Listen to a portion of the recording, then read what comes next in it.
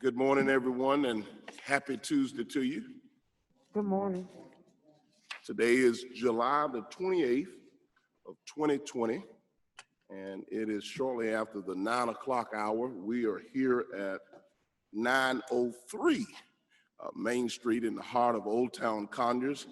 We're here in the Rockdale County Auditorium for our zoning and public hearing this morning.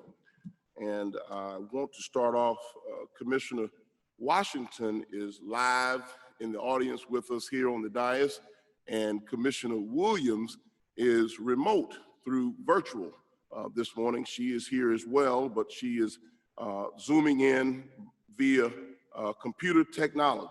And we thank God for technology and keeping those folks safe and allowing us to move forward with our meetings and all of our proceedings. At this time, I'm going to ask for the approval of the agenda. I move that we approve the agenda. Which day was that? That would be the agenda for this morning. We I'm can sorry. approve the agenda for today. I move that we approve the agenda for July 28th, 2020. I second that motion. There she is. I don't see her. It's been properly motioned and second. Are there any questions? All in favor say aye. Aye. Aye. Motion passed. We will now have the approval of the minutes from June 23rd, 2020 at this time. I move to approve the minutes of June 23rd, 2020. I second that motion. Been properly motioned and second that we approve the minutes from June 23rd, 2020. Are there any questions? All in favor say aye. Aye. Aye. Motion carries. At this time, we will have the rules of procedures for the public hearing.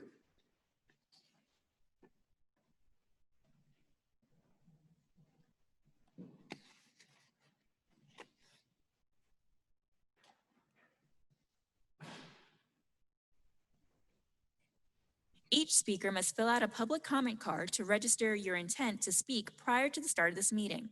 Each item of business shall be handled in the order that it appears on the agenda, unless upon motion of the board that the order is changed.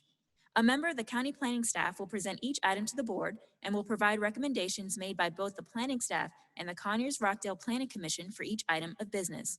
All board members are required to have their video and microphone on throughout the entirety of the meeting. If joining the meeting virtually, use your full name when you log in. All board members must state their names to identify themselves prior to speaking. The zoning applicant or the agent will have 10 minutes in which to make his or her presentation. Any portion of their 10 minutes may be reserved for rebuttal following the opposition to the application. If you are a presenter, please be prepared to share your screen during your presentation and ensure that your documents are set to full screen or in presentation mode.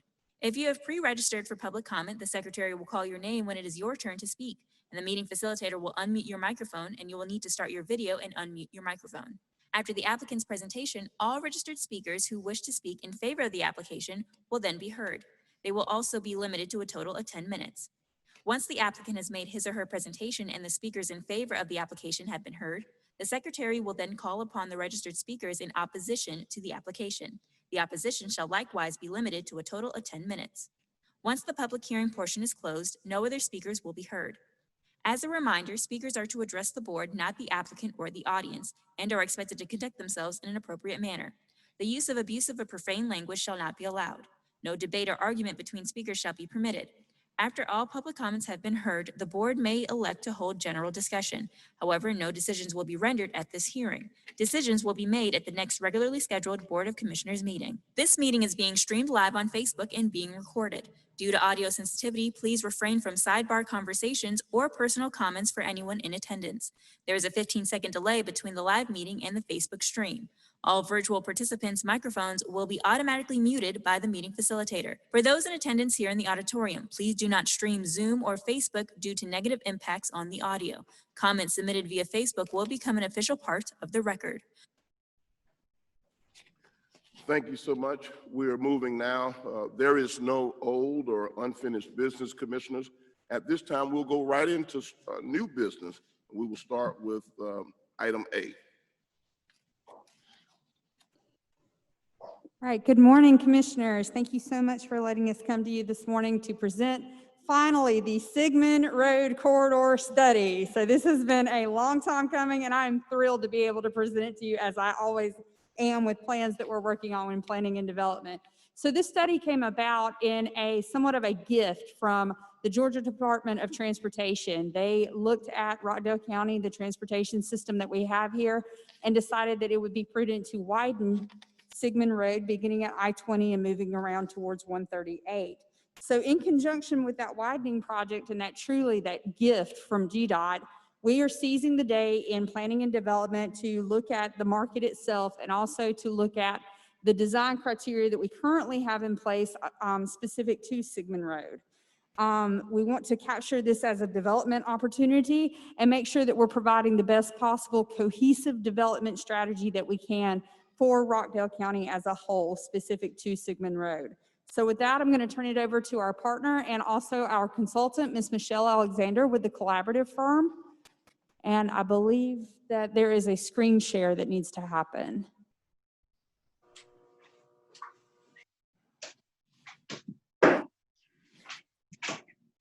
Pardon us in our progress, Mr. Chairman. We're fine. This is all about technology, and we're patient, and we'll get there, and technology will do what they need to do. So we'll be patient, and we'll get right there. All right, so with that, I'm going to turn it over to Michelle Alexander. She's a planner with the collaborative firm and was our chief consultant on this project through our public process. She's going to explain much of the planning process that we went through and also some of the highlights with Sigmund Road. So with that, thank you, Michelle, for being with us. Good morning. Good morning. Thank you. What a privilege. It's been wonderful to work in Rockdale County. I'm with the collaborative firm. I'm the senior director of planning. We had a robust team working on all the different dynamics that make a fabulous built environment. I have a presentation. I'm going to share the screen now, and if you'll give me one moment, I want to make sure I get it right. And I'm going to make it full screen. One moment. So hopefully, do you see it as the full screen? Can someone give a thumbs up or thumbs down? Is it a full screen that you see? Wonderful, great. All right. So let me just get started and jump in what the overall study area is. What you see on the screen, that curved shape, that's your Sigmund Road, the full little over 8 miles from end to end. The phases you see there concern the phases of the construction project. So your county, of course, you all also participated in the funding with GDOT's project to widen the road. Phase 1 has been already completed. Phase 2, the Lester Road to Irwin Bridge Road, that's under construction. And phase 3 is under design. Phase 4 is also still further out and was another opportunity for us to take advantage of the widening and to have the design be even more conducive and really make something special for the road. The project started last fall. We've had several technical committee meetings and an intensive charrette to roll up our sleeves and work with staff and one of your commissioners to take a look at what's happening on the road and what we see as a vision for having the road become something very special. We had an open house. It was really well attended. We were pleased. This was pre-COVID shutdown, so we were pleased that we had that opportunity. And since then, we've been conducting these meetings via the Zoom and sharing our results, including with the Planning Commission, who recommended approval. The team, the technical team, was both folks from your staff in Rockdale County, also from the city of Conyers. We were grateful for the participation, as well as from your economic development professionals serving the county and the city.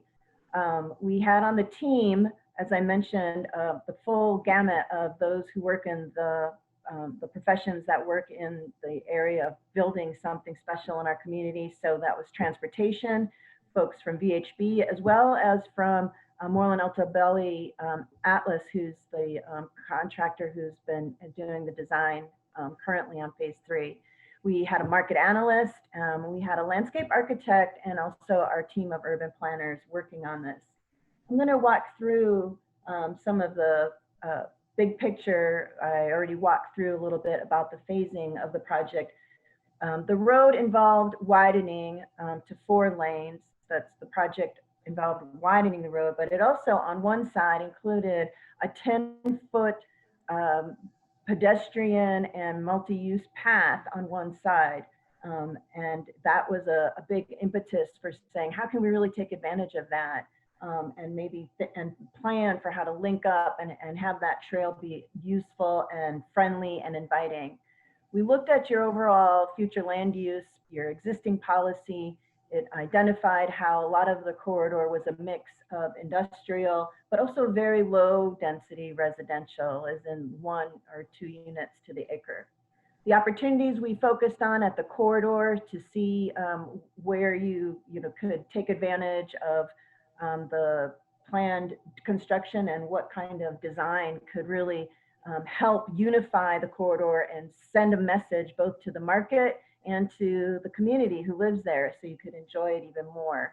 We know that it's a freight truck route, so the project looked at how could we make it more compatible? How could we mitigate against the intensity of that kind of vehicular traffic and still actually have some design that makes it a little more livable and sends market signals.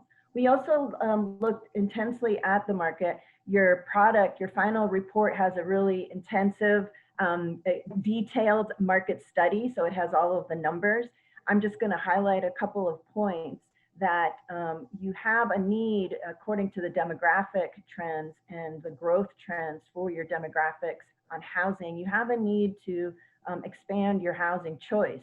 So we recognize the county really wants to be and has a vision about having really high quality single family home residential subdivisions, and that needs to be protected.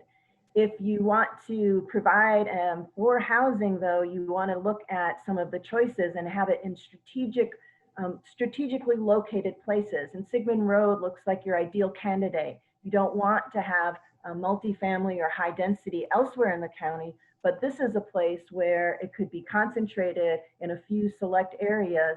And that way you could offer for around half of your households, as you see on the slide, around half of your households have an income of less than $50,000 a year. So that's hard to purchase housing on that. You also have this trend, like we do across the region, of those who are age 55 and older, and that's growing. It's going to be about 1/3 of your population. And so as those households shift maybe in interests and levels of activity, but want to stay in place as they age, this would be an opportunity potentially to provide that. You're going to have about another 1,600 new households according to the demographic trends and the housing trends. So this would be an opportunity if you wanted to have additional housing options.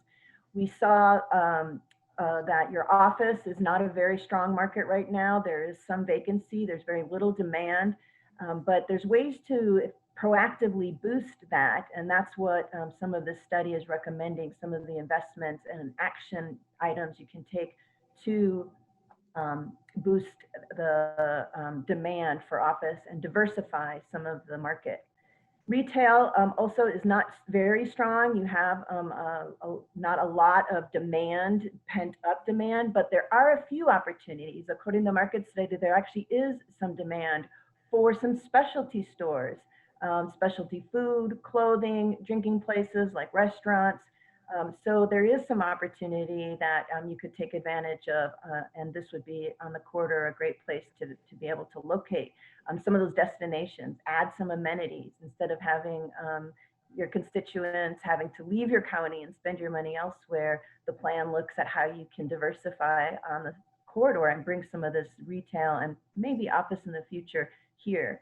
Industrial, you're going gangbusters. Your strategy to have industrial as an employment office and growth continues, and it will likely continue to be strong and has been an employment generator.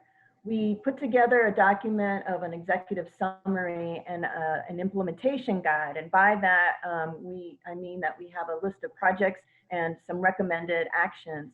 This slide talks about the 4 sort of key moves that we're recommending. First and foremost is how do we make the corridor more livable?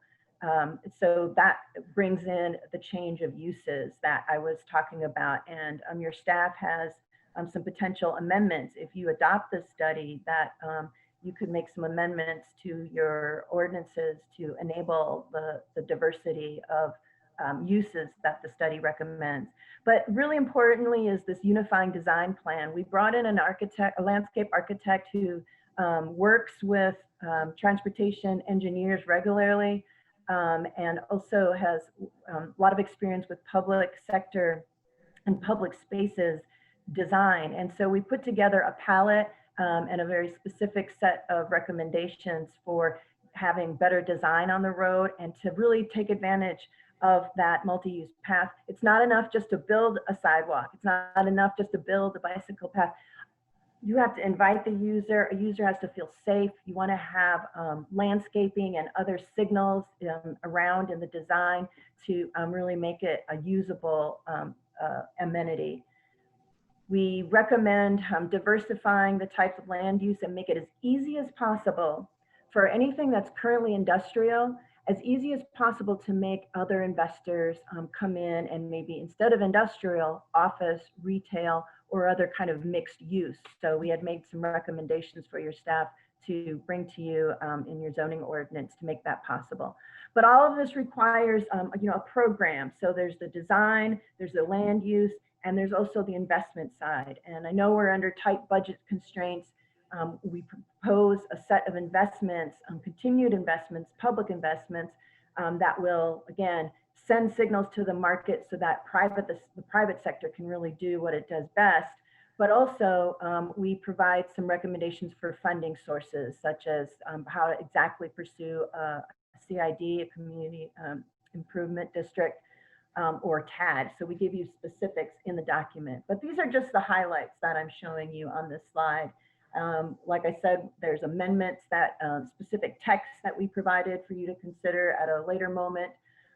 But we really looked at the streetscape improvements and how to put together the spacing and planting and lighting that makes all the difference for a public space. And importantly would be the median. Instead of having concrete or paved, to consider having landscaping that softens and mediates against some of the heavier traffic. Also for the types of understory and overstory trees, that'll make a big difference. We focus also on the 2 ends, the gateways, so that folks coming off the I-20, they recognize they've landed someplace. It's got a sense of place and a sense of arrival, and there's going to be, they would be enhanced if you have wayfinding, again, that shows off where you are and directs traffic to your amenities, to your public spaces. It'll be very important to have the right design. Monument signs, they can come in all prices, all ranges, but it really is a worthwhile investment. Again, if you invest, then you're sending signals to the market that that investment is worthwhile. It's remarkable around the region where we see how a little bit of investment goes such a far way to sending signals to the market that you're inviting them and that there's quality and predictability about the quality of development that they would be having in the properties around them. As I said, the unifying design plan had specific layout of locations of the different elements, signage, wayfinding, and landscaping on both ends. We took a deep look at it.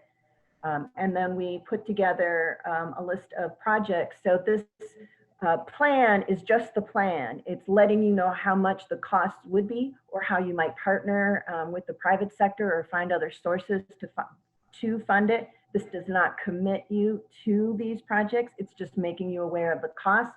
So as you walk through, as we recover in the coming years, as we anticipate post COVID response, how you want to prioritize, what will make the most sense, and where you can get the most out of your dollars. So you have an intense project list with all of the costs. And then just a reminder that the overall action plan was, some key 4 moves, but the report itself goes into a lot of the details.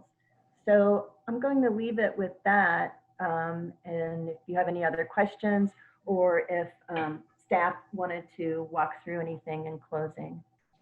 Thank you so much for your time this morning. Thank you. Thank you for such a in-depth presentation. And before I go any further, I want to take a moment because whereas the board embraces this entire project, Commissioner Washington has been keenly instrumental with being hands-on with this project. She has actually championed the Sigmund Road Corridor initiative, and she has worked very intimately, should I say, with planning and development, and has been I'm going to yield at this point to Commissioner Washington. I'm sure she is just super excited this morning. Super excited. I can't be more excited. This is everything that I envisioned from the beginning. Just to have the opportunity to create a sense of place, a sense of home, a welcoming entrance into this county, to show everybody how much we love this county. That's what the Sigmund Road Corridor is to me. It's the beginning. The vision is when you get to Sigmund Road and you get on Sigmund Road, you are somewhere where you want to stay, you want to live, you want to work, you want to play, and you want to spend your money. So I couldn't be happier with this project. I can't wait to start putting the rubber to the road so that we can finally see some things going. I know that's part of what we will be doing in the upcoming months with the budget. So I just couldn't be more excited. First, thank you to everybody at the collaborative firm. You all came in and did an outstanding job, but the staff has been amazing. And the citizens, every time that we've had something to ask for their input, they have come in, they've given their input, we've worked with them, talked with them. So this is truly something that we have had a public-private partnership, so to say. And I couldn't be any more proud of this initiative, but thank you. Commissioner Williams? So as I was looking at the pictures and the sketches of what this could look like, I got really excited. It reminded me of places I've been and visited where I thought, oh, this is really nice. And like Commissioner Washington said, it does give you a sense of place and a sense of people care about the community, and that there's some investment going on, and that maybe as businesses, they should come in and look at what we're doing in Rockdale County. I loved the design ideas.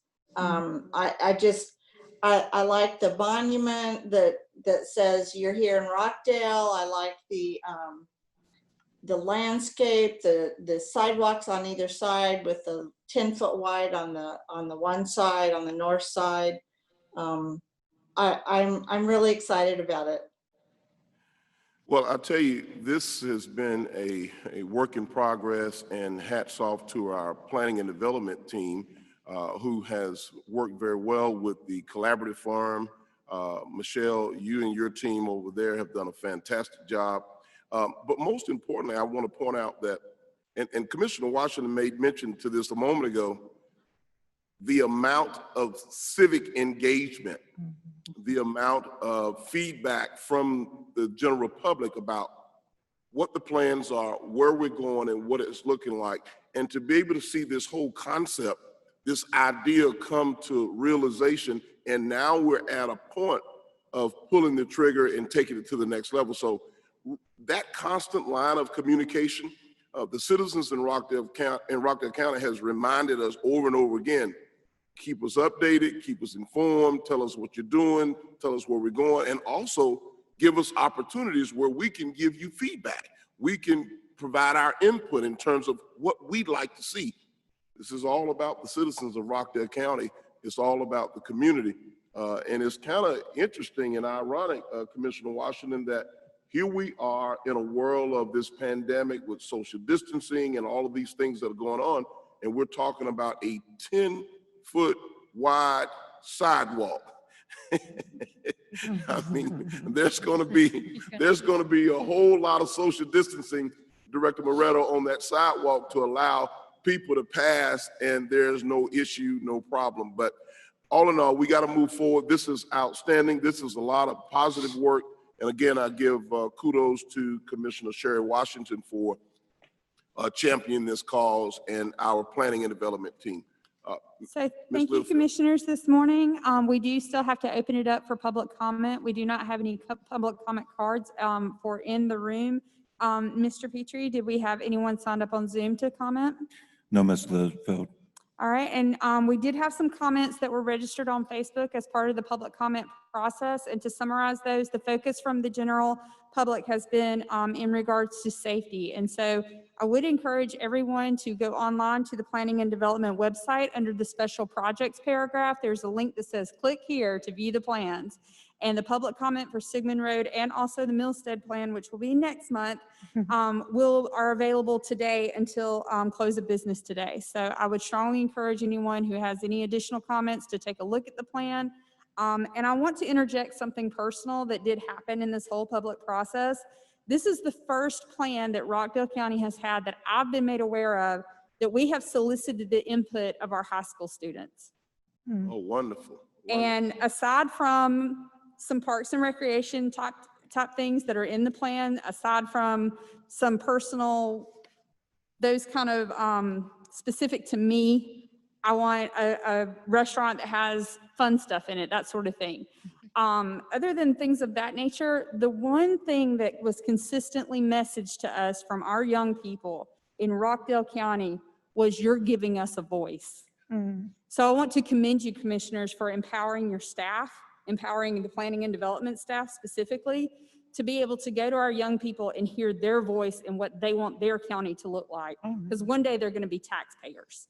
Well, one day they're going to be commissioners and chairmen. And let me say, I'm really glad that you pointed that out, because I think through all of what we've experienced over the last 90+ days and the outcry for the youth here in Rockdale County and all across the region, it's a very good thing that you point that out, that we've not only heard from them, but we've welcomed their feedback, and between my office and the commissioners themselves, public relations, we've heard a good amount of feedback from the local young people here in Rockdale County, and we're going to continue to keep that open and alive, because having that voice, having that feeling of being able to contribute to what's going on in the community going forward is really, really imperative for all of us. And we know that the future is in the lap of the young people. So thank you so much for pointing that out. And is it my understanding that this particular presentation has already been approved by the Planning Commission? Yes, sir. Oh, sorry, go ahead. I'm sorry. Yes, go yes, ahead. sir, it is. We do have one other part of the planning hearing process, just to check the block, that we do have to engage in, and we will close out the public comment for support. Okay. And we have to open it up for the opposition. Mr. Petrie, was anybody online? No, Ms. Littlefield. Okay. Do we have any other comments come in from Facebook? Okay. That concludes the public hearing process for the Sigmund Road corridor study. Thank you again so much for giving us the opportunity to serve you as Rockdale County, but also as your staff. It has been an honor to work with the collaborative firm, and thank you so much, commissioners, for your support in this process. Thank you, Ms. Littlefield. I believe this one calls for a round of applause. We hadn't done that in a while, and this is certainly one of those, Commissioner Washington, Commissioner Williams, that deserves a round of applause. A lot of progress there. Let's move on to item B, is special use permit. Thank you, Mr. Chairman. The item B is special use permit case number 2020-01 for 213, 214, 215 Camden Industrial Parkway Northwest. Connors, Georgia 30012. The request is for a recycling center to crush recycled concrete and asphalt as an expansion of an existing dump truck business. The owner, Mr. Trenton Lee Pippin, is here today, and the agent is Jeremy Moulton. The acreage is 5.042 acres. The future land use category is light industrial, and the zoning district is M1 with conditions.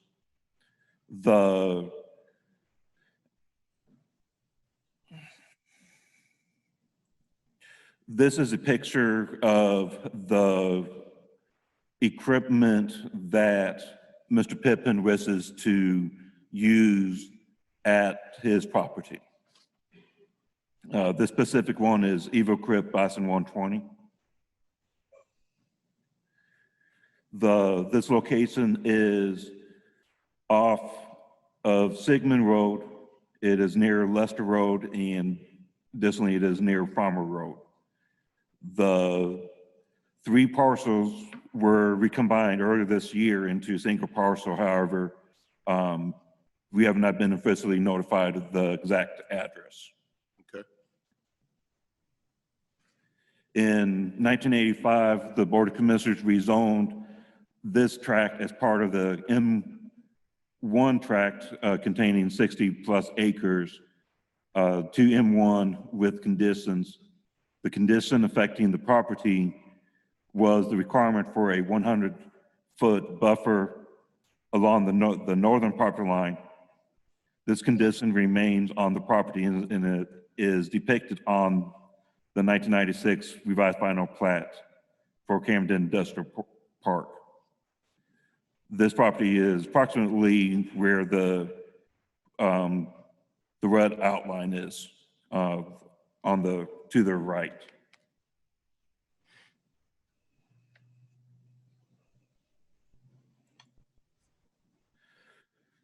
Their 100-foot buffer is depicted in green along the northern property line. Additionally, there is a Georgia Power easement that runs diagonally southwest to northeast.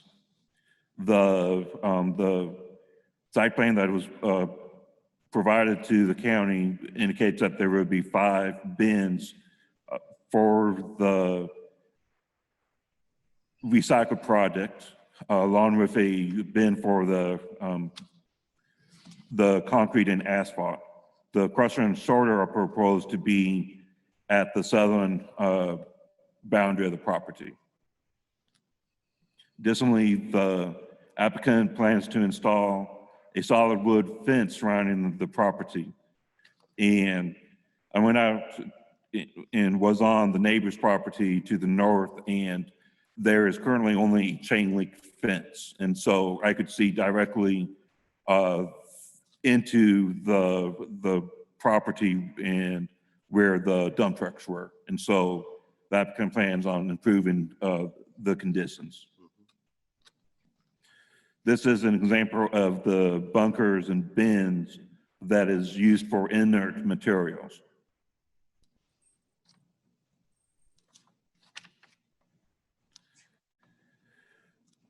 The Planning Commission recommended approval with 2 conditions. Staff is recommending approval as well with modified conditions. The first condition is that the hours of operation for crushing shall be limited to Monday through Friday between the hours of 10 a.m. and 4 p.m. Additionally, the results of the July 2020 noise testing by a third-party contractor be provided as part of the record. And that date will actually be July 25th because we just received the measurement report from the applicant that their third party provided, and it's part of the packet that the commissioners have.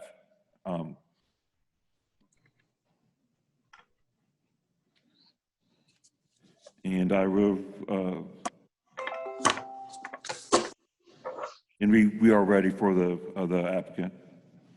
Thank you, sir. and Thank you to the commissioners. Good morning. I'm Jeremy Moulton. I'm the attorney for the applicant. Mr. Pippin here is the owner of the property, and he's going to actually present the PowerPoint for this special use permit. Good morning. Thank you. Good Thank you, morning. Commissioner. Good morning, everybody.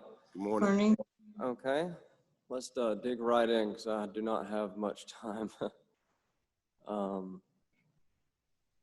Okay, Pippin Inert Recycling would be the name of the business. This is a picture of my current shop that is on 213 Camden Industrial Parkway.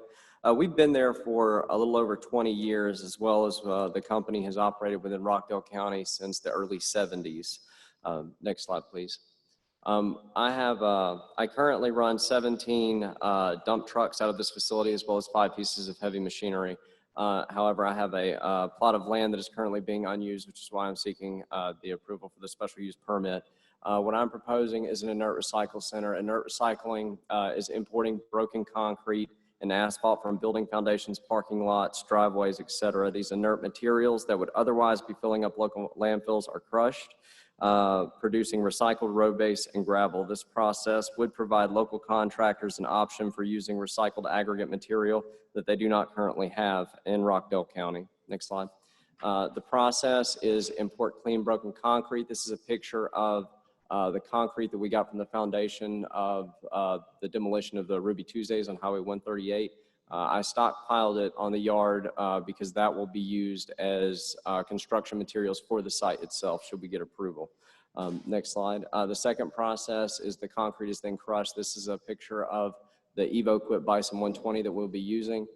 This area right here at the top of the machine is loaded with broken concrete. The machine then crushes it here and then spits out the recycled material through the belt there. Next slide.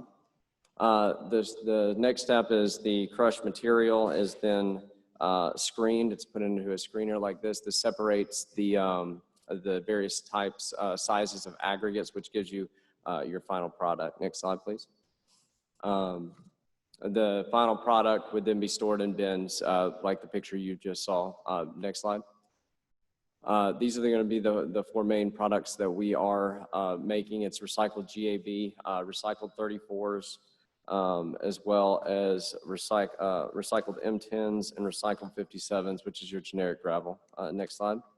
Additional information is all operations will be regulated by OSHA. All OSHA guidelines for the control of silica dust will be strictly adhered to, as well as the EM 385 guidelines used by the U.S. military. The crusher crushes in an enclosed unit and is equipped with a spray bar that sprays a light mist that keeps the dust emissions to an extremely low and very safe level without generating runoff.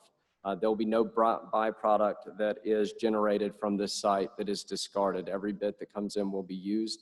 The crushing hours, as mentioned before, will be limited to Monday to Friday, 10 a.m. to 4 p.m.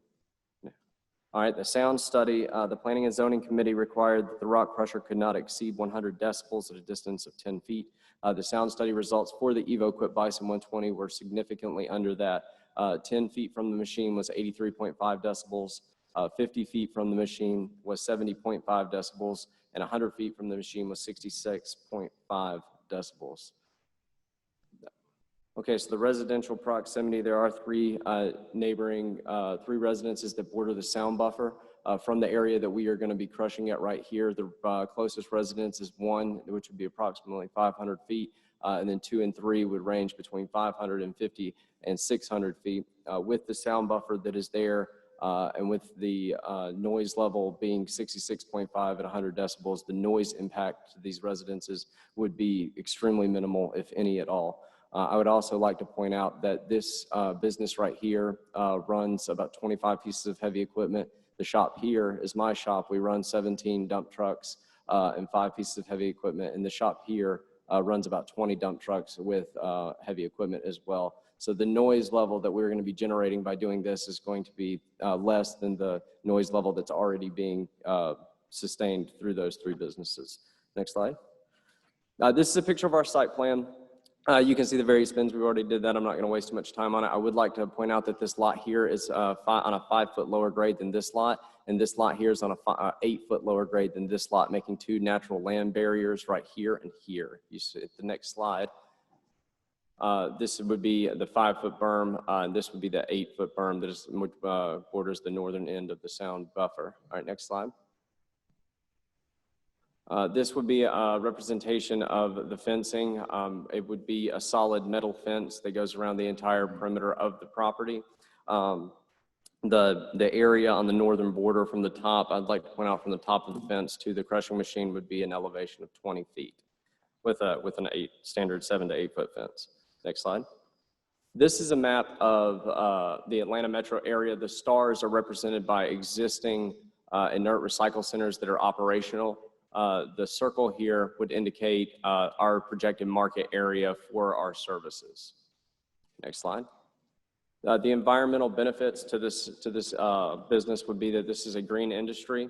We will be taking an inert material that takes thousands of years to biodegrade, and we're giving it a new purpose.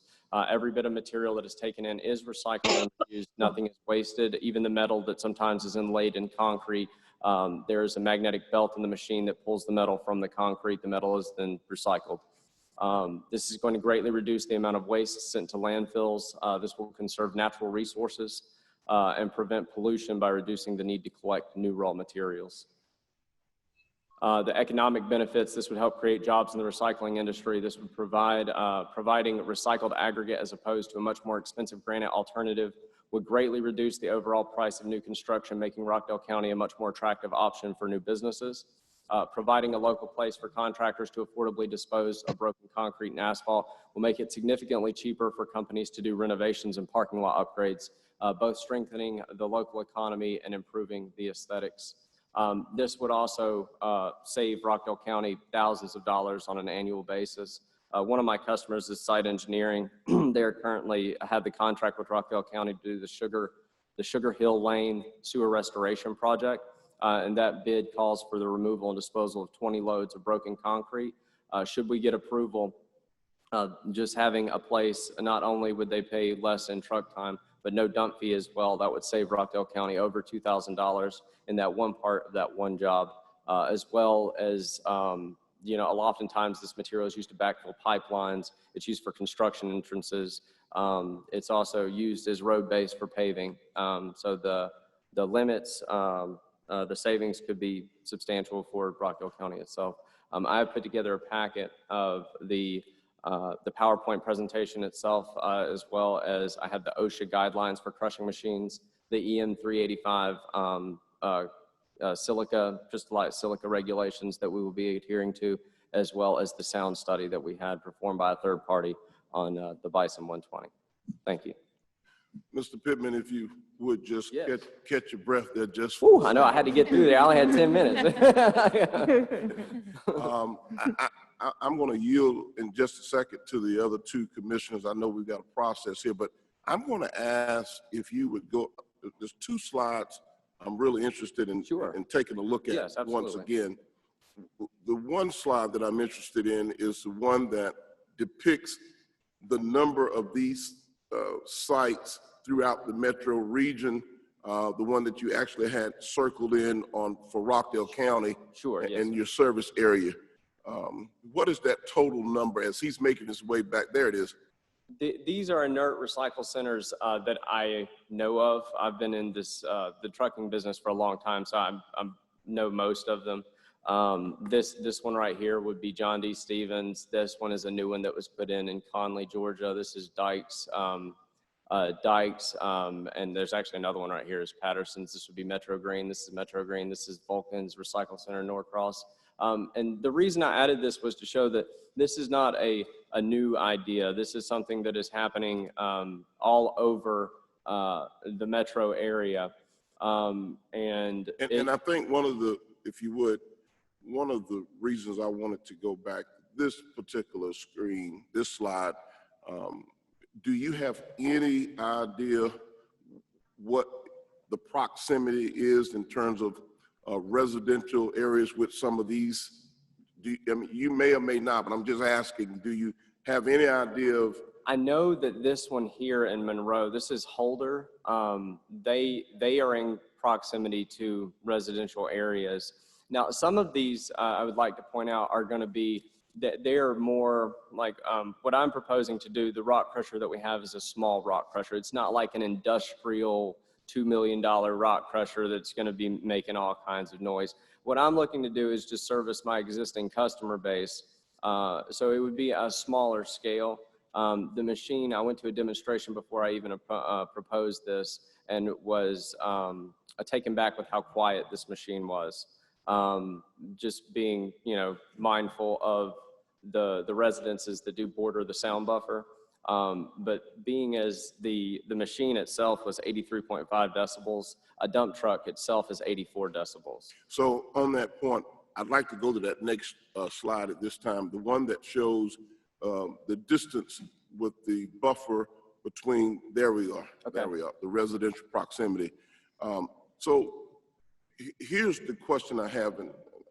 Have you at some point had any opportunity to actually talk with those residents yourself and talk to them somewhere in your pre-planning process about what it is you're looking to do? Have you had an opportunity to talk and communicate? I'm old school, so I talk about talking a lot. Have you had that opportunity to talk to those people? Yes, sir. I have spoke to the person in residence one. He is a family friend that I have known for a while. He came by the shop with concerns of the noise level. I know when you see crushing concrete and asphalt, you automatically go to, this is going to be my house is going to be shaken, and there's going to be toxic dust everywhere. But this is not the case with the machine that we were doing. I told him that I would be happy to put on a demonstration to show him that it would be no more than just having a dump truck idling is pretty much. What about number intent two? of the boy. I have not spoken with either of these, the people in those houses. The reason I ask, because I think oftentimes, and again, this community, the citizens of Rockdale County has certainly taught this board, and I have been pupil number one, sitting in the first seat, that communication is key and critical. We've learned as a board that civic engagement is just very critical to a successful outcome and getting the buy-in. And you mentioned you offered to resident number one the opportunity to do a demonstration. It may not have hurt to offer that demonstration to all three. Sure. And that you personally visited all three. Sure. Early on in your process, because you want to do everything you can to show your understanding of them having a resident right Yes. there, and all of those uncertainties about this operation. I'm going to stop there. Let's go back to the process. I wanted to thank you so much, Mr. Pippen. Thank you. I wanted to be able to get those questions out. Thank you. Good morning, Commissioners. We don't Good have morning. anybody here to speak in favor of the applicant, but we have four Chief people. Henry, if you come on up, you can take your seat up here, sir. We do have four people that want to speak in opposition. Mr. Pippen, you have 2 minutes and 12 seconds for any rebuttal afterwards. So can I have Alan Hendry, Christina Heath, Melissa Anderson, and Dr. Akins Young? If you can all form a line over here, and you have 10 minutes total. Just be cognizant of everybody else's time. Thank you.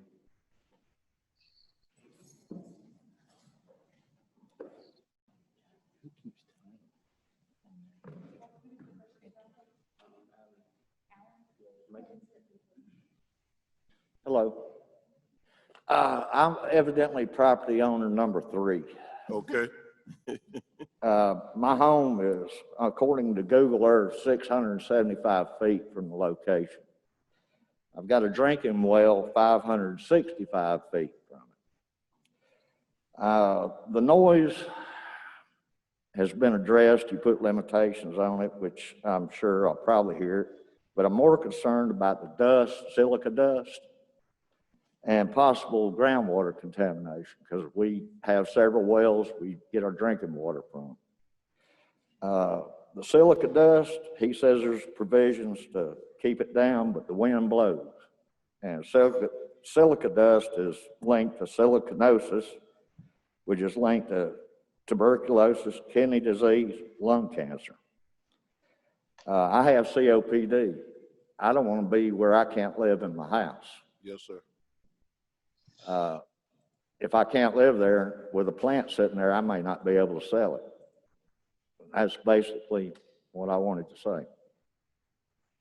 Well, we certainly appreciate you coming out this morning and sharing and expressing your sentiments, being a resident in close proximity of this project. So thank you so much, and you can rest assured that each one of the board members have heard you very loud and clear this morning, and we're taking all it in consideration. All right, thank you, sir. Thank you so much. Hi, I also live at 1904 Rockbridge Road. That was my father. I'm also concerned about the fact that the property values going down. And like he said, we have a pond and our well water there. We have children with lung issues. And it's just not good to have all this dust everywhere. I have pulled up a lot of things online, and there's other cities and counties where they put in one of these, and then the neighbors have problems. You can look it up. It's everywhere. Well, thank you so much. Thank you for your time. Thank you. Ms. Akins? Okay, come on up, man. My name is Melissa Anderson, and I've lived on Rockbridge Road pretty much my entire life. My parents have lived there over 40 years. I live at 1921, which is directly across the street from 1920, which is where that buffer goes through. Mm-hmm. And in just kind of looking and thinking, I'm very excited about the ways that Rockdale County is growing and the directions that we're going. But I do have concerns about if this is wonderful for us, you know, is it going to explode and get bigger? We're a residential area right there. And we do have pretty big rains. How is that going to control that sediment? All of the watering systems, that's wonderful, but where does the sediment go when it settles? Are the reclamation ponds? Are you going to pull that back, all that water, and recycle it?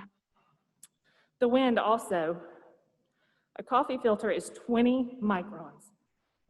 Particles that are 5 microns, they can go up to 4.5 miles at a 6-mile-per-hour wind. Also, dust is 5 microns. So there's your particle size. Some of these pieces are going to have breakoffs that is much larger. That is a big concern.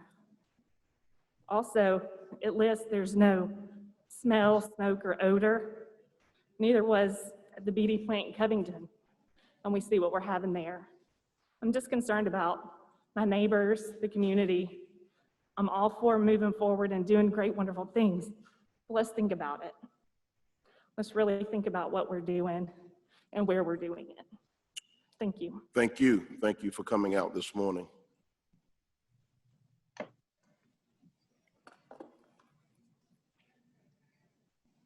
Good morning.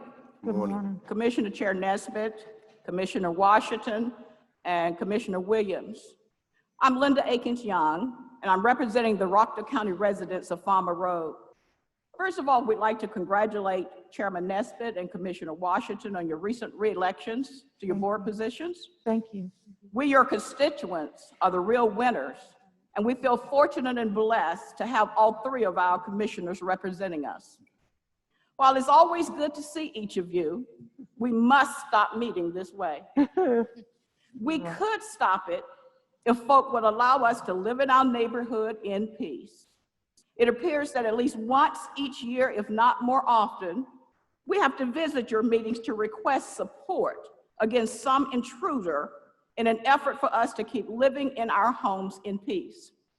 We're here to request that you please do not approve this special use permit for a recycling center to crush recycled concrete and asphalt at 2113 to 15 Camden Industrial Way. With those of you who are here to oppose special use permit 2021, please stand.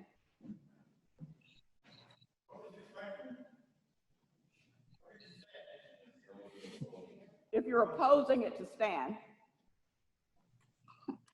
Thank you.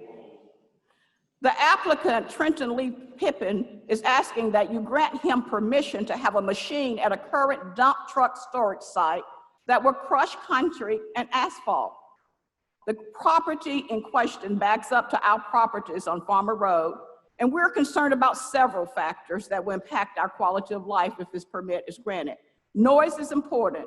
Just imagine the horrific noise that we will hear as concrete and asphalt is crushed hour after hour by a machine on a parcel of land located adjacent to your homes. We will not be able to hear anything. This grueling, crushing noise will allow us no solitude inside or outside our homes. We're concerned if we'll be able to hear our phones or programs on our TVs. I have several virtual meetings each day on my job at Brenau University, and I fear that my ability to successfully work will be impacted. We're not sure if we'll be able to escape the noise inside and certainly not outside of our homes. But more importantly, it's the environmental and health concerns. Dust, dirt, debris, silica, quartz, dust particles from crushing the concrete will settle on and in our bodies, our homes, our cars, and will possibly medically impact our lungs and the lungs of our children and grandchildren, preventing us from being able to breathe clean air. The noise and fear of health consequences we will encounter from these particles will make it impossible for us to enjoy our verandas and our porches any longer. From our research, if this request is granted, our exposure to concrete and asphalt particles will be as detrimental to our health as COVID-19. Because silica quartz dust particles are emitted from this process, and these cause permanent damage to human lungs, resulting in silicosis lung cancer. At the Conyers-Rockdale Planning Commission meeting on July 9th, it was obvious that Mr. Pippin had very limited knowledge about the request he was making, but he has been working. He relied on an individual from Greensboro, Georgia, to try and answer the questions posed by board members. However, this individual also appeared to not have very much knowledge, which we questioned the legality of an outside individual being allowed to answer questions for a Rockdale applicant during a hearing. When Mr. Pippin did speak at the planning meeting, he provided very misleading and confusing information. He kept saying that the noise was no louder than when a dump truck engine is running would make. Now, we all know Mr. Pippin makes his living operating dump trucks because they're wearing out the road on Farmer Road. They're wearing out the pavement. And the sound of their engine continuously running is not irritating and disturbing to him. But we, the residents of Farmer Road, find the thought of having to hear a dump truck running continuously all day not to be appealing. Additionally, he did not know the name of the manufacturer of the machine or the decibels of the machine, which he did say this morning. We have not been able to document that, but we will. He showed a picture of a machine, which when I researched the picture that was shown at the Planning Commission, it was not even a cement asphalt crushing machine. He also did not know the height of his current fence, but he agreed when asked by one board member to install a 15-foot fence. But we know that a fence, no matter how tall, will do nothing for these particles that would travel and settle on our residences. At the Conyers Planning Commission meeting, he kept saying that he would probably only crush cement and asphalt 1 or 2 days per week during workday hours. But as residents, we believe that not to be true. We know that if permit is granted, he will run that machine whenever there's asphalt and cement to be crushed, which could be all day, every day. We've been told by a very reliable source that the process of bringing cement and asphalt on site has already begun. Another justification purported by the applicant for approval was that there's not an asphalt crushing facility anywhere in the area. That's not true. Currently, a concrete plant by the name of Metro Green that owns 50 acres of land on industrial land, which is being constructed in the city of Stonecrest, which is essentially less than 5 miles away. But Mr. Pippin is requesting to be able to do the same thing on 5 acres. We provided 2 articles to the board on this dust particles. And I have packages for board members this morning that contain 3 pictures of cement crushing machines. All 3 different and all show that they emit lots of dust. I have petitions signed by members of Farmer Road and owners of business in the area of the proposed location of this machine. He's rushing me. Commissioner Washington just said, Sigmund Road, a place you want to live, a place you want to stay, and not even a fourth of a mile away will be crushing cement. This request is not in keeping with the Rockdale County Plan Use Development, and what we ask that you please uphold your Rockdale County Land Use Plan and deny this request. Ms. Thank Akins, you. just hang tight right there. Ms. Akins, stay at the microphone. Thank you so much. Staff has brought to my attention of your time limit. I'm going to allow you to wrap up where you were right there. I'm good. Okay. I'm good. Thank you very much, sir. Thank you for your presentation. Thank you so much. All right, let's proceed. Thank you, Mr. Chairman.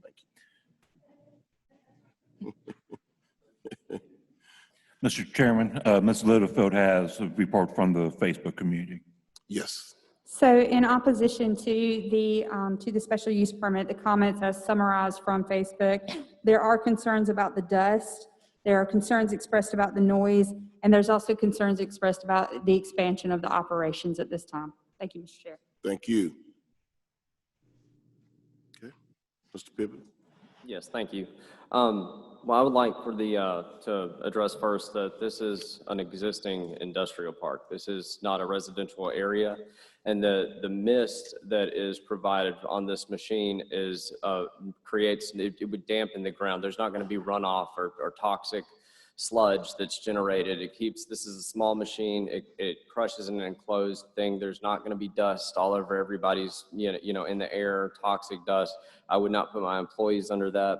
And this is all regulated by OSHA, the military guidelines, and the EPA. So to ensure that there is no, these recycle centers are not toxic to residences. I would also like to point out that the noise level for this machine is 66.5 decibels at 100 feet.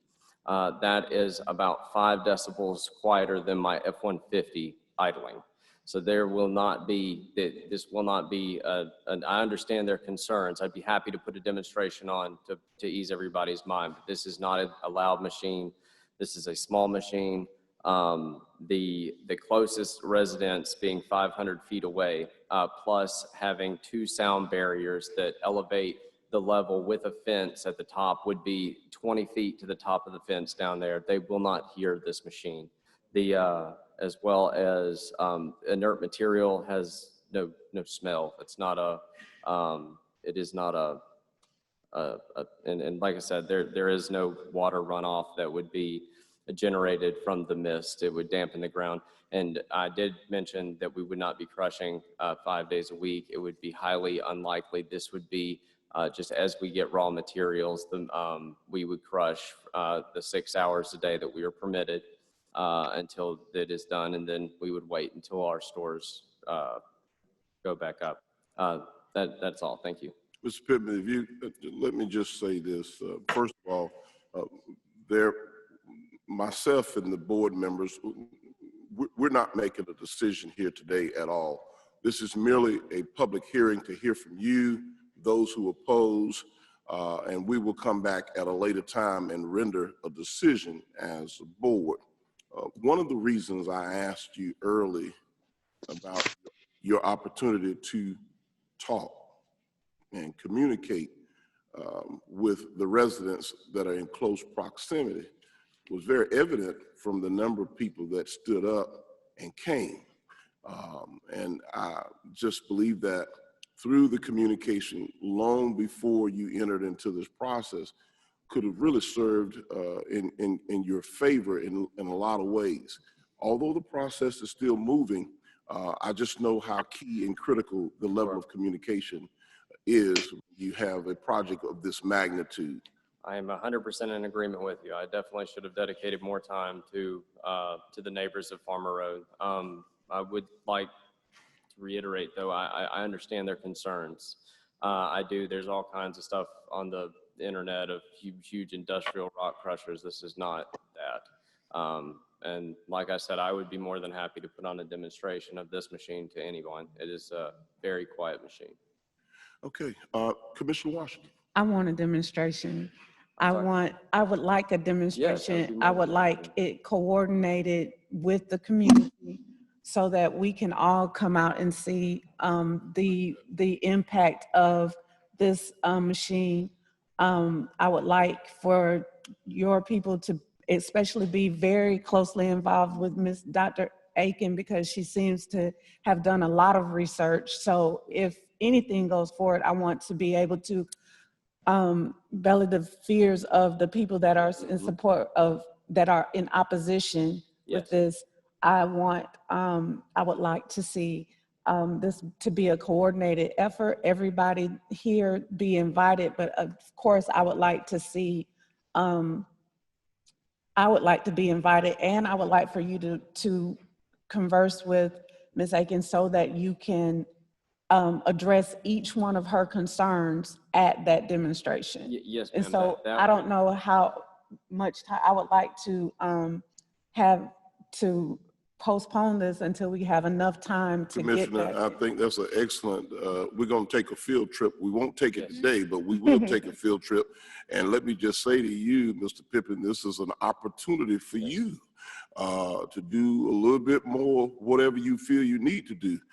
As Commissioner Washington pointed out, the presentation from Ms. Akins-Young had a lot of in-depth research, but at this point, no decision is being made. She's suggesting that we go on a field trip collectively. I support it 100%.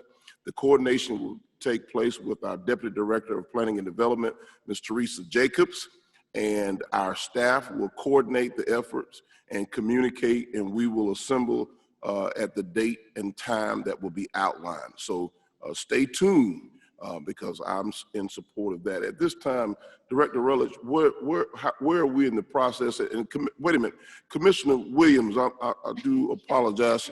You sound like you're sitting right here, although you're over there. You're just up the street around the corner. I won't give the address, but you sound like you're right here in the audience with us. Go right ahead, Commissioner.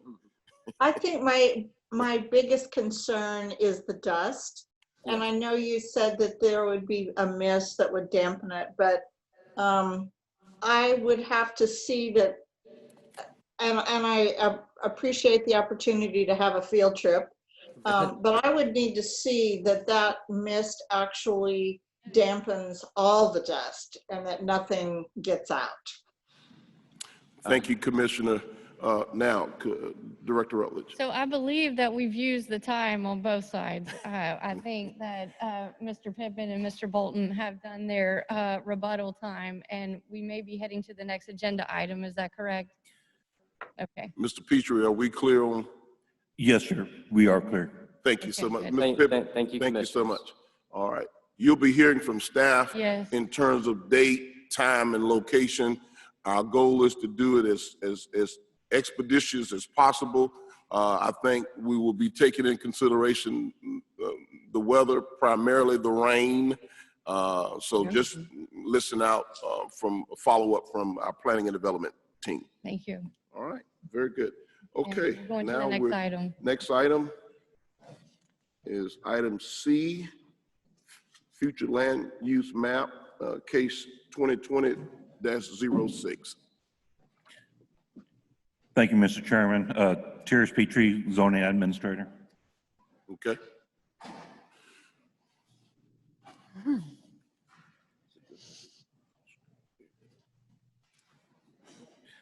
The applicant, this item, if it pleases Mr. Chairman, to combine items C and D as far as the presentation goes. Yes. Thank you, Mr. Chairman. The items C and D are regarding 2385 Gees Mill Road, Northeast. The applicant, Inline Communities LLC, is requesting to rezone a 28.105 acre property from single-family residential to multifamily residential, and which requires a future land use map category amendment from light industrial and medium density residential to high density residential for the purpose of developing a 177 unit townhouse neighborhood. Yes, sir. This location To the north is Dees Mill Road. To the east is Glen Road. To the south is what appears to be a utility transmission line. And to the to the west is Sigmund Road and City of Conyers. There is a 32-acre property which is in between the City of Conyers and the subject site.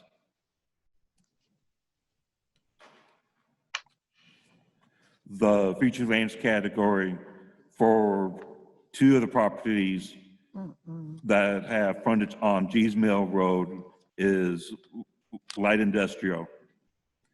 The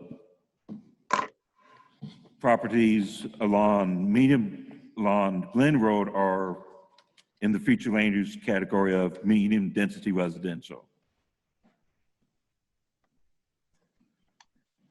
This is the zoning maps showing Rockdale County, R1. Across the street is a limited industrial M1. To the north of Glen, to the north across the street on Gees Mill Road. And this is the City of Conyers zoning map in the right image. This is the a concept plan for the property. In the applicant will get into further detail, but there is a clubhouse along with a pool at the front of Gees Mill. The applicant is proposing to have front load garages on the exterior of the property and rear loaded garages on the interior of the property.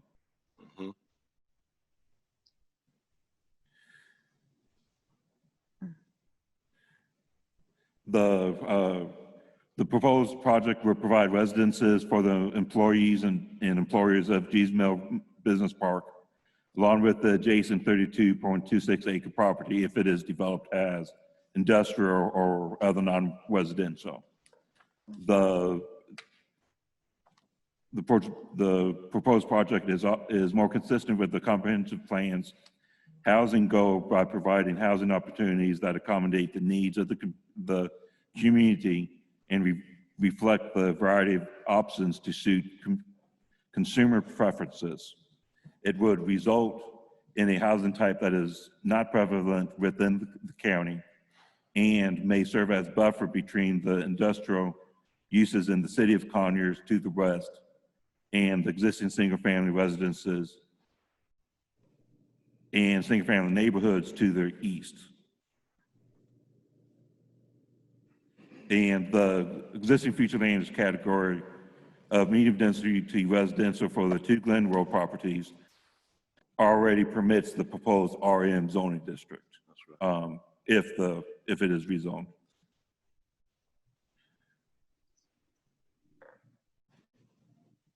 So regarding the feature land use case number 2020-06, the Planning Commission did recommend denial of the project. However, the staff believe that changing the future land use category of industrial for the two Gees Mill Road properties will assist in providing more housing options. Therefore, staff recommends approval for amending the future land use map from light industrial and medium density residential to high density residential.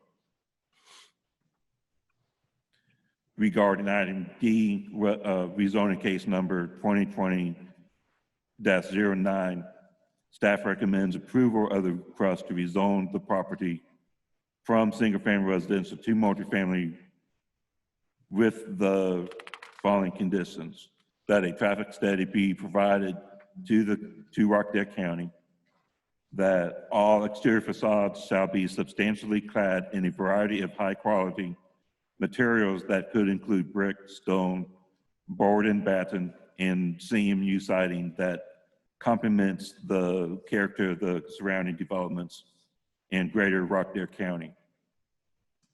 Additionally, townhome units shall have varied facades that could include different architectural accents, design of design elements, undulation, and the color schemes to create visual diversity within the residential neighborhood.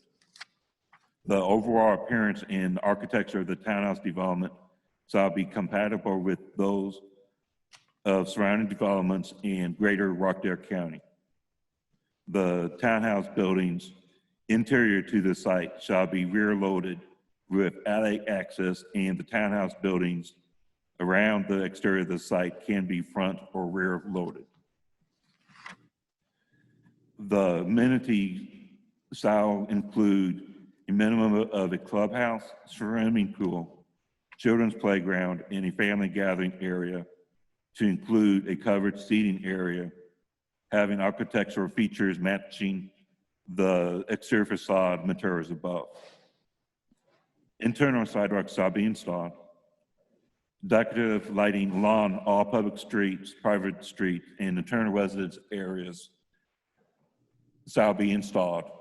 The covenants, conditions, and restrictions shall include a clause to limit the maximum number of homes that can be rented or leased within the development at any one time to be no more than 15%, and contingent upon approval of the rezoning, there shall be no request made to annex any part of the RM site to the city of Conyers or to a new community for 30 years from the date of the approval.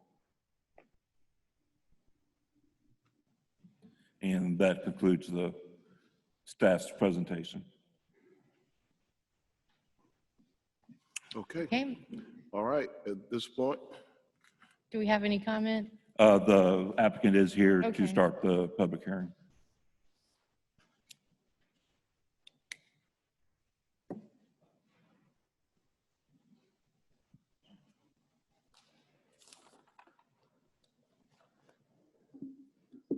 Kenneth Wood, 350 Research Court, Peachtree Corners, Georgia. Always want to start out by running through how we got here in terms of how we selected the site and selected the type of project that we would be moving forward with. Kind of everything that you heard leading up to our case today was one of the driving factors. We got to hear about the Sigmund Road study and working with staff leading up to it. We knew that Rockdale and Conyers all looking for a different type of housing choices. As we've done, or looking at and currently doing zonings in a lot of different places in the suburbs from Atlanta, Noonan, Hiram, up towards Swanee and above, the thought of coming out and being near the horse park, near the mountain bike trails, and near the city center and near the downtown was very appealing. And also the amount of job growth that we knew from the corridor study that you guys were putting into this for Sigmund Road and the surrounding area was very intriguing. So as we took that into account, and we also knew in listening that the disruption between industrial to residential can become a problem, we found this tract of land, and the owner of this tract of land also has the tract to the west, as well as that tract to the east that is a larger tract. And so this tract we felt like was the best suited for that transition.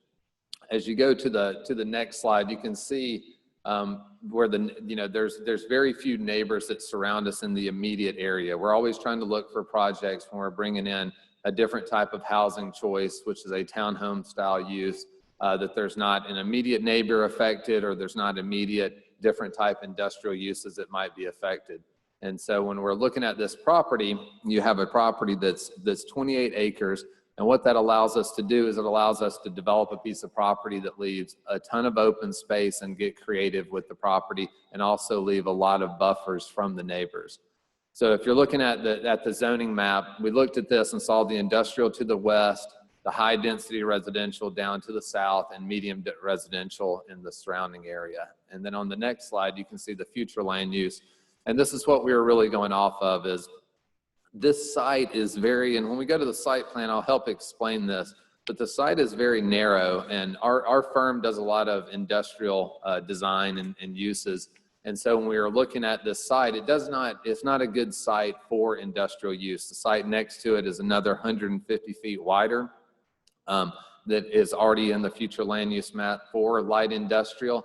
this site abuts directly up against those residential homes. And there's very few of them that it actually touches, but it does touch over back to Glen and then up on Gees Mill where you go just to the north. And so we felt like this was the transitional piece. Anytime we're looking at zoning something and we have something as heavy of a use as light industrial and then medium density residential to our east, what fits within that fold is higher residential zoning. And so one thing to keep in mind as we go through the proposal is we don't actually feel like it's that high of a density. Most townhome developments that we do are 8 units per acre and above. We sit at 6.29 for the current plan. And so we actually feel like we're a little bit closer to the medium side than the high side. So we just feel like the site was well suited toward that transitional use for it. And if we can go into the next slide, I'll kind of walk you guys through our process of how we got here. We have a neighborhood meeting coming up on Thursday that we'll be going over as well before the next meeting. So this was our original land plan. So we always envisioned off Gees Mill that we would have a project that's set back. And so there's no homes on any of the 2 plans that you'll see there's a home within 150 feet of Gees Mill.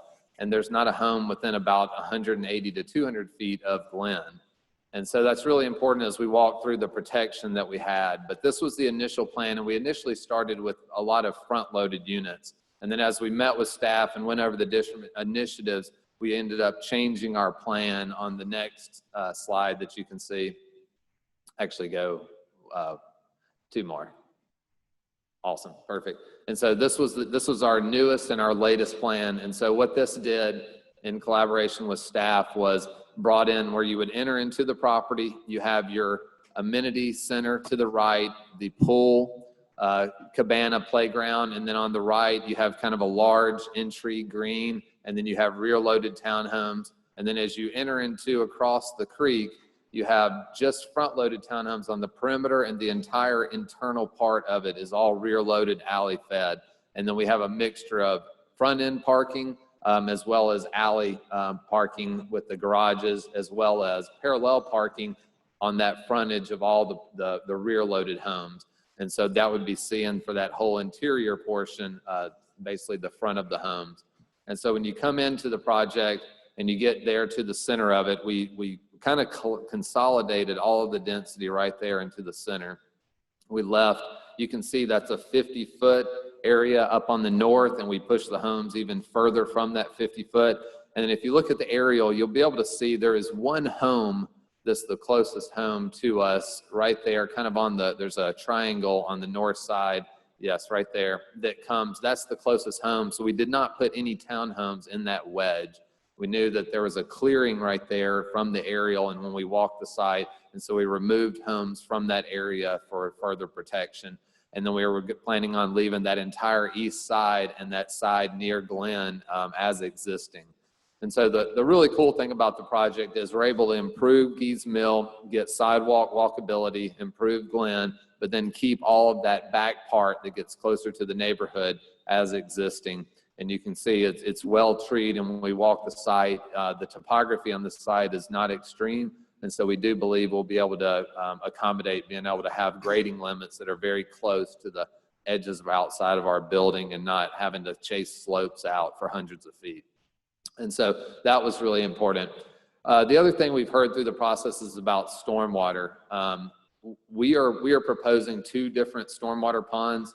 With the current ordinance, we believe will make a positive impact there. Right now, I do know what's happening. You know, when we walk the site, we notice that to the south of us, draining to the existing pond, and also in the middle of this site, there's been clearing at some point done, and you can see there's a kind of some open areas. So I can imagine when it rains, the neighbors are receiving some of that storm water. And so our plan would be to divert that or where it needs to go and put it into a more, a larger, more substantial holding pond for looking at doing the things. From a traffic perspective, we wanted to make sure that, we had a project, you see so many projects with single access points. And so we wanted to make sure, because, you can take different routes, whether you, go to Sigmund or you go to Old Covington in different ways, whether you can go out to Glen or you can go out to Gee's Mill, that you have two different routes on this project that you can go through and be able to distribute traffic flow that was important, whether you're traveling south, north toward the horse park on Gee's, or you're trying to get back east over toward the interstate, depending on which way you go, and make sure that that was very important. The other thing that we've talked about a lot, and we've actually made, and you can see it on this current plan, was guest parking. So the current plan right now, we have an additional from just the driveways. Now, our driveways are 27 feet long, and so you have your 2 foot, your 5 foot sidewalk, and then you have another 20 feet to make sure cars, if they're parked in the driveway, would not hang over. But you have that additional length for parking in your driveway, in your garage, and then in addition, we have 122 guest parking spaces that are on the plan. You can see them in different ways, as I talked about earlier from there. Another really key part of this is we walk the site, and there are 2 small ponds. You can actually see them there depicted up at the front. Those ponds are as existing there today, and so that would remain undisturbed as it runs through the site, and that gives even more of that buffer back toward the residents that you see kind of up on the upper north across Gee's Mill from there. And that was another thing that made it really important in how we can consolidate the project back to the back. When you're looking at it, there is a good mixture of uses within this whole area. There's the job markets just basically to our west from the Conyers area that has the light industrial and everyone that would work in that area. And then you have the track just to our west that we feel like, because it's centrally located within the future land use, that's going to be some light industrial type use. And so we have our buffer on this west side of this site, and we feel like this type of housing is better suited than single family detached for that transition coming along. We try to look at the different type of housing in a lot of areas, and the housing prices, and I'll let Brian can get into the pricing and how he's looking at everything, but we do feel like we're comparable to just about everything in the area with the townhouse style unit. These would be 2-story townhouses. If you can start going through some of the other sides, I'll walk you guys through the amenities and how some of the different units. This is a good slide to go on, as I've talked about so much about what we tried to do in the approach of the project and why we felt like it was a good fit. This is the open space exhibit. So if you take out the buffers, the required buffers on the streams and everybody counts those, but we are over 30% of open space, not counting any of the buffers. So just what you see in that darker color, that's over 30%. If you total everything together, this project is over 50% that it has green. And so that's something that doesn't happen on every type of project. And so as we were looking for that tract of land, that's why we thought this was a good size, so we could accommodate more open space toward the residents. And we created that slide especially just so you can see how the units to the residents to the northwest and the residents kind of up Glen and, the kind of further up, would have from the, location from the property and everything. And that was an important slide for us to look at too. If you can go to the next one, you'll see we are using board and bat, brick, stone, different elements on here. And keep going over to the rear loaded units. One more. And you can see how the rear loaded units, now they would be attached together, but different little front porches and different views of it with the clad and using the board and bat, the shake shingle, the rock, as well as the brick. And going to our amenity package. So what we had envisioned is we have multiple spaces within the community that we can bring in amenity packages.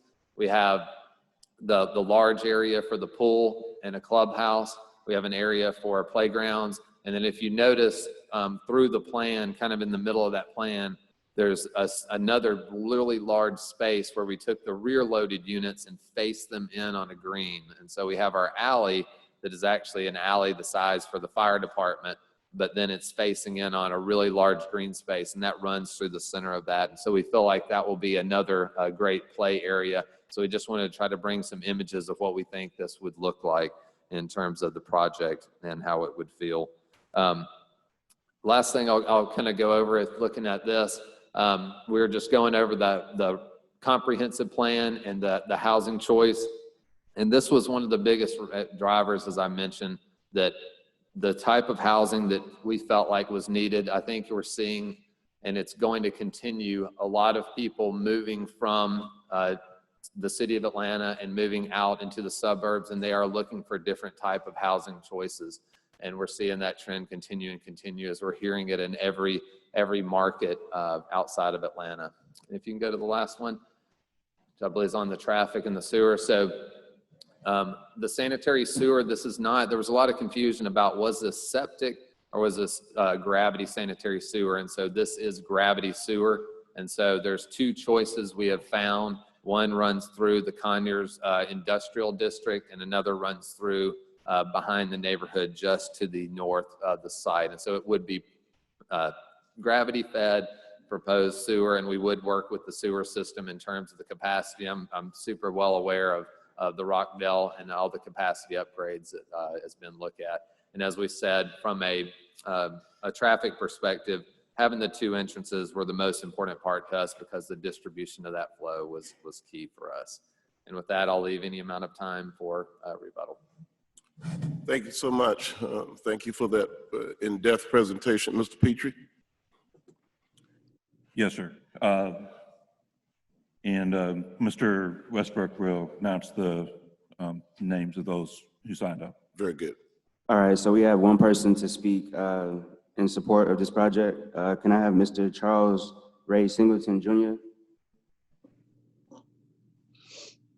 Thank you. Commissioners. Mr. Singleton. Good morning. Good morning. Morning. Good morning. As former resident of Rockdale County, grew up here. We had a chicken farm on that place. I don't think they would have liked that at all. So we had chicken farms and cows there. Just to, we had, you know, we looked at a lot of different situations. The county use map zoned part of our land industrial anyway. And as a property owner, I feel like it would be better use for this land and more conducive to the homeowners in this area than it be industrial. It's a good buffer. The developers, I studied them a little bit on their other projects. And I believe I need to be, did my due diligence. And I was looking for somebody that was be good for the community, that would provide nice housing for people to raise their family. And the concerns I've seen is about the water runoff. It looks like they have addressed them.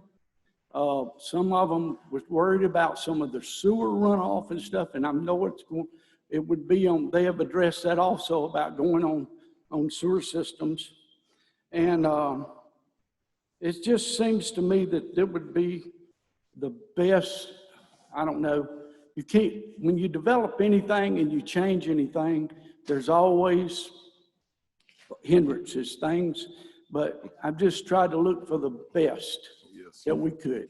And that was being a homeowner, I mean, the landowner, that's the way I would like to address the community. So. Thank you, Mr. Singleton.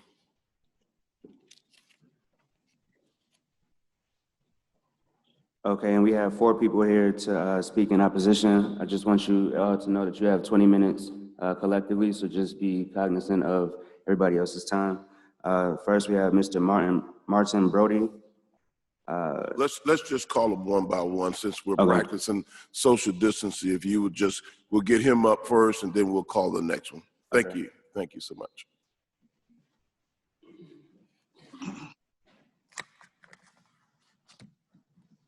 Good morning. Thank you for having me. And my name is Martin Brody. I live at 280 Glen Road on a pond and 2 creeks, along with 3 other residences that are on that power easement, that Georgia power easement adjacent to this property. And I understand that development is progress, and nobody's concerned about the deer or the turkey or the other wildlife out there. But my main concern is that We are below elevation-wise, this development proposal, and I live on a dry creek bed, and Carla, my neighbor, lives on a dry creek bed below this developed property on a 3-acre pond with bass that I catch and eat. All of our residences are also on wells. And so my concern is about contamination of the pond from runoff and contamination of our well water from runoff as well. And the traffic issue on Glen Road is already an issue. It's a cut-through road between Gees Mill Road and Old Covington Road. It's used by large industrial trucks and commercial traffic, and this development would just exacerbate the already erosion issue that we have around this pond that we live on, and also the traffic issue. So I understand this is going to be a development, and I would prefer it to be a residential single-family dwelling, but I know it's up to the commission on that, and I appreciate y'all's time today. Thank you very much. Thank you so much.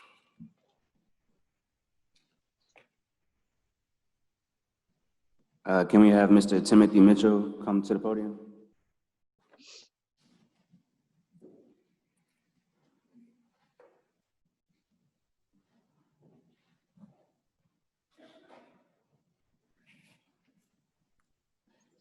Thank you. The one thing I do want to make sure, I guess, you do get all the minutes from the planning meeting where they unanimously voted against this. I presume you have all those on there? Yes, sir, we do. You know, as you look at the thing and you listen to the presentation, if I was here buying a home, I'd probably buy it. But when I look at the amount of houses that you're going to put in that little bitty area compared to what we all have 1-acre lots out there or larger. We build out there, we bought out there, and even the new developments that have been put in there has been because of that low density and the quality of life you have. You know, you looked at all the townhomes they put in, they all have single car garages.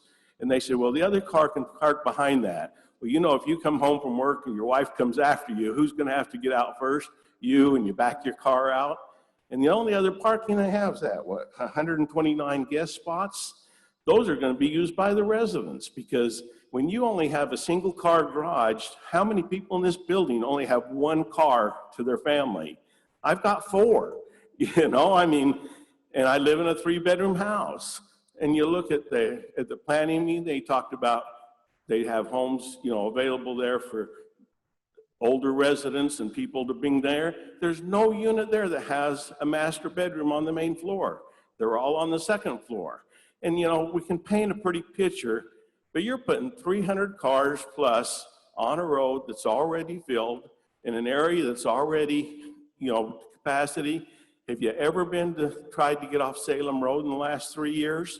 Add 300 cars there every 5 o'clock at night and in the morning going to work. It can't handle it. I won't get into the sewer, but I do know a member of the Planning Commission said he's on the Water and Sewer Committee, and they do not have the capacity to handle that. And if he's saying that, why are we even talking here? If you can't handle the sewer, we hear it all the time in the paper. We need more sewer. We need more of this. You got that industrial places that are being put in and rented now, they're going to tax that system. So I just have a big concern.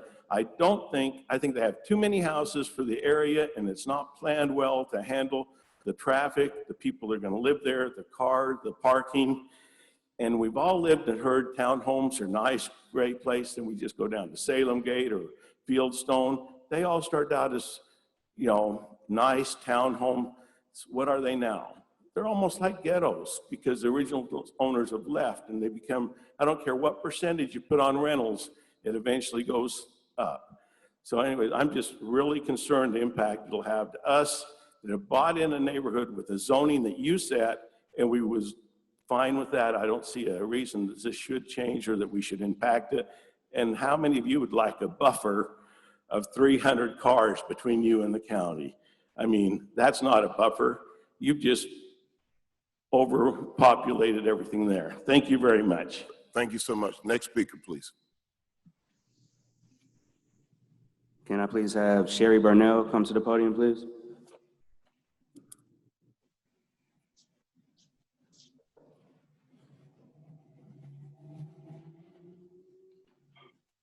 Good morning to you, and I just want to thank y'all for allowing us to speak and giving us an opportunity. We were here last month, and the board did all vote nay on this, and we left with a feeling of there is hope. And I'm just saying today, I pray there is hope, because we do not want to live in a community with 6 units per acre. With a 15% rental little loophole, and that's all it takes is a small loophole to grow. And I do feel like that will be abused in years to come, because from past times that I've seen on properties, that does exist. Once that little loophole's there, they will allow that thing to be abused. And they say green space. Yeah, green space. Green space, they're in for the money. We all know that. They're going to make money, and that's why they want to be here. They were not really concerned about our thoughts on how we felt as neighbors.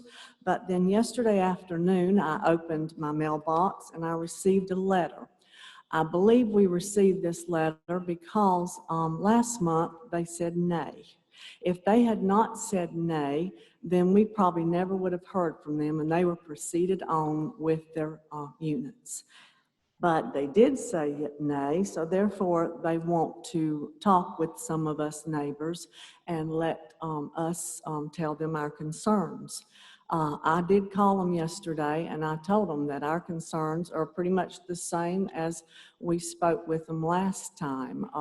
The rental concept, the one-car garage set up tentatively for millennials, which we know most people do have several automobiles. The extra crowds that's going to be on Salem Road traffic in the afternoons. There's just going to be many factors that's not going to be in the positive for our community. And I just pray that y'all will realize, if you were going to be sitting next door to townhouses with 6 in an acre, would you be happy about that in your back door? I really don't think you would. I know I'm not. I've been here since the 60s.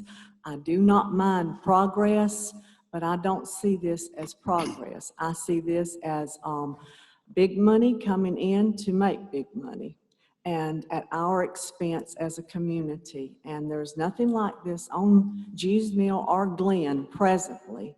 And why do we want to open the door to allow this to come in now? We could wait, and sure, Mr. Singleton, he's looking out for Mr. Singleton, maybe taking some concerns in for us, but why can't he wait? If he's really concerned about the neighbors and how we feel, why haven't they got in touch with us? And we did get this letter now after the fact that they want to talk with us, but I simply think that reason being is because it was all said nay previously, and they want to sit down and talk with us and see what can be resolved. Well, the issues are still the same issues. They're building the same one-car garage. They're going to have 6 units per acre. They're not really gearing to the empty nesters. Those are not going to be any bedrooms on the main. The traffic is going to still be the same. The 15% rental, they did not agree to come down on any of that. So how are they going to talk with us on our concerns when they haven't really changed anything from last month's meeting? So my plea is that you will just take us in consideration. We've been there a long time. We want a nice community. We want to keep it that way. And just because they've got money and they want to come into our county, don't let it have a negative effect on us. Thank you. Thank you so much, and I certainly appreciate your choice of words there. I want to take a privilege as chairman just to say this. I want to make sure everybody hear me say this. The Rockdale Board of Commissioners, we are not making any decisions here today. We're hearing from everybody. This is a public hearing. I don't know what anybody's definition of the word ghetto is, but I will tell you that this board is not interested in any type of negative progression in this community. So I just wanted to clean that up and clear that up. Whereas we are listening to all parties involved in every matter, but anything that's derogatory is certainly not embraced by this Board of Commissioners. I don't know the definition of your word ghetto, and I'm not interested in knowing, but I do know that this board is not supporting or embracing that kind of attitude and or behavior. Next speaker, please. Yes, can we have Priscilla Farmer from Millstone Manor, please?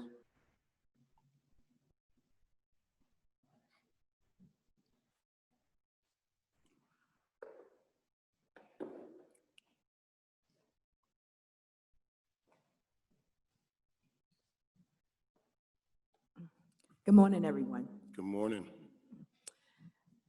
I'm not a speaker, but the last two speakers said it all for me.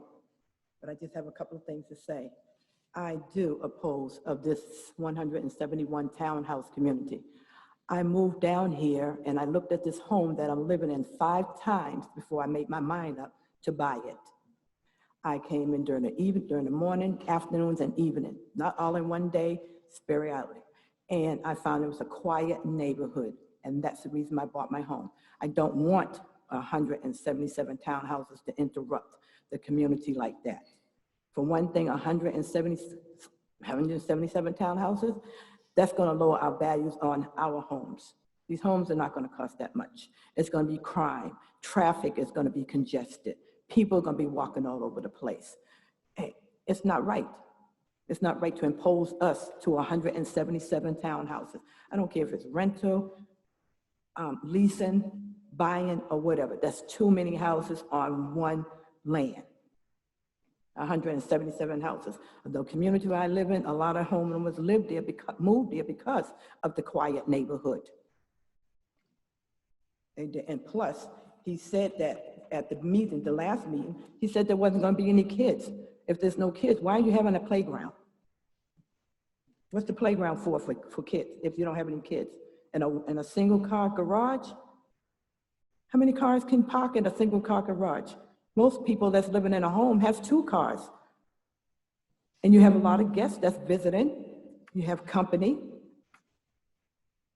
You have backyard cookouts or whatever. So where are the people gonna park at? G's Mills Road is already congested already for the people that's already moving into Conyers.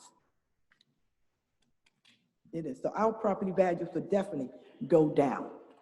And our property values are not 100 and something. And it's not 200 and something. We have homes in the community that start off with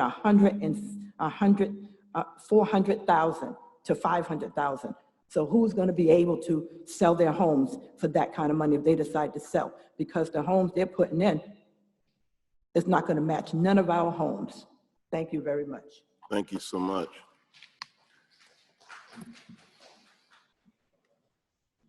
We're gonna have Ms. Littlefield come and read the comments from Facebook, and then the applicant, they have 4 minutes and 8 seconds for their rebuttal.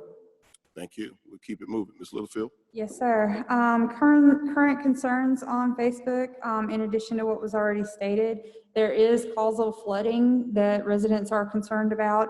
Also, the fact of high-density residential and the impacts on the current infrastructure in that area.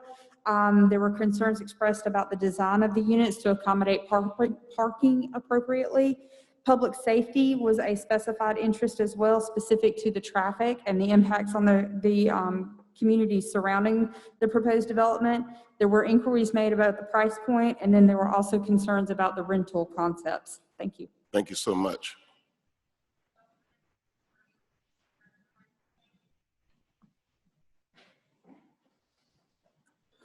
So to respond to the comments, starting with stormwater, and so I know from being out there that there are lakes in the area.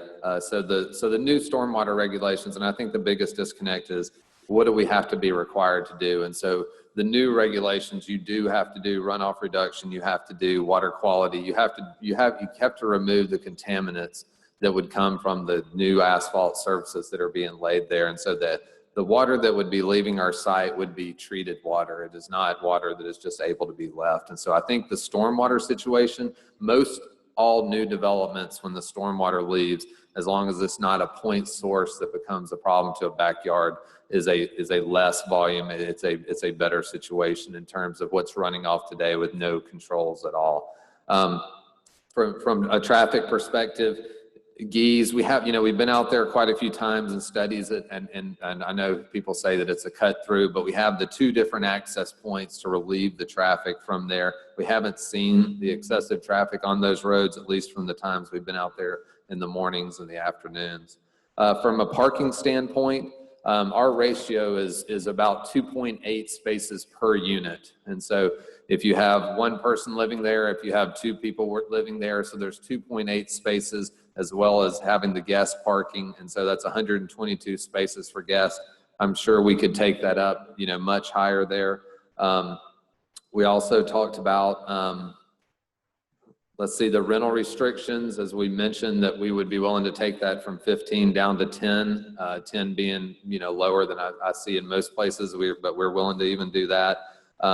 We did target this property because we don't think there's going to be any additional noise coming from here. It's very isolated.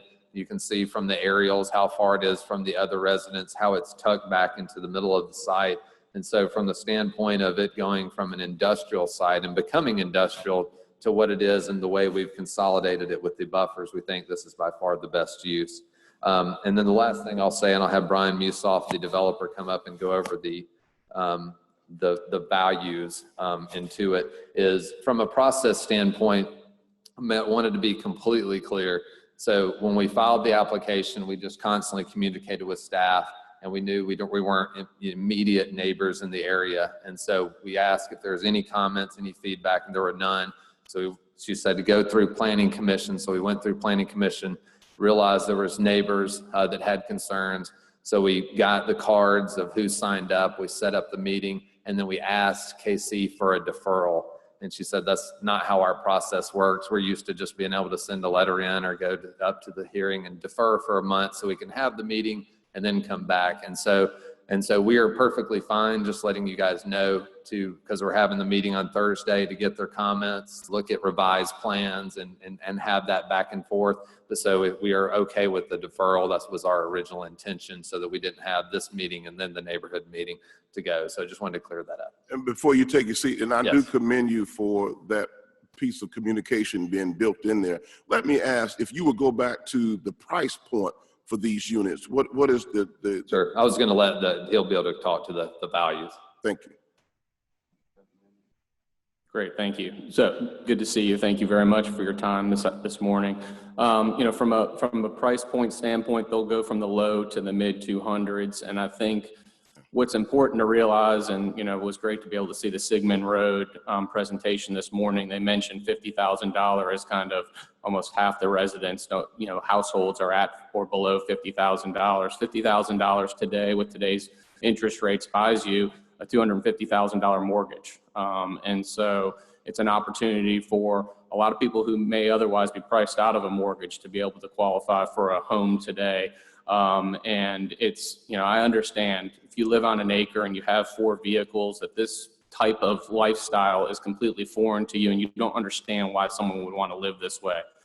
But, the numbers don't lie. These types of housings being built all over the metro area.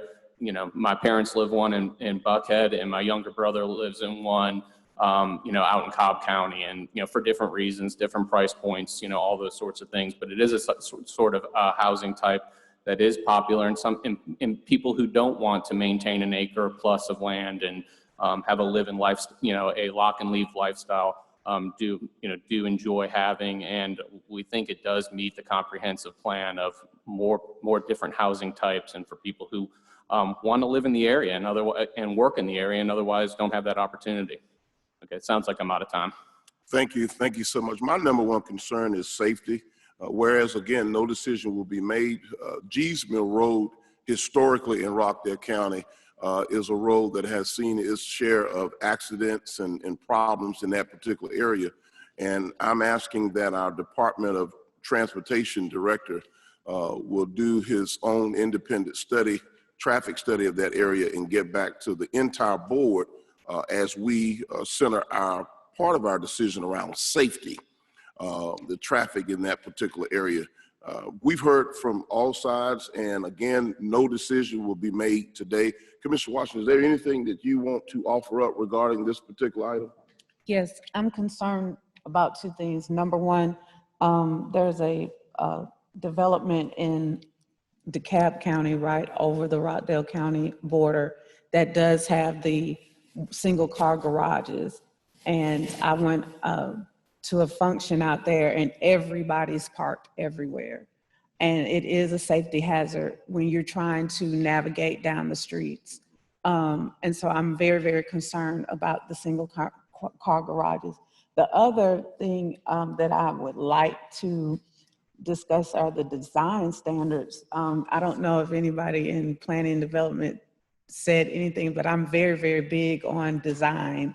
And I'm not particularly pleased with the way these are looking. So I would like to go back to the drawing board and maybe let's do something that's, to me, a little bit, if we are going to entertain the notion of townhomes, I would like to see something that is indicative of a more upbeat, refreshed living standard. I don't like these at all, not what I'm looking at here. So those are my two primary concerns at this point. Thank you. Thank you, Commissioner. Commissioner Williams.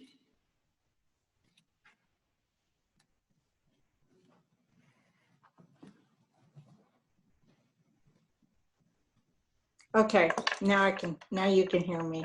Yeah. This has been a really interesting conversation from the fact that the Sigmund corridor talked about needing some more high density, lower cost homes, to the fact that this is an industrial piece of property. So I am not prepared to say that I've made a decision one way or another. I am still would like to hear more. Of course, I would love to see fewer homes, and I would love to see homes that would accommodate seniors. And going up and down stairs is not something that many seniors are able to do. So I'm looking for a continued conversation. Thank you, Commissioner. Thank you so much. I believe that closed this one out. Mr. Petrie. Yes, Mr. Chairman. But if it wishes the board, this public hearing is closed. Very good. Yes, we'd like to move to the next item, please. Thank you, Madam Clerk. The next item is regarding small wireless facilities in the public right-of-way.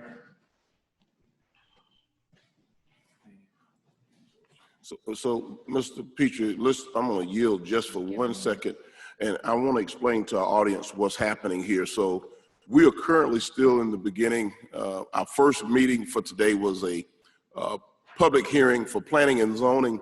That meeting is still underway. We have not started the millage rate hearing, which is going to follow this meeting. And then we're going to go into our Board of Commissioners meeting, which will follow the millage rate. So we have a series of meetings this morning. Right now, we're near the conclusion of the public hearing. We'll leave from that meeting and transition into our millage rate hearing, and then from the millage rate into the Board of Commissioners meeting. And Mr. Chairman, while we're addressing some housekeeping items, I would also like to address something. I believe that we have quite a few people in the audience today to talk about the Millstead Village Plan. I just want to make sure that they're all aware that when that item comes up after the millage rate and then into the BOC voting session, that is a voting session item that will then be placed into the public hearing process. It is not open for public hearing today. That will begin in August. So Yes, ma'am. So I just want to make sure that, one, as a practical matter, it's going to be a while before we get to the voting session, but when we do, the items that are on the voting session will only be voted on. You will have 2 opportunities to speak about the millage, the Millstead Village Planning document at the Planning Commission in August, and then again at the Board of Commissioners public hearing in August. Thank you for that point of clarity, Director Rutledge, because 2 things, the fact that we are practicing social distancing and we're trying to be in compliance with those guidelines first and foremost from a safety standpoint, and then out of respect for folks' time.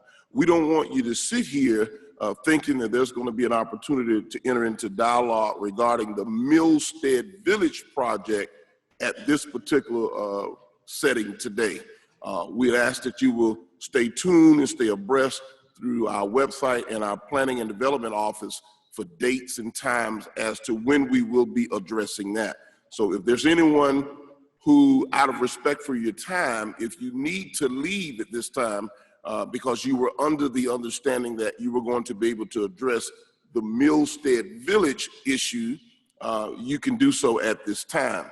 You are more than welcome to stay. We're going to wrap this portion of our meeting up here shortly, and then we'll be going to our millage rate. From the millage rate, we'll transition into the Board of Commissioners meeting at this time. So just wanted to make sure that I pointed that out. There's no opportunity for dialogue at this time. While the transitioning is happening, Mr. Petrie, if you prepare yourself as we wrap up this segment of our public hearing here in just a second. Yes, Mr. Chairman. Just a second. Yes. One of the staffers right there, Planning and Development, can take care of his question for him. We ready for the next item? Yes. Okay, go ahead. Thank you, Mr. Chair. Thank you so and much. Madam Clerk. Tiers Petrie, Zoning Administrator. The next item, E, is a text amendment case number 2020-01. It is in regards to small wireless facilities, also known as small cells, in the public rights of way. This is request to amend Chapter 218 Use Regulations by creating a new article regarding small wireless facilities in the public rights of way. And this is in accordance to the Georgia Streamlining Wireless Facilities and Antennas Act, OCGA Title 36, Chapter 66C, which addresses the placement of small wireless facilities in the public rights of way of all local jurisdictions here in the state of Georgia. And so we're trying to come into be consistent with the state of Georgia's regulations. We have 2 pictures of the different types of the most small wireless facilities, one of which is attached to an existing light pole, and the other looks like it is a standalone small cell wireless that is designed to be hidden. Okay. And that's, like, for the sake of time, that's what we have. All right, very good. Is there anyone Anyone signed up to speak? Okay, so we can go to the next item. And the public hearing is, Madam, okay, and the public hearing for that is closed. Okay, thank you. So next item. Okay, next item, please. All right, so the next item is item F. This is the authority provided by Article 9, Section 2, Paragraph 3 of the Constitution of the State of Georgia and Georgia Development Impact Fee Act. This is the impact fees are collected for our libraries, parks, and also parks and recreation and fire protection. The original impact fee was adopted in 2007. The capital improvements annual report and the impact fee methodology report were adopted in 2019. And this is the impact to the fee schedule is my understanding. And Mr. Bill Ross is here to make a presentation. Director Rutledge. Okay, go ahead. Ready? Is he going to be virtual? Oh, no, he's here. Okay. No, I believe he's virtual today. Okay, great. Mr. Ross? I know.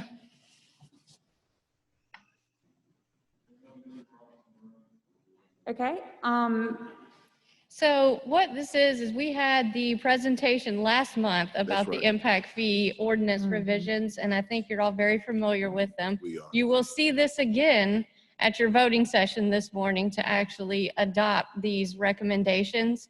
If you have any questions, we can, certainly get them answered for you. We were just going through the rest of the public hearing process on this, so if we're not actually able to bring up Mr. Ross, I think we're good.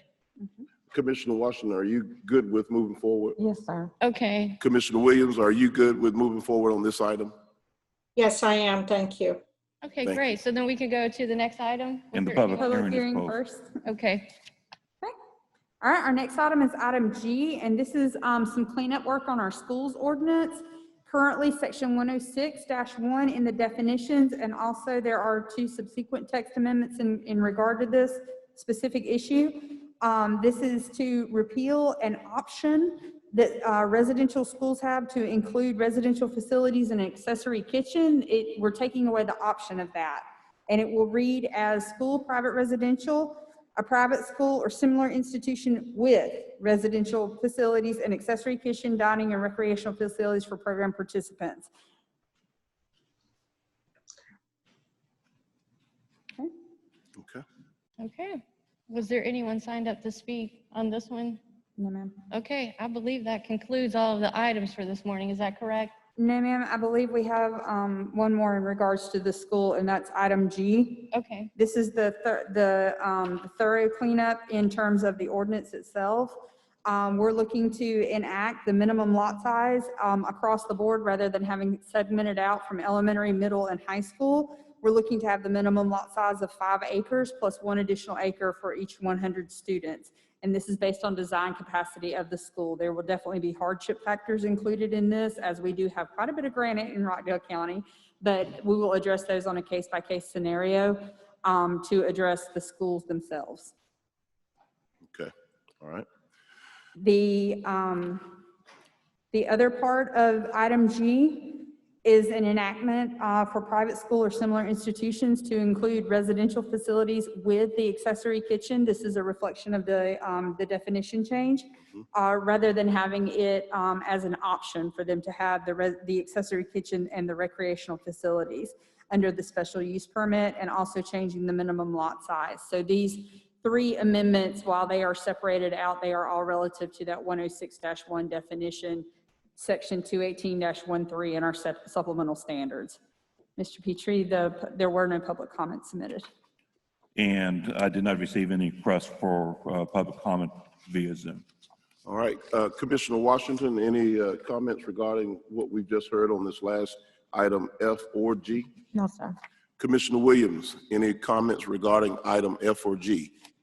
No, thank you. Okay. All right. Thank you, Mr. Okay. Chair. Thank you. And the public hearing for that is closed. All right, so I guess that's it. And those are all the items that we have. There's no planning staff reports this morning. That is correct. Great. Okay, Mr. Chairman, that concludes this hearing. Thank you, Director Rutledge, and thank you to our Planning and Development staff, Deputy Director Teresa Jacobs, a fantastic job you and your team did this morning. That adjourns our planning and zoning meeting for this morning. I'm going to suggest, Commissioner Washington and Williams, that we take about a full 3-minute break and come back to the Assembly Hall so we can keep it moving.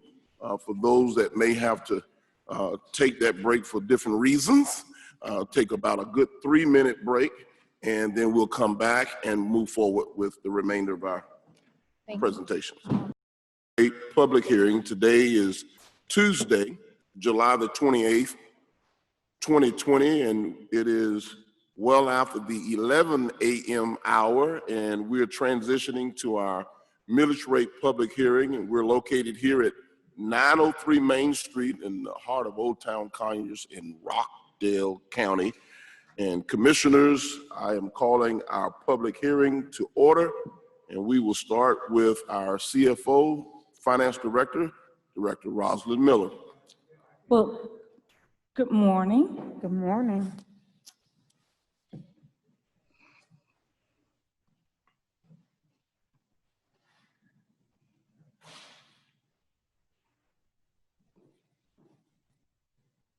Okay. You are here for the millage rate for 2020 tax year. Okay.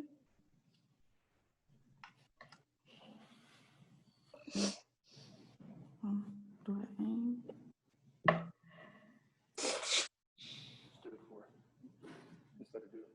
Okay. Apparently, I don't know how to click, so. Well, I guess in simple terms, what the millage rate is, it's a rate that funds our general fund. So, and that rate is multiplied by your value of your home. And once we collect the money, once the tax commissioner collects the money, we allocate it. And where the money goes, about 46.5% goes to public safety. We have 33% goes to general government, and general government is the Board of Commissioners, Finance, our IT department, and our HR. And then you have 10% that goes to our court services, and 6 recreation, and 4 transportation. Now again, I did mention this is the millage rate for the 2020 tax year. That means it's to fund our 2020 budget. The budget has already been approved, as you are aware, and it was approved last year in December. So we usually anticipate how much revenue we will receive to create our budget. And then once we create our budget, that's when the millage rate, that's what we're here for now, to fund the budget. And just to remind you what that 2020 budget included, it included investments to our employees, contracts for mowing and right-of-way maintenance.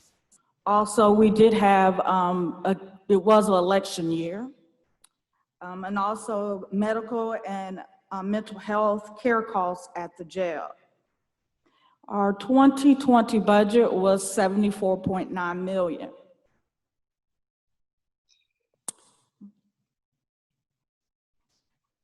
This slide shows the tax digest history.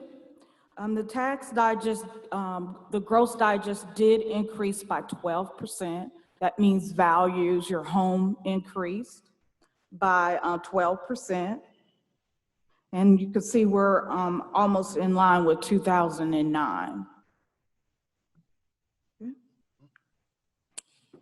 The millage rate history, you can see that from 2015 through 2019, the millage stayed the same at 20.19.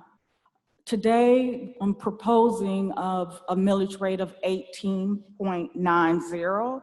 That is it reflects a reduction of 7%.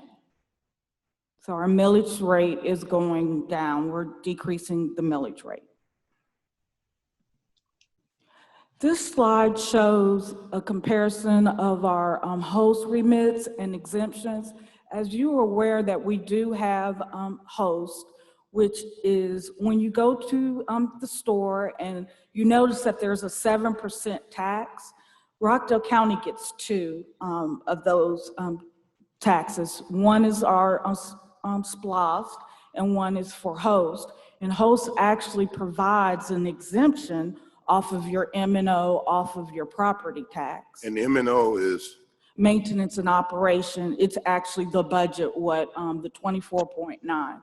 You receive exemption off of that $74.9 million budget, of your portion. So a lot, I've often heard that why don't we receive 100%? Last year, the board approved 70% reduction off of M&O, off of their tax bill. That means that they only had to pay 30% of our M&O. So what this chart reflects, the red line reflects our host remits, and the blue is our host exemption. In a perfect world, to receive 100%, these 2 lines should be on top of, they should be on top of each other. Parallel. Yes, you would receive 100%. But as you notice that the host exemption is increasing, it's higher than your remits. And what that is a reflection of, that is a reflection of actually the digest increasing. And the red line is a reflection of sales tax. If you go to Walmart or another, Kroger, yeah, well, not Kroger, but another store, Bell. TJ Maxx. Yes, right. If you shop Rockdale, that line, that red line will move up. So what's happening is that the sales tax is not increasing at the same rate as our tax digest. So if everyone was spending, going to Rockdale, spending, going to those stores, the lines would be parallel, they would be on top of each other.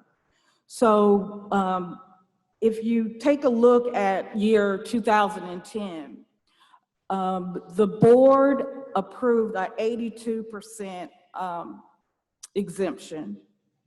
And the reason why it's not 100, because that red is not on top of the blue. But if you look at 2011, it was at 100%.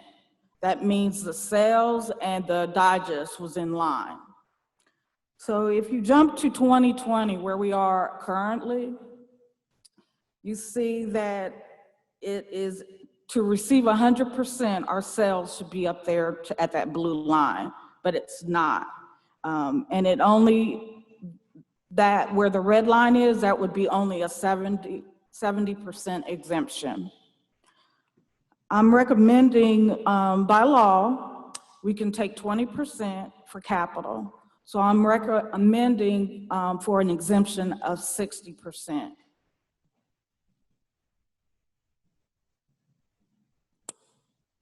The next slide. The next slide, it identifies for our millage, our proposed millage rate is 18.90, and this will balance our budget. It will not give us anything extra. We're just balance our budget. We're just going, receiving the 74.9, and that equates to the millage rate of 18.90. Our timeline, today we are at the first public hearing. We're gonna have another public hearing tonight at 6 p.m. And then August the 11th at 9:30, we're going to have our third public hearing. And August 11th is the setting of the millage rate, and that would be at 10 a.m. Is there any questions? Commissioner Washington? Can we go back to the slide that gives us the revenue, please? Yes, that one? Yes. Okay. So if we have a 18.9% millage rate, you said that there's no, we won't go into reserves, correct? That's correct. And the property taxes would be increased how much though? How much would we increase the taxes by? 5%. So it will still be a 5% increase in what the taxpayer sees on top of the, was it 7%?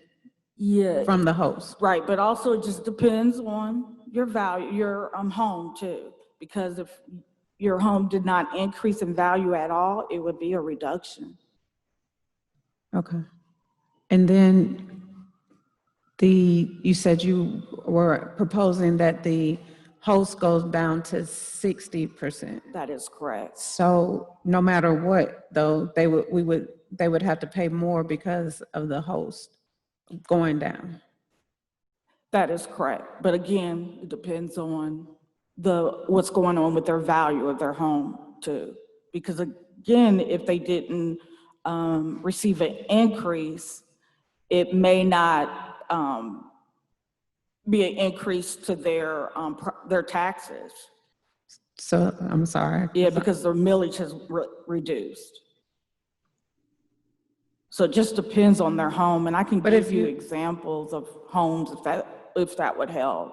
Yes, that would help, but Okay. and just because we're in the hearing process and I want to try to be clear. Oh, no, that's. So, if somebody has $100,000 home and the millage rate increases, but the host doesn't increase, the host goes down about 7%, but the millage rate increases about 4%, that would still be an increase.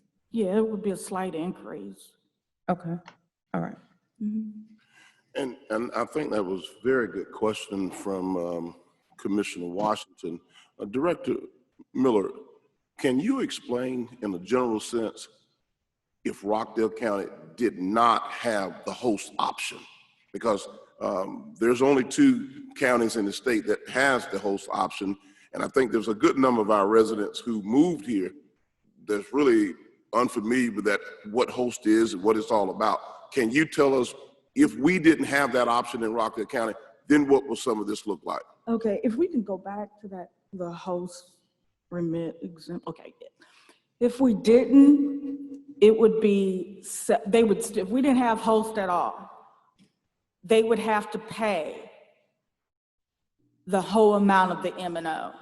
So instead of the county providing 70% or 60%, we wouldn't provide anything. And therefore, which would mean what for the homeowner? It would be increase. It would be a tremendous increase.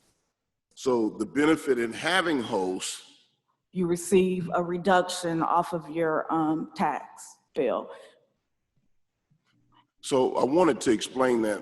I wanted you to break that down to explain that. I'm going to ask our Chief Tax Assessor, Director Barkley, if he would come up as well. Thank you, Director Miller, because I think a lot of folks either just clearly don't understand, don't know, and I think both of our in-house experts, our CFO, coupled with the work that happens in our tax assessor's office, does a fantastic job in layman's and very elementary terms to break this down so that the average individual will understand this process. Director Barkley. Good morning, Chairman, Madam Commissioners. Good morning. The question related to the host is a basic understanding as far as you get an additional exemption off of the county maintenance and operation.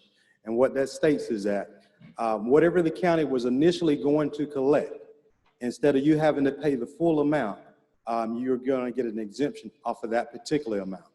There's only, as the chairman stated, only 2 counties in the state of Georgia that currently actually have that. So you pay an additional 1 cent in sales tax in order to be a part of this. So you just get an additional amount off. Do I need to go into greater detail, or is there specific questions that you wanted me to answer?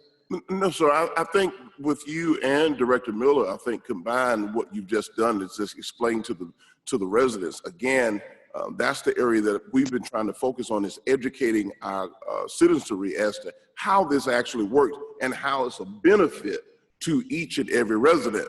There's 159 counties. You take 2 out of the 159, that tells you how many other counties don't have this benefit. This is a benefit. We have to make sure people understand that if we did not have the host option, what it would mean for them from a net value standpoint. Right. And if I could, Chairman, if I can just touch on the question that Commissioner Washington had asked, as far as if you had a home that was valued at $100,000, and as far as if you lowered the millage rate and also you lowered the, I guess, the amount that you would actually be exempt from the host, there are a lot of different variables as far as with that. You could actually still pay less than what you initially paid last year based on the fact that the millage rate was lowered, just depending upon what is the actual threshold.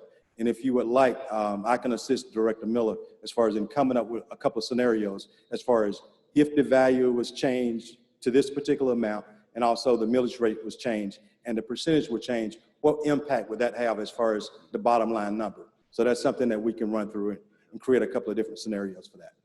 Thank you. Okay. Thank you so much. Thank you. Thank you. Director Miller. So I have a question also. I'm sorry. Go ahead, Commissioner Williams. With the host exemption, or with the host sales, Have they stayed low this year because of COVID? Has that had a big impact on it? It's really strange because the month of May, it actually increased, and it was one of our highest months that we've had. So we haven't really seen COVID impact on our sales tax. Oh, interesting. Okay. Then why are we reducing it if we haven't seen it impact our sales tax? Why is the recommendation to reduce it? Well, because the value of the homes have increased. And when your value is higher, it takes more to exempt. Like if you increase your value of your home, it's going to take more. It's more of an exemption to exempt a $200,000 home versus 100. Remember, it's based off of your value. So if your value is less, it's going to take less to give you the 70% or the 60. So, and that's the of that chart. That's what I'm stating, that our property value is increasing at a higher rate than our sales tax. They're not equal. We should be, that's the reason why host came up, it was to shop. If you shop and expend money, then we'll have more money to exempt the property value. But somehow it seems counterintuitive to me. I think what I need to do is I need to see the numbers so that I can process that in my head. Okay, and I could provide that. And just to let you know that we base the value off of the previous sales. So for 2020, we're looking at 2019. So 2018 was about 16 million we received in sales tax dollars for host. And then 2019 was the same. It was about $200,000 more. But therefore, it increased maybe 2 or 3%, but your digest increased 12.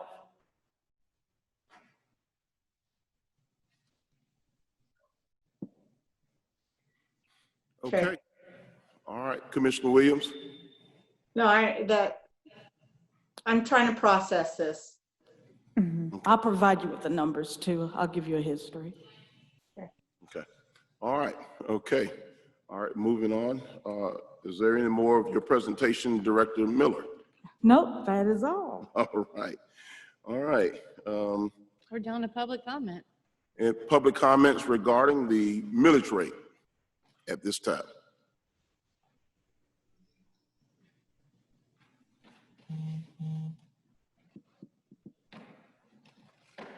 And so, Mr. Chairman, while we're transitioning into public comment, I just wanted to say as another housekeeping item, the public comment today during the millage rate hearing will be items related to the millage rate.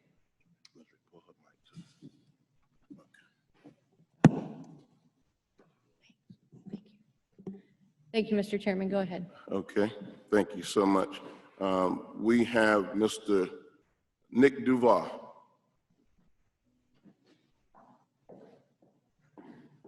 Mr. Nick Duval.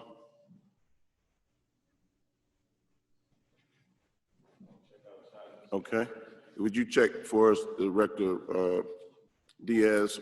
We have a millage rate comment for Mr. Nick Duval. Director Diaz is checking to see is he out in the lobby, and we'll proceed from there.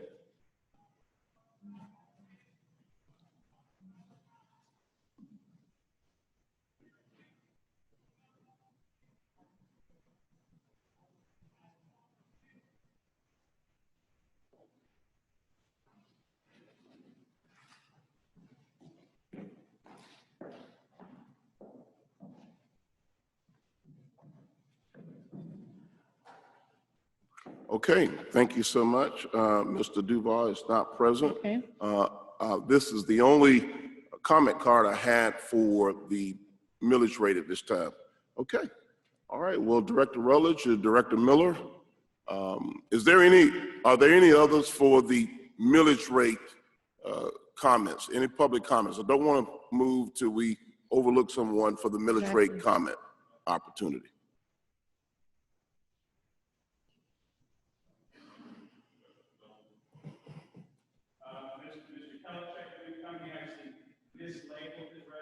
Okay, no problem. Mr. Kellercheck, come on up. Mr. Kellercheck has a comment for the millage rate at this time. Mr. George Kellercheck.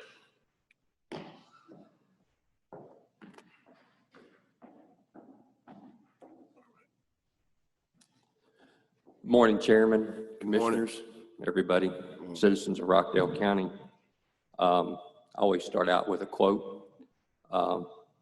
To be successful, you must accept all challenges that come your way, not just the ones you like.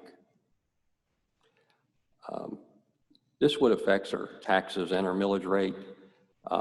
Back in 10/15 of 19, I presented to this administration a way to save $770,968 by reducing our Ford F-150 fleet by 50% and utilizing Ford EcoSport SUVs.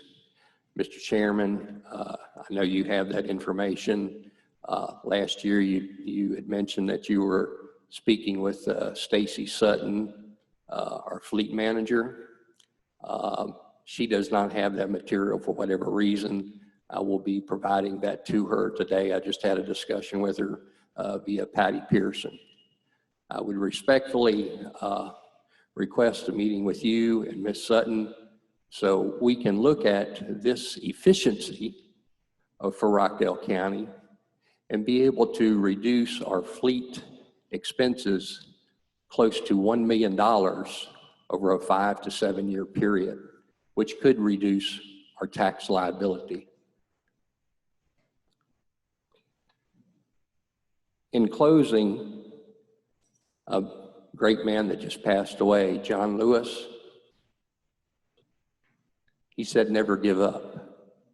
I think this is a vitally good strategy for Rockdale County to operate our fleet efficiently, and I will not give up until we can see some transition here. Via 2018-2-6, Mr. Chairman, you have the power to make any efficiency decisions in our fleets that we use at Fort Rockdale County. And I would appreciate having a meeting with you so we can sit down and look at this again. Thank you very much. Thank you, Mr. Kellercheck, and thank you so much. Okay, all right. I believe that closes out. Oh, we have another one. One of the Director Diaz. Okay. Ms. Owens. Good morning. I checked the Facebook stream and we currently do not have any questions about the millage rate, but we did have citizens sharing their concerns. Okay, so no questions at this time. We'll review those concerns at the appropriate time. And thank you for bringing that to our attention. Thank you, Ms. Owens, Director Diaz. All right. So that concludes, commissioners. Are there any final board comments, Commissioner Washington? Not at this time. Commissioner Williams? Not at this time. Okay. All right. Well, is there any need for this segment to enter into executive session, Director Rutledge? No, Mr. Chairman, but I did want to announce that we do have another public hearing on the millage rate tonight at 6 p.m. in the same room, also live via Facebook. Very good. Thank you so much. The millage rate for this morning is now adjourned. This meeting is adjourned. We will not take a break. We will simply transition right on over into our Board of Commissioners meeting. Thank you for all those who came out to the millage rate hearing this morning to hear those proceedings. Again, there will be another millage rate hearing tonight in this same auditorium. Is that correct, Director Rutledge? That is correct. And that is at 6? That's at 6 p.m. tonight. 6 p.m. tonight. Very good. So at this time, I call this meeting to order. Once again, we're here at 903 Main Street. Today is Tuesday, the 28th of July. It is about 11:46 a.m. and we're now calling to order our Board of Commissioners meeting.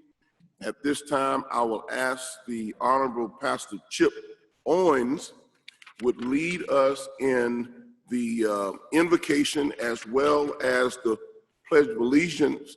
And Pastor Owens is also the pastor of the fantastic Transformation Church here in Rockdale County. Pastor Owens, so glad to have you this morning. Thank you for having me, sir.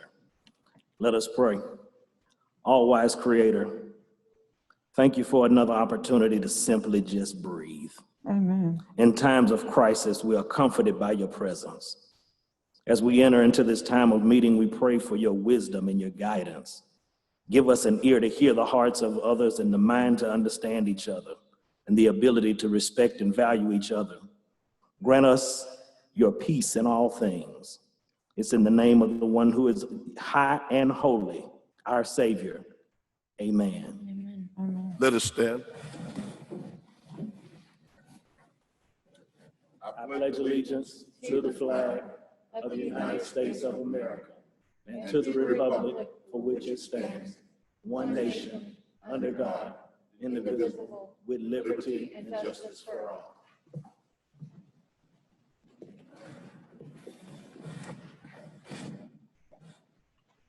Oh.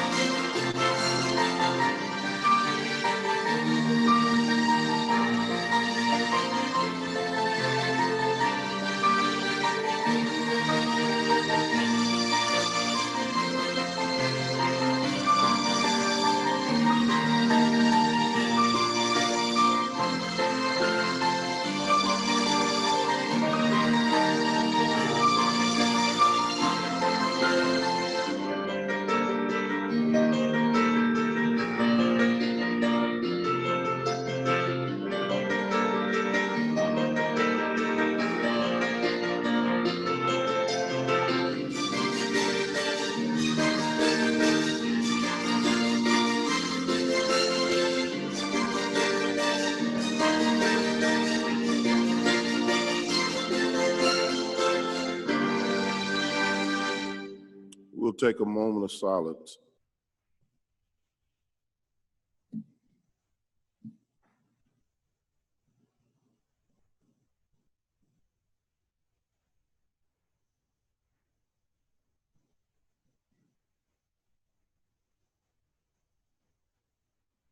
Thank you.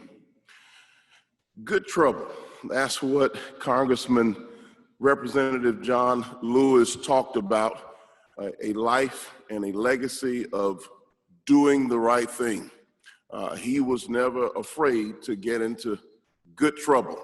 Oftentimes, people don't want to move forward in terms of making decisions, particularly in leadership roles, because they are afraid of the scrutiny. They're afraid of being ostracized and scrutinized by the general public, and sometimes, often by their family, friends, and their peers. Congressman Lewis was never afraid of good trouble. In fact, on so many occasions, he almost welcomed the good trouble. As I've done my own personal commissioner's research and study of the life and the legacy of Congressman John Lewis, I often took an inventory with my own personality and whether I could really endure what he endured. The beatings, the countless numbers of beatings, the countless numbers of times that he put himself in harm's way for doing the right thing and for the sake of the people. I'm not sure that many of us today in this audience could really endure and withstand a lot of what Congressman Lewis withstood for many, many years on behalf of everyone. And I've heard so many different comments as he is still being memorialized this week. I think he will be at the Georgia State Capitol tomorrow. I believe he's And there. the funeral is on Thursday at Ebenezer Baptist Church. But I thought, commissioners, that it was quite fitting for us to, after our prayer and pledge, to do a recognition to the Honorable Congressman John Lewis and have a moment of silence.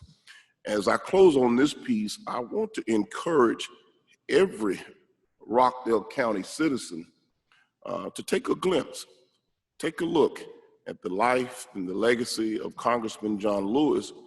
And I want to encourage you to really talk with your young people.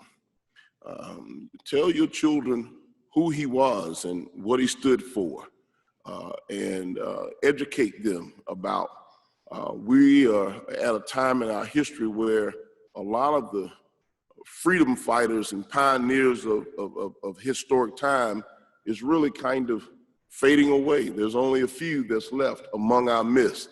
And I think that when we educate ourselves and our children, that there is a lot more of that rich history and heritage that will be treasured and captured, and people will have a better understanding about the fight for freedom. Congressman John Lewis, 1940 to 2020. Let's give his work a round of applause.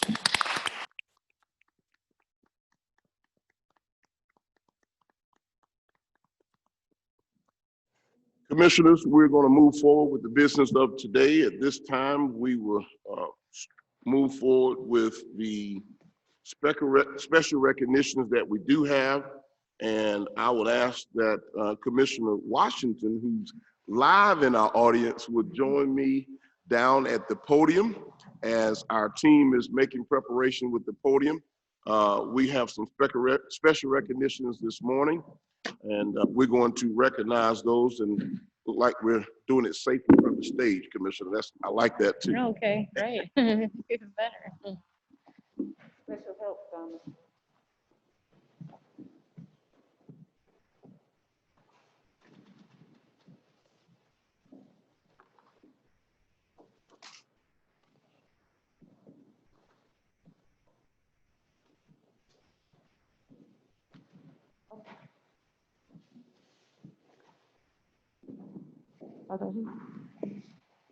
Let's call Sundiati Washington and Amani Williams to the.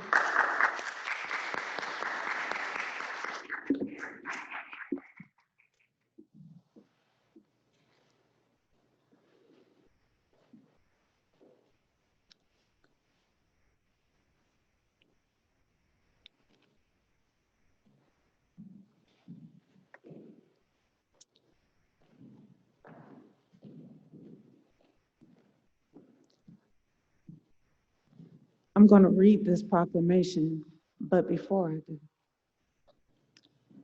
I couldn't be more proud to stand here and give these proclamations. I've known Sundi since he was in elementary school, and the activism that he's shown has given us hope. This is our future. This is what we pray for as adults. We are actually seeing the transformation of generations, and knowing this young man is at the forefront of everything gives me such pride. And you know, I've said before, there are certain people, young men, that I want my grandson to emulate. And Sundiata Washington is one of them. I want him as close to my grandson as he can possibly be, because this is the kind of young man that I want my grandson to be. Sundi and Imani, thank you for your activism. And your mom is here. I know she's beaming with pride. But one thing I don't know if a lot of people know is that Sundi is a direct reflection of Congressman Lewis because his father worked with him.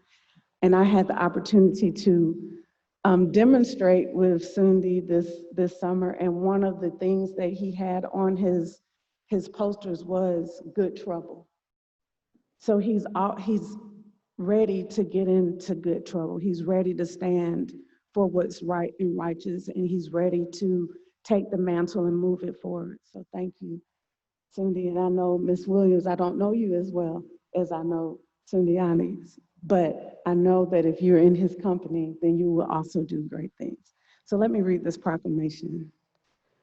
Whereas Sundiati Washington and Imani Williams are both graduates of the Rockdale County Magnet School for Science and Technology, and whereas both Rockdale County graduates have become local activists and have asked that political decisions be made with the best interest of all citizens taken into consideration, and whereas Mr. Washington is a rising junior at Tuskegee University and was the 2016 Youth of the Year at A.R. Gus Barksdale's Boys and Girls Club. And whereas Ms. Williams is a junior at the University of North Carolina at Chapel Hill, where she contributes to the Bridge, an online student publication. And whereas we are proud to honor both Mr. Washington and Ms. Williams for their service to Rockdale County, and we extend well wishes as they pursue future endeavors.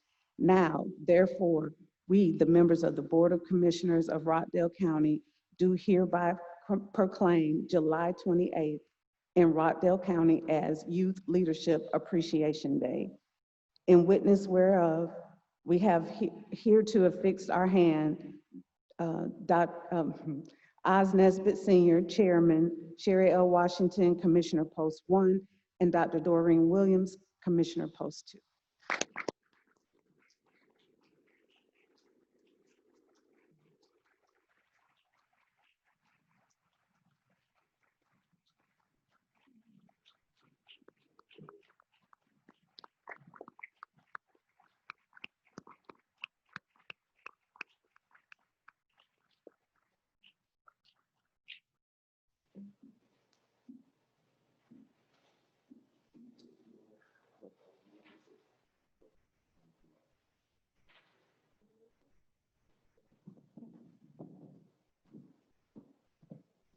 I just have a quick word to say. I just want to say thank you to you guys for the proclamation. And as this was a mission that was started by my friend Imani, she just asked me to help. And so I wanted her to receive the recognition for that. And also, for as much inspiration as we've done in the community, I wanted to say that you guys are also an inspiration, just in the fact of, for we always hear the fact that sometimes we're just too young to make change. And you guys have shown that it's a responsibility of the local government to, hear the voices of the community. And as we continue to make positive change, not only in Conyers, but when we go back to college and to the communities we live in after graduation, that the local government should listen to what we had to say. And for that, we say thank you.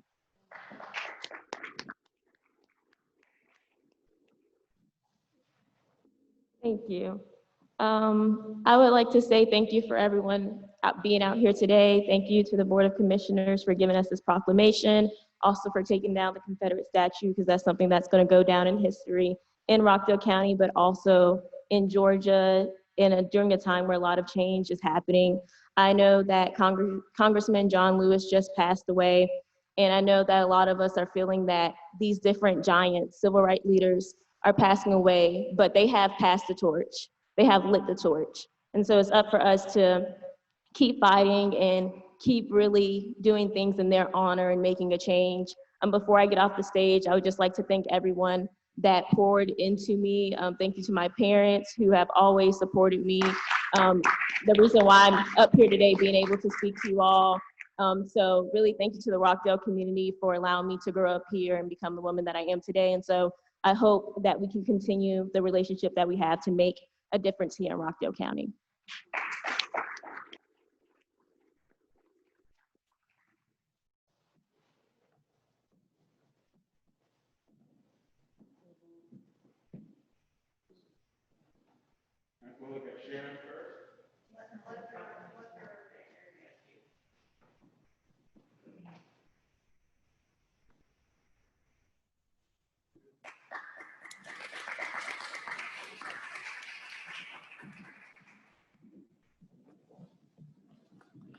Wow.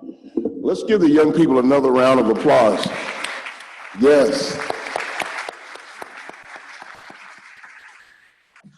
We are fortunate here in Rockdale County to have young people who are doing big things and young people who are tuned into civics and politics and government and leadership. And we certainly do appreciate all of what they're doing. And as they continue to matriculate through their college and collegiate experience, and again, let's give both sets of their parents another round of applause.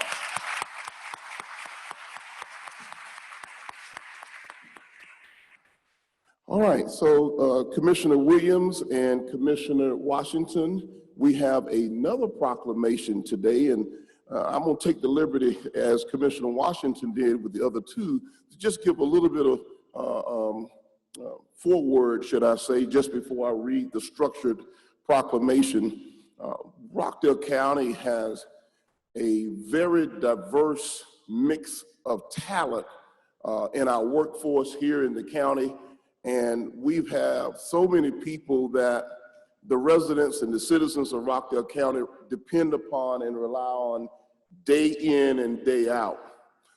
This one individual that I'm about to call up has become a Rockdale County rock star, a Rockdale County legend, an institution to this community. And that's none other than Miss Candy McCullough. Come on up, Candy. Give her a round of applause.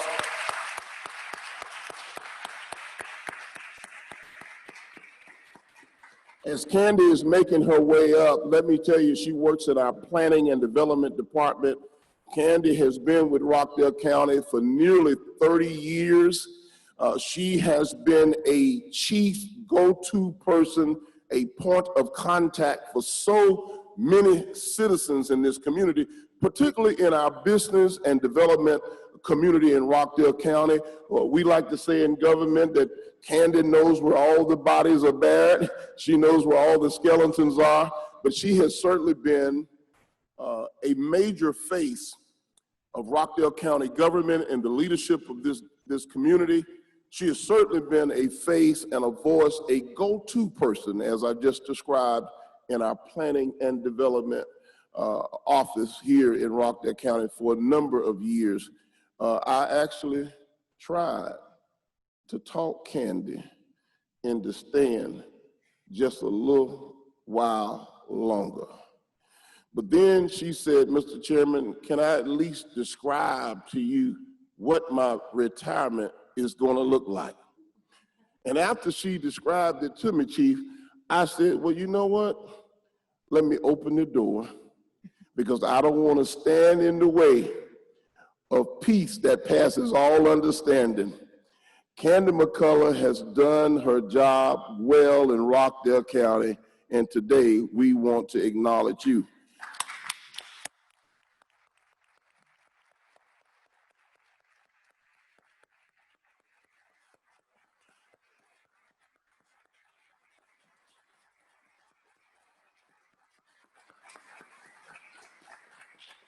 Now, I must say, we've got, as I started off, we have a ton of talent here in this county and in our workforce.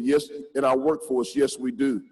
But this is the first time that I've had citizens to actually, Commissioner Williams, Commissioner Washington, I really want you to hear this. This is the first time since I've been here that I've had citizens to actually text me, call me, and email and say, hey, we're losing a good one in the likes of Candy McCullough. Let me read the proclamation. By the Board of Commissioners, whereas we celebrate the accomplishments of Ms. Candy McCullough, Development and Business Manager for the Rockdale County Planning and Development Department, and whereas Ms. McCullough was born in Indianapolis, Indiana, and moved to Livonia, Georgia in 1962, and made her way to Rockdale County in 1964. She later graduated from the Rockdale County High School. And whereas she started with Rockdale County on May 10th, 1993, with General Services and Engineering, which would later be named as the Planning and Development Department, and continued to work with the department for 27 years. And whereas her family has a strong history in Rockdale County, with her father being in active local politics, he helped form the county Republican Party and headed the county election board for many years. Her mother was a beloved resident in the county and attended church every Sunday at Conyers Presbyterian Church. Ms. McCullough is also the sister of the late Randy Porter, who was the chairman of Rockdale County from 1988 to 1998. And whereas she is a superstar in her own right, serving Rockdale County with knowledge of her field, great customer service, and a smile, she has served under 6 different directors, 9 chairmen. Ms. McCullough formerly owned her own business and is a 2018 graduate of Leadership Rockdale. And whereas, as her last day soon approaches, she plans to live at the lake life, with her husband Alan on Lake Oconee, where they recently broke ground on their forever home. And let's give her a round of applause just for that right there.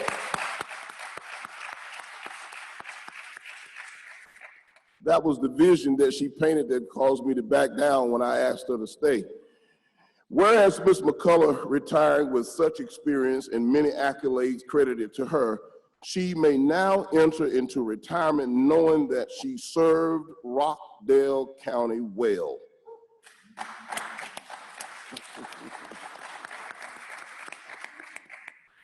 Whereas Rockdale County recognizes Ms. McCullough's outstanding service to our community, and we bid her well wishes on her well-deserved retirement.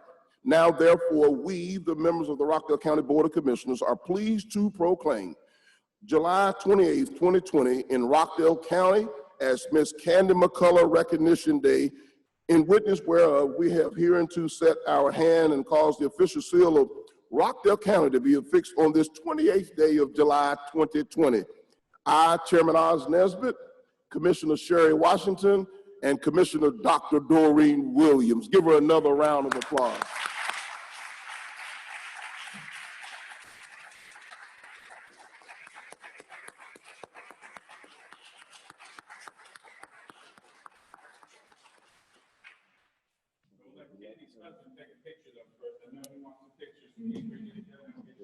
We'll get the picture first, and then we'll. Yep. Okay.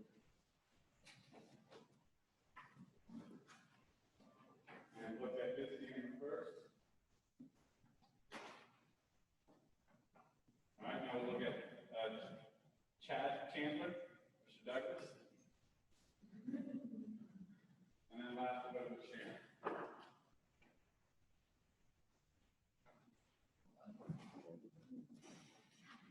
I don't know if I can talk after that. Thank you, Chairman Nesbitt. Thank you, Commissioner Washington and Commissioner Williams. I just want to say that it has been a privilege to serve Rockdale County. It truly has been an honor. I plan to spend a little time with my husband, children, grandchildren, friends. Still plan to do some community service work in Rockdale County. Back in the early days when my brother was chairman, he had a T-shirt that had a little kid with its hands out that said, "Rockdale County, my kind of place." After 58 years here, over 58 years here, Rockdale County is still special to me, and it's still my kind of place.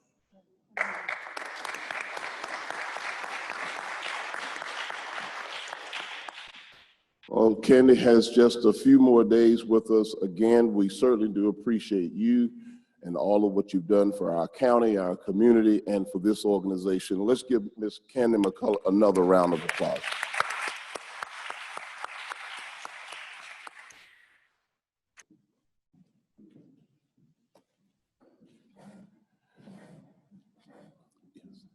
So Director Diaz, commissioners, I've invited, I think it's fitting in the spirit of where we are today.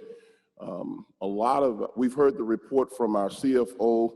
We've also heard some backup information from our chief tax assessor about taxes in all of this climate of COVID-19 and the coronavirus and where we are as a community. I just wanted to take a special opportunity right now to just highlight our local small businesses who have really been struggling during this time. Director Miller talked about the impact of when citizens shop local and when they go to their local retail outlets, how it will have a positive and very profound impact on our host and how that impacts all of our citizens.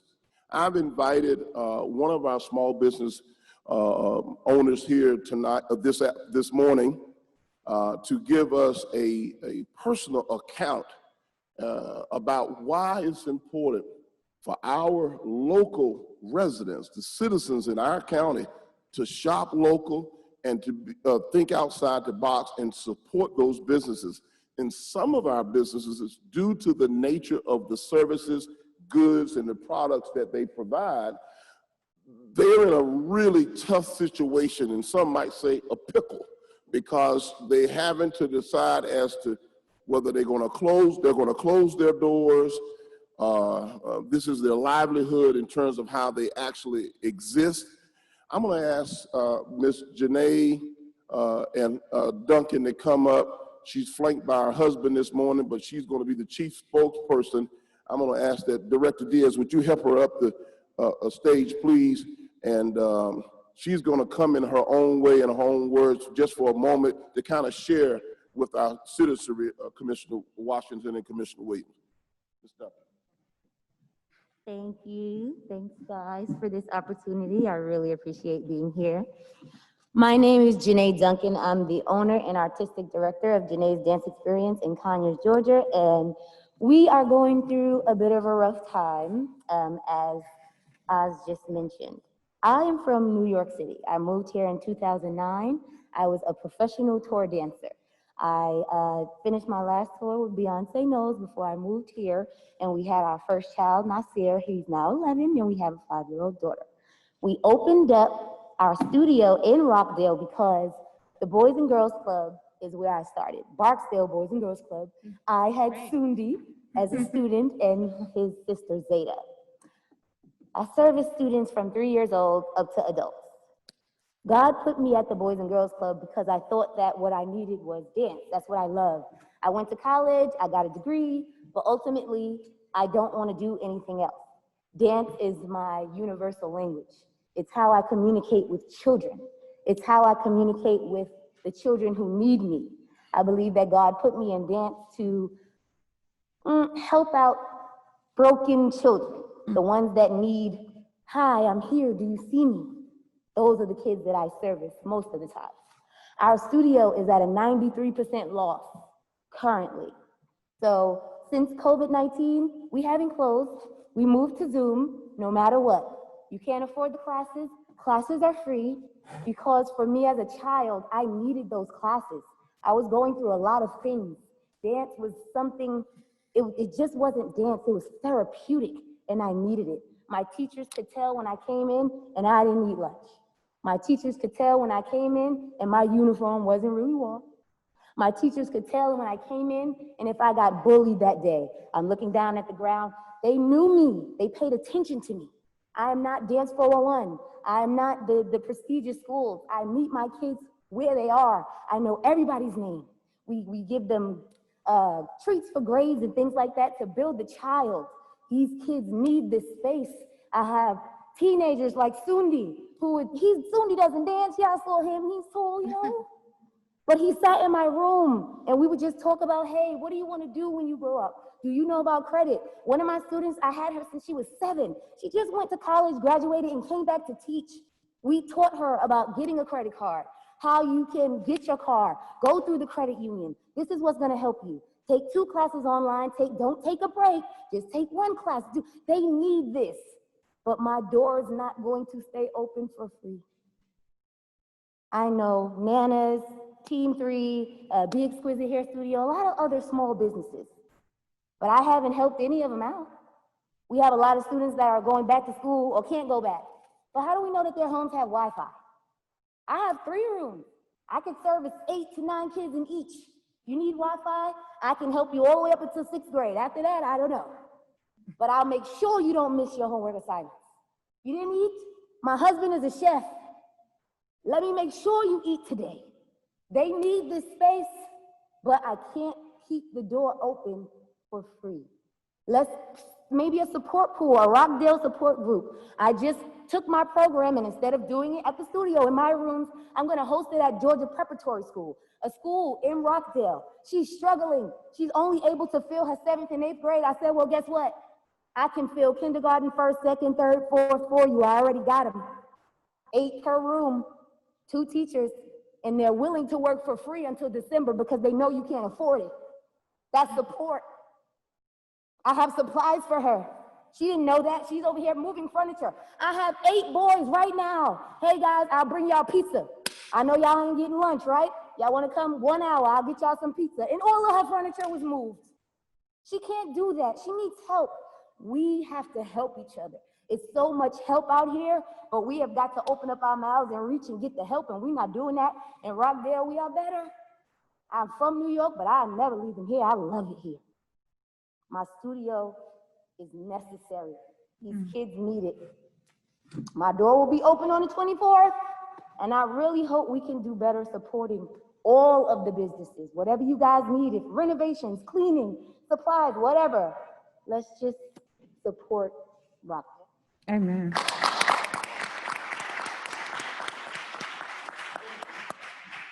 Thank you, and thank you, Janae and your husband, Robert. Thank you for your passion for the youth of our community.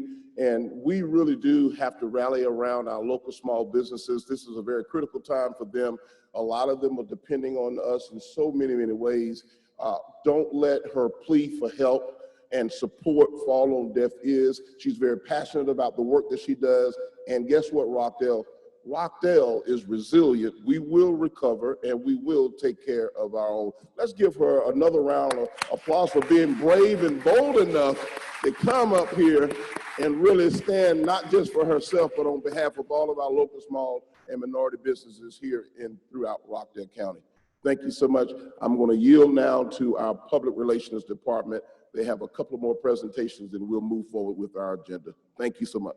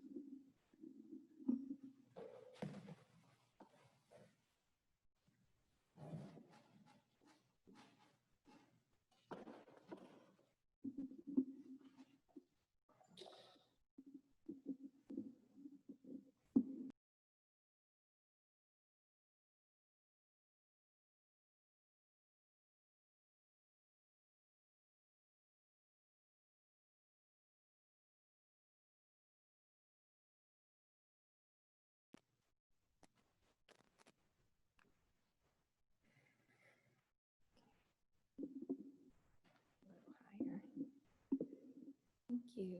All right. Good morning, Chairman, Madam Commissioners. It's that time of year where we celebrate our service awards for spring 2020.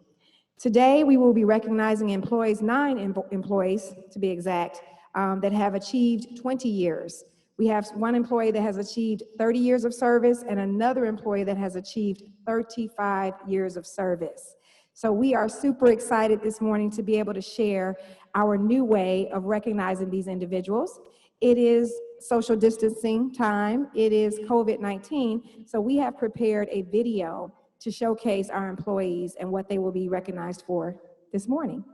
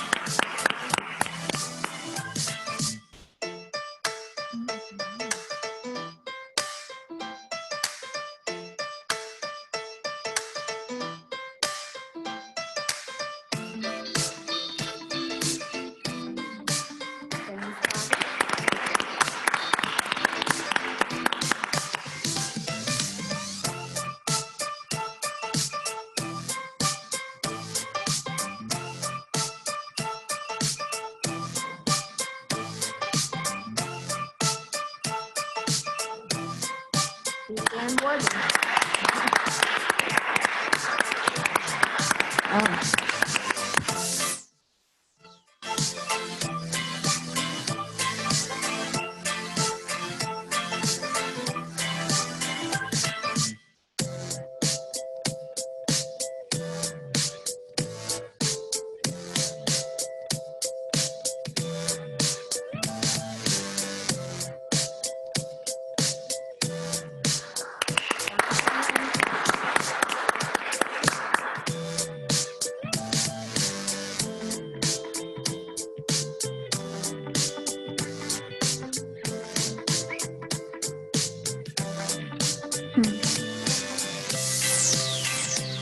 go to 30 years of service. Wow.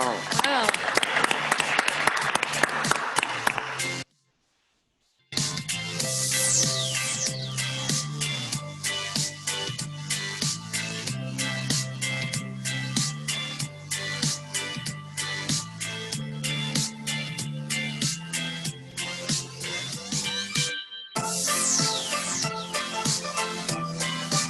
We have someone with 35 years of service.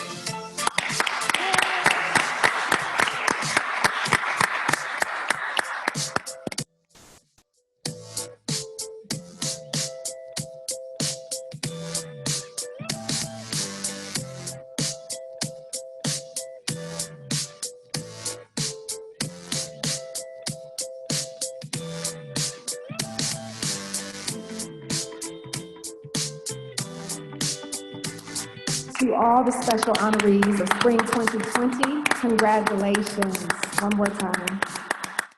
Mr. Chairman, I would like to acknowledge, I did bring, although it is a virtual celebration today of our service awards, I did want to showcase the items that we will be recognizing our 30-year as well as our 35-year service award recipients. So I would like to show that to the audience this morning. This is in honor of Ms. Teresa Smith, in appreciation of 30 years of service. She will be receiving her clock this year from Rockdale County. So again, we celebrate you, Ms. Teresa Smith.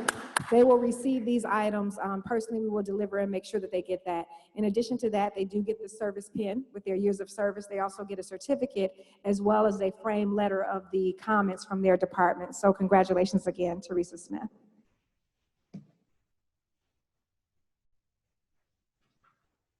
And this, one of my favorite items, this is an actual shadow box, and this is for Mr. Mike Kinline, who has been with Rockdale County for 35 years.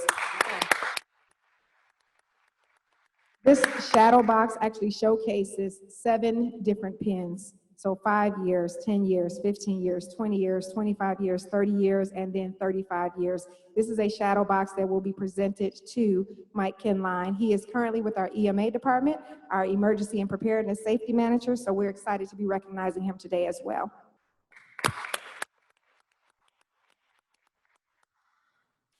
Mr. Chairman, Madam Commissioners, that concludes our presentation. Again, we recognize 9 individuals today, including our Fire Rockdale County Rescue, District Attorney's Office, Clerk of Court, and EMA. Thank you so much.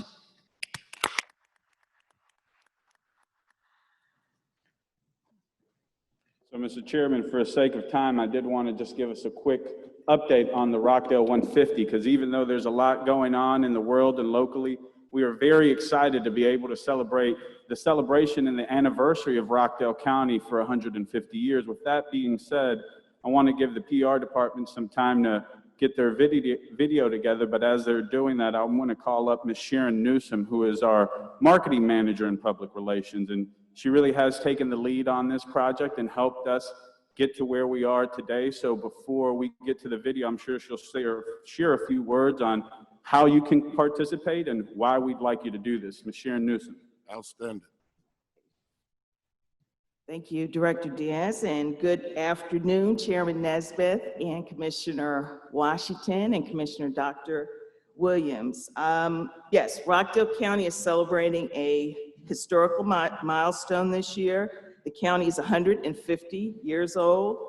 And of course, during the COVID-19 pandemic, it has kept us from hosting any major events to celebrate. So while we're practicing safe social distancing, we want to post some videos on the county social media platform from residents, present and past and present residents on their experiences here in Rockdale County.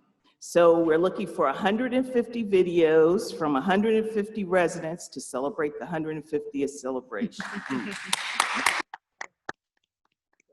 So we're asking the videos to be sent to Rockdale150@rockdalecountyga.gov, or they're welcome to call me, Sharon Newsom, at 770-278-7060 with any information. We also have a DIY video on how to produce the videos using your own smartphones. So with that, I guess we can start the video that we have produced with some of our residents already. Thank you. Thank you.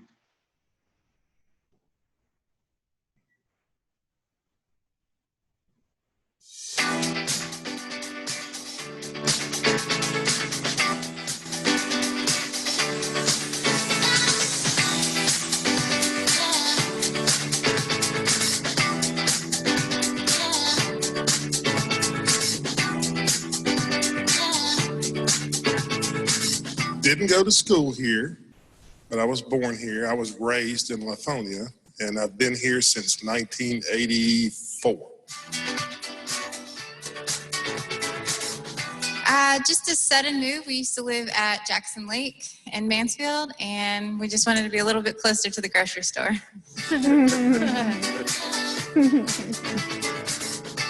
I've met a lot of my friends here now that I'm older. Like, these friends, these memories have gone with me. Like I said, we started this business here. This is one of the greatest memories. I was prom queen in high school, so that's a good memory for me. A lot of people know me here, I feel like. The population. We used to be able to go down 138, get through the stoplights with no problems. Now we avoid 138 and you go around. Okay, well, of course, Nana's Chicken and Waffles. You know, this is one of my favorite restaurants. Not only do I work here, but we have amazing food. We have great customer service. We have customers that come back this is like the Cheers. This is the Cheers of Rockdale. Everybody knows your name here, and everybody is kind of family here. The future for the county, I would like to see the county continue to grow, expand its horizons, add some different shops, attract some different target audience out here to Rockdale County. I think this is just the tip of the iceberg, what's going on now with all the construction and all the additions and shopping center additions. So I just would like to see the county continue to move forward and progress in those areas. Rockdale County is where you want to be. My chairman always says one thing, and I like it a lot. He says, there's only two kinds of people, those that live in Rockdale County and those that wish they live in Rockdale County. Thanks so much.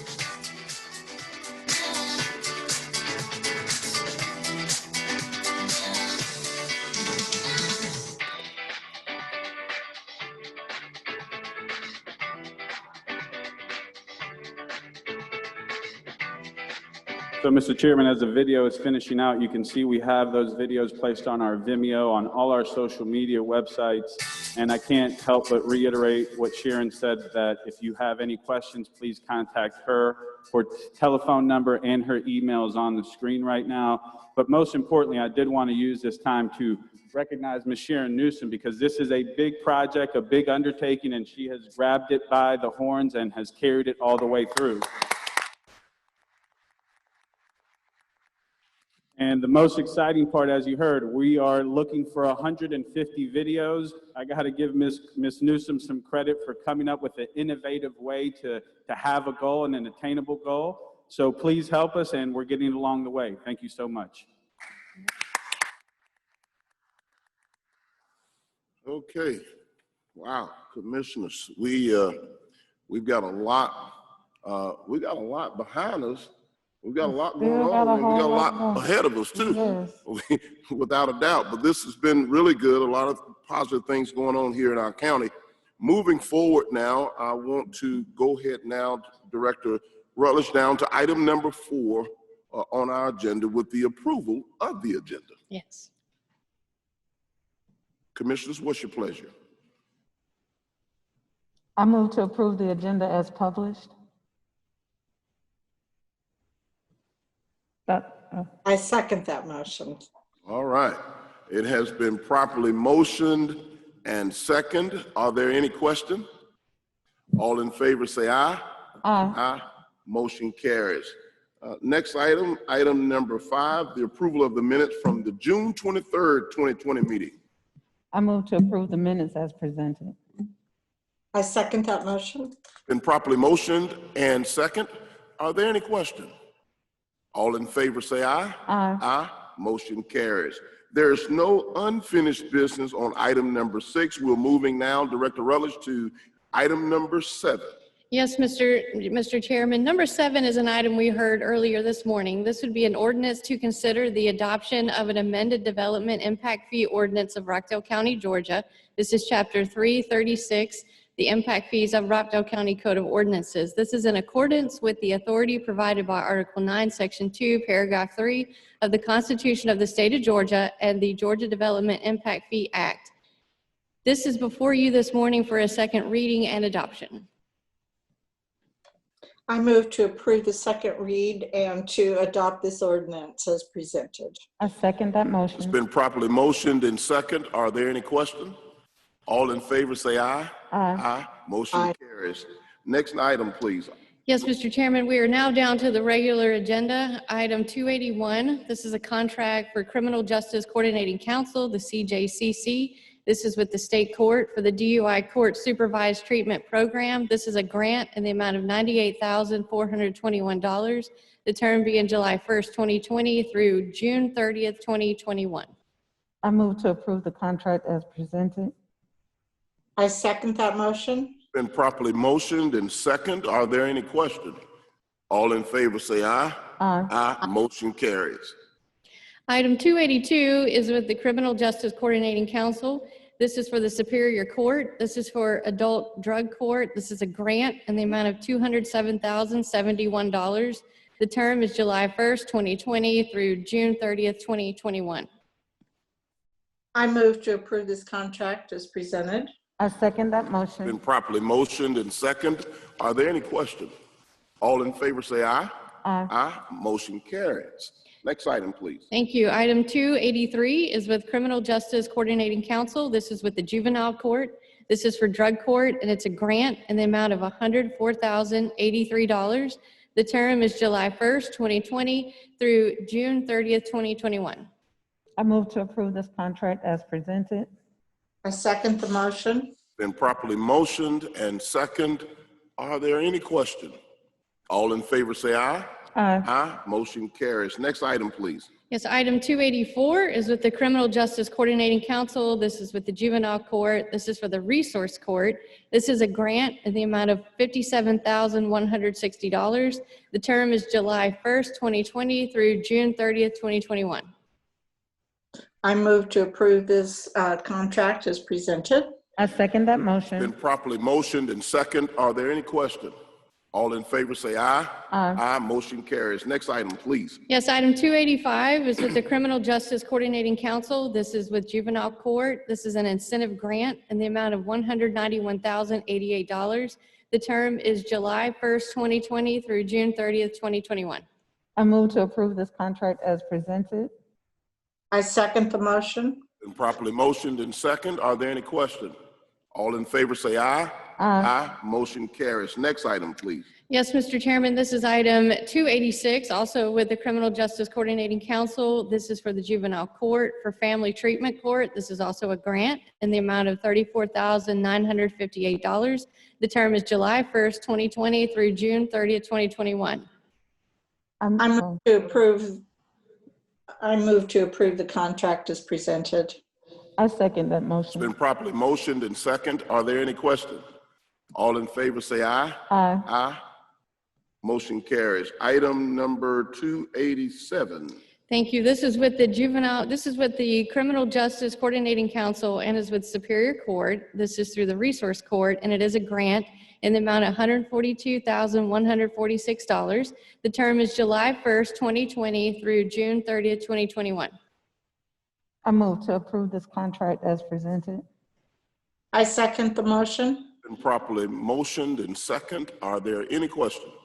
All in favor say aye. Aye. Aye. Motion carries. Next item, please. Item 288 is with the Georgia Department of Juvenile Justice. This is through Juvenile Court. It's for the Youth Reporting Center. This is a grant. This is for supplies for the youth court at $42 per youth per day.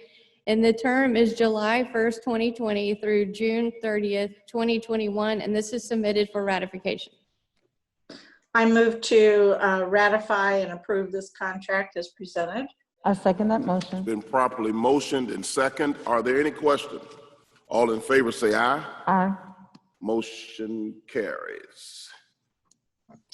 Okay. Item 289 is with Meals on Wheels America. This is through the Recreation and Maintenance Service, through the Recreation and Maintenance Department and the Division of Senior Services.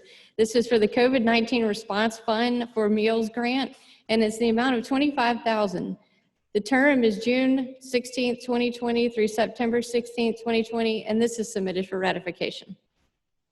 I move to approve this contract as presented. I second the motion. Been properly motioned and second. Are there any questions? All in favor say aye. Aye. Aye. Motion carries. Next item, please. Item 290 is with the Atlanta Regional Commission, and this is with the Recreation and Maintenance Department through the Division of Senior Services. This is the CARES Act grant in the amount of $86,589.66. The term is July 1st, 2020 through May 31st, 2021. I move to approve the contract as presented. I second that motion. Been properly motioned and second. Are there any questions? All in favor say aye. Aye. Aye. Motion carries. Item 291 is through the Atlanta Regional Commission, and this is through the Department of Recreation and Maintenance and the Division of Senior Services. This is change order number 1 to contract 2019-179 for the Transportation Voucher Program Grant. This is to extend the grant by 1 month for allowed expenditures in the amount of $42,256.27 and extend the term through July 30th, 2020. I move to approve this contract as presented. I second the motion. Properly motioned and second. Are there any questions? All in favor say aye. Aye. Aye. Motion carries. Next item, please. Item 292 is with DAF Concrete Incorporated. This is through the Recreation and Maintenance Department. This is a unit price on-call concrete. This is for 1 year, option to renew 2 additional 1-year periods. I move to approve the contract as presented. I second that motion. Been properly motioned and second. Are there any questions? All in favor say aye. Aye. Aye. Motion carries. Next item, please. Item 293 is with Peach State Construction LLC, and this is through the Department of Recreation and Maintenance. This is also a unit price on-call for concrete, and this is for a 1-year option to renew for 2 additional 1-year periods.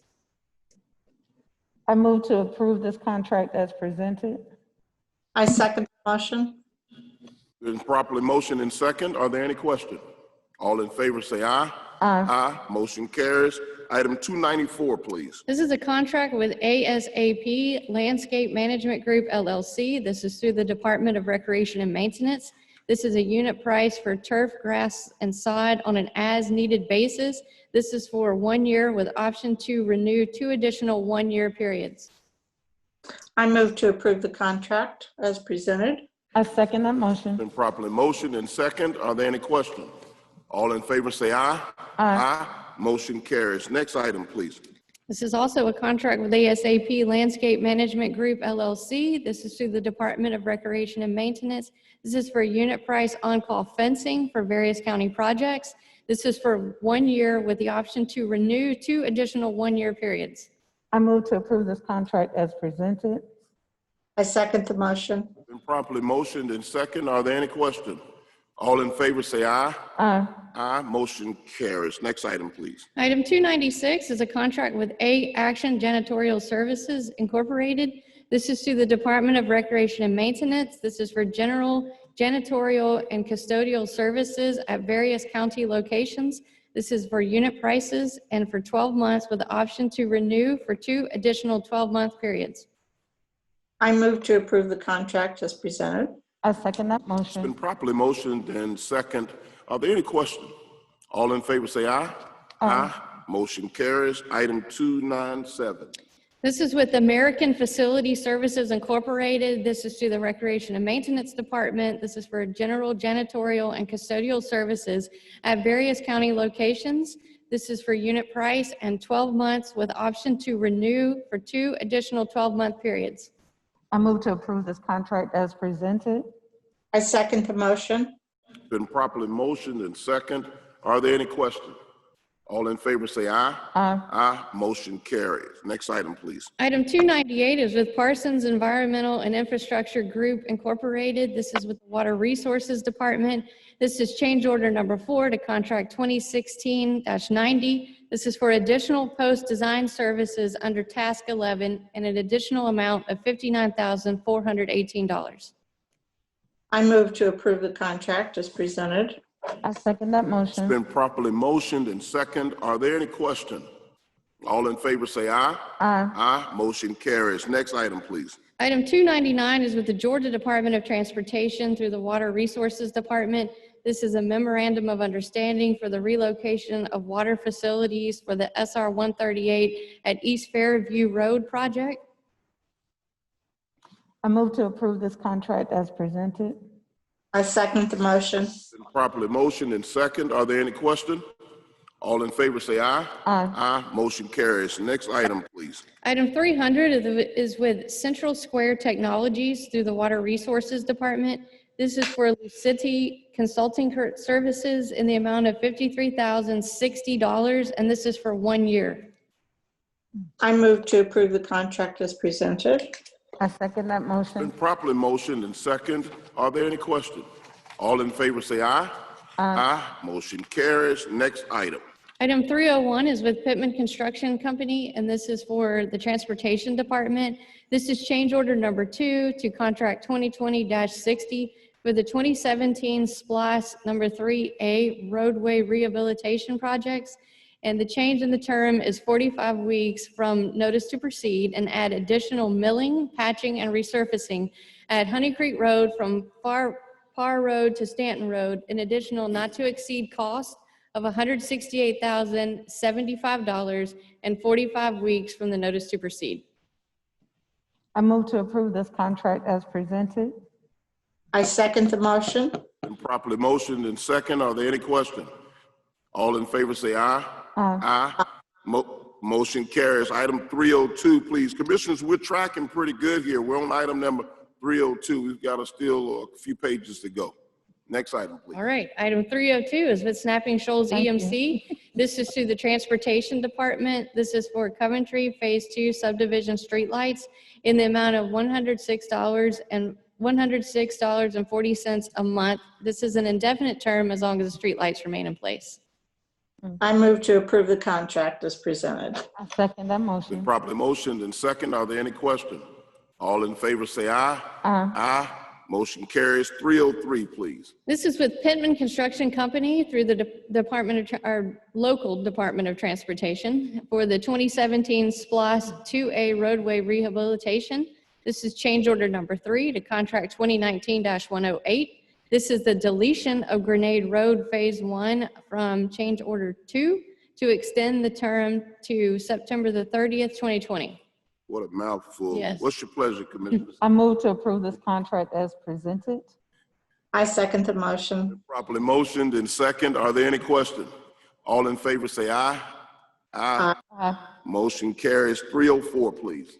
This is with Icon Software Corporation. This is through the Clerk of Court's office. This is for jury software, $1,500 monthly for 48 months. This is for 4 years, extending July 1st, 2020 through June 30th, 2024.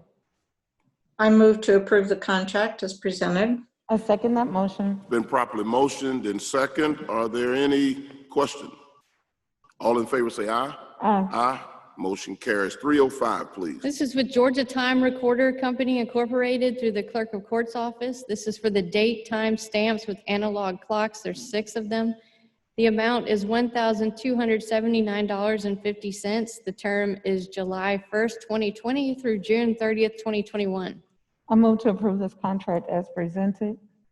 I second the motion. Properly motioned and second. Are there any questions? All in favor say aye. Aye. Motion carries. Next item, please. Item 306 is with Aramark Correctional Services LLC through the Sheriff's Office. This is change order number 3 to contract 2017-112. This is for the food services for the jail. There's a contract price increase and renew 1 year until August 31st, 2021. I move to approve the contract as presented. I second that motion. It's been properly motioned and second. Are there any questions? All in favor say aye. Aye. Aye. Motion carries. Item 307, please. This is with the University of Georgia Cooperative Extension Services Office. This is the annual contract agreement for personnel in the amount of $90,669. The term is July 1st, 2020 through June 30th, 2021, and this is submitted for ratification. I move to ratify this contract as presented. I second the motion. Been properly motioned and second. Are there any questions? All in favor say aye. Aye. Motion carries. 308, please. This is a requisition for the maintenance department for AA Action Incorporated. This is for janitorial services for county facilities in the amount of $118,927.97. I move to approve the requisition as presented. I second that motion. Been properly motioned and second. Are there any questions? All in favor say aye. Aye. Motion carries. 309. This is a requisition for the maintenance department for American Facility Services for janitorial services for county facilities in the amount of $99,400. I move to approve this requisition as presented. I second the motion. It's been properly motioned and second. Are there any questions? All in favor say aye. Aye. Motion carries. What, did we All do right. something wrong? I just felt like I needed to slow Slow it it- down. oh, I yeah. just something happened, but Sorry, Mr. Chairman. I feel like next I'm item, standing on the please. floor just reading through them, so just slow me down. All right. Item 310 is a requisition with the maintenance department. This is for the American Facility Services. This is for janitorial services for county facilities in the amount of $25,900. I move to approve this requisition as presented. I second that motion. it's been properly motioned and second. Are there any questions? All in favor say aye. Aye. Aye. All right. Here we go. Item 311, please. Okay, back on track. This is a requisition for the Recreation Department for Denise signage for the Costly Mill Event Center in the amount of $42,851.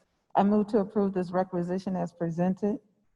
I second the motion. Properly motioned and second. Are there any questions? All in favor say aye. Aye. Aye. Motion carries. Item 312, please. This is a requisition for the Senior Services Division for the Georgia Foods. This is for the Home Delivered Meals Program in the amount of $204,000. I move to approve the requisition as presented. I second that motion. Properly motioned and second. Are there any questions? All in favor say aye. Aye. Aye. Motion carries. 313, please. This is a requisition for the state court through the drug testing lab. This is for the Microgenics Corporation. This is for drug testing lab supplies in the amount of $75,000. I move to approve this requisition as presented. I second the motion. It's properly motioned and second. Are there any questions? All in favor say aye. Aye. Aye. Motion carries. Item 314, please. This is a requisition for the Stormwater Department. This is for the equipment rental, and it's for equipment rental in the amount of $21,200. I move to approve the requisition for equipment rental as presented. I second that motion. It's been properly motioned and second for equipment rental. Are there any questions? All in favor say aye. Aye. Aye. Motion carries. 315, please. This is a requisition for the Stormwater Department for HERC rentals, and this is also for equipment rental in the amount of $19,600. I move to approve this requisition as presented. I second the motion. Properly motioned and second. Are there any questions? All in favor, say aye. Aye. Motion carries. Item 316, please. This is a requisition with Technology Services Department for ESRI Incorporated. This is for the GIS mapping software in the amount of $24,573.29.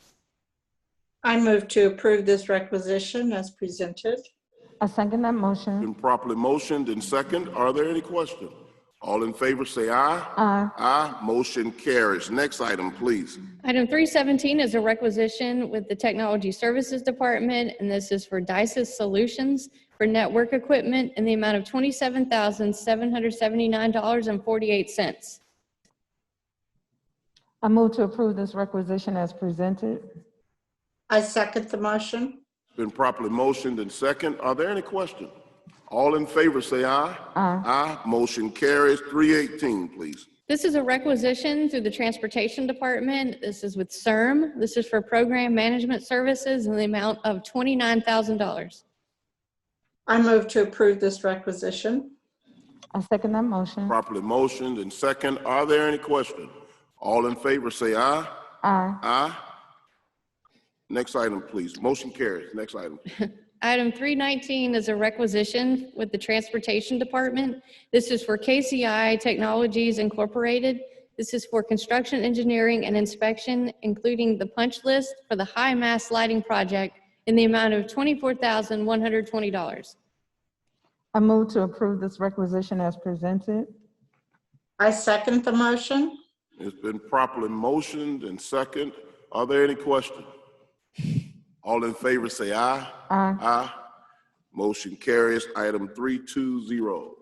This is a requisition for the Water Resources Department. This is for IPS Southeast. This is the annual sanitary sewer rehabilitation services for the Rockbridge plant, the amount of $687,959.80. I move to approve this requisition as presented. I second that motion. It's been properly motioned and second. Are there any questions? All in favor, say aye. Aye. Aye. Motion carries. Next item, please. Item 321 is a requisition with the Water Resources Department. This is for AECOM. This is for the hydraulic modeling in the amount of $20,270. I move to approve this requisition as presented. I second it. Been properly motioned and second. Are there any questions? All in favor, say aye. Aye. Aye. Motion carries. Item 322. This is a requisition for the Technology Services Department. This is for Silence Incorporated. This is for the critical analysis in the amount of $38,000. I move to approve the requisition as presented. I second that motion. Been properly motioned and second. Are there any questions? All in favor, say aye. Aye. Aye. Motion carries. Thank you, Commissioner. Motion carries. Item 323, please. Item 323 is a request from the Public Relations Department for surplus of equipment. I move to declare these items as surplus as presented. I second the motion. I guess he's finally getting rid of that old ugly chair. It's been properly motioned and second. Are there any questions? All in favor, say aye. Aye. Aye. Motion carries. Next item. Item 324 is a request from the Stormwater Department for surplus of equipment. I move to declare the items as surplus. I second that motion. Been properly motioned and second. Are there any questions? All in favor, say aye. Aye. Aye. Motion carries. 325, please. This is a request from Superior Court Judge Irwin's office to surplus equipment. I move to declare these items as surplus as presented. I second the motion. Been properly motioned and second. Are there any questions? All in favor, say aye. Aye. Aye. Motion carries. Next item, please. Item 326 is a request from the Water Resources Department for surplus of equipment. I move to declare these items as surplus as presented. I second that motion. Properly motioned and second. Are there any questions? All in favor, say aye. Aye. Aye. Motion carries. Item 327, please. This is a request from the Clerk of Court's office for surplus of equipment. I move to declare these items as surplus as presented. I second the motion. Been properly motioned and second. Are there any questions?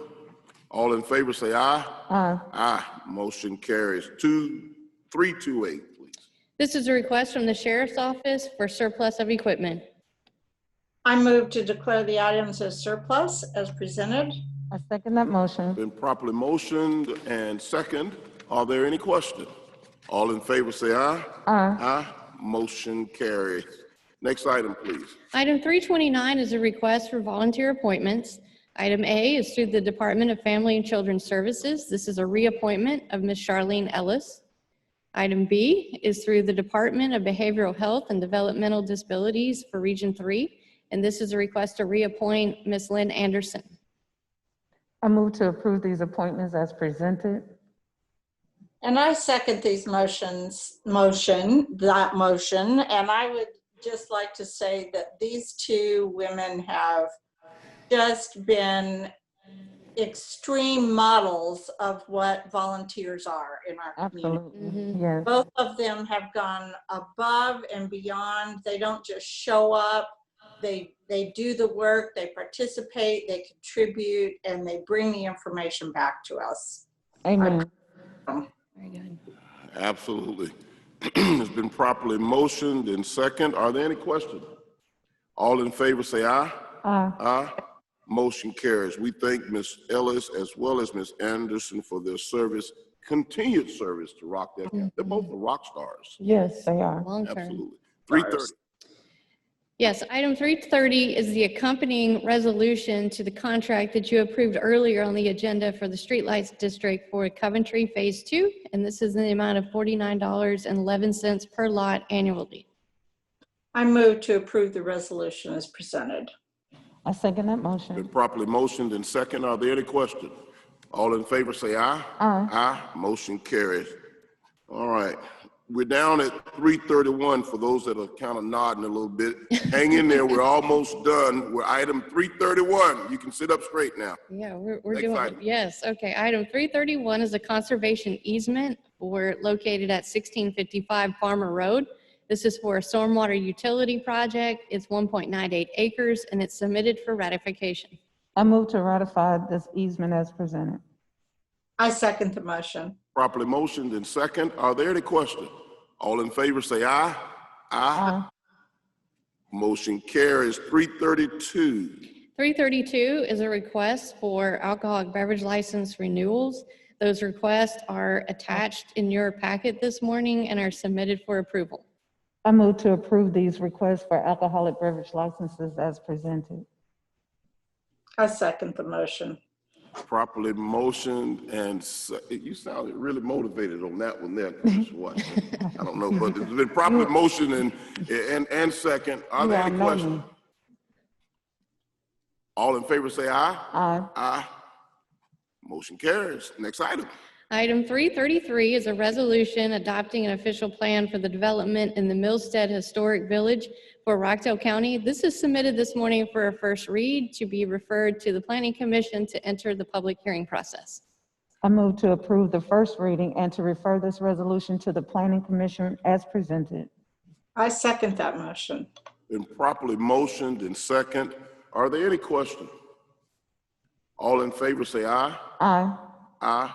Motion carries. Before we move on, Director Rutledge, Deputy Director Jacobs, just want to remind you, we had a robust showing of folks from the Millstead Village this morning to come out. So for a point of clarity, let's make sure that we give them the proper date and all of the timing in terms of when they need to come back again, because they are highly interested in the progress that we're making in the Millstead community. Absolutely. We have a plan. We have put one together and we will definitely be reaching out in addition to the advertising. Fantastic. Next item, please. Item 334 is an invitation to bid. This is surplus of real property located between Lester Road and Plunkett Road.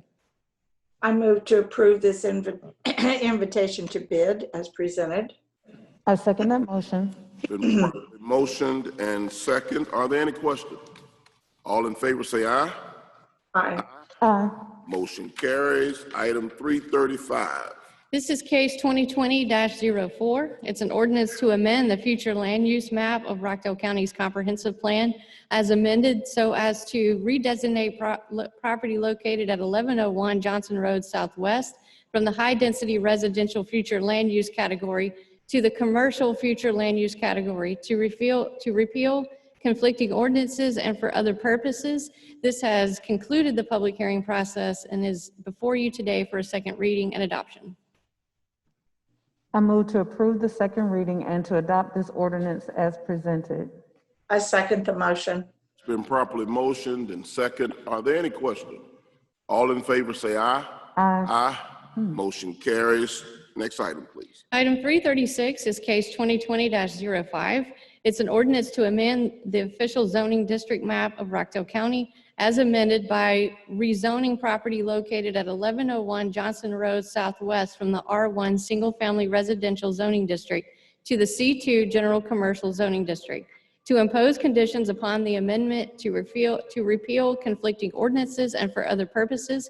This is submitted this morning for a second reading and adoption and has concluded the public hearing process. I move to approve the second reading and to adopt this ordinance as presented. I second that motion. Been properly motioned and second. Are there any questions? All in favor say aye. Aye. Aye. Motion carries. Next item, please. This is case 2020-06, an ordinance to amend the official zoning district map of Rockdale County as amended by rezoning property located at 0 Johnson Road Southwest from the C2 General Commercial Zoning District to the RM Residential Multifamily Zoning District, to impose conditions upon the amendment to repeal conflicting ordinances and for other purposes. This is submitted today for a second reading and adoption and has also concluded the public hearing process. I move to approve the second reading and to adopt the ordinance as presented. I second that motion. Been properly motioned and second. Are there any questions? All in favor say aye. Aye. Aye. Motion carries. Next item, please. Item 338 is case 2020-07, an ordinance to amend the official zoning district map of Rockdale County as amended by rezoning property located at 1886 Parker Road Southeast from the C1 Local Commercial Zoning District with conditions to the OBP Office Business Park Zoning District, to impose conditions upon the amendment to repeal conflicting ordinances and for other purposes. This is also submitted for second reading and adoption, and the public hearing process has been concluded. I move to approve the second reading and to adopt this ordinance as presented. I second the motion. I thought Director Ellis was not going to stop reading that for a minute. Good gracious, that one. It's been properly motioned and second. Are there any questions? All in favor say aye. Aye. Aye. Motion carries. Thank you, Mr. Chairman. We're almost there, y'all. We are almost there, right? Almost there. Item 339 is a resolution addressing the wearing of a face covering or mask while in public places to control and prevent the spread of COVID-19 and to protect the health, safety, and welfare of the citizens of Rockdale County, Georgia. This is submitted this morning for your consideration and discussion.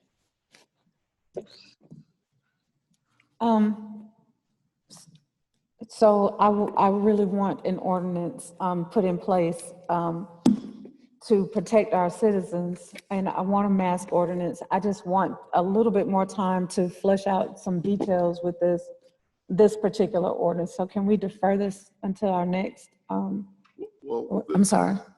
Well, no. I think you're on track, Commissioner.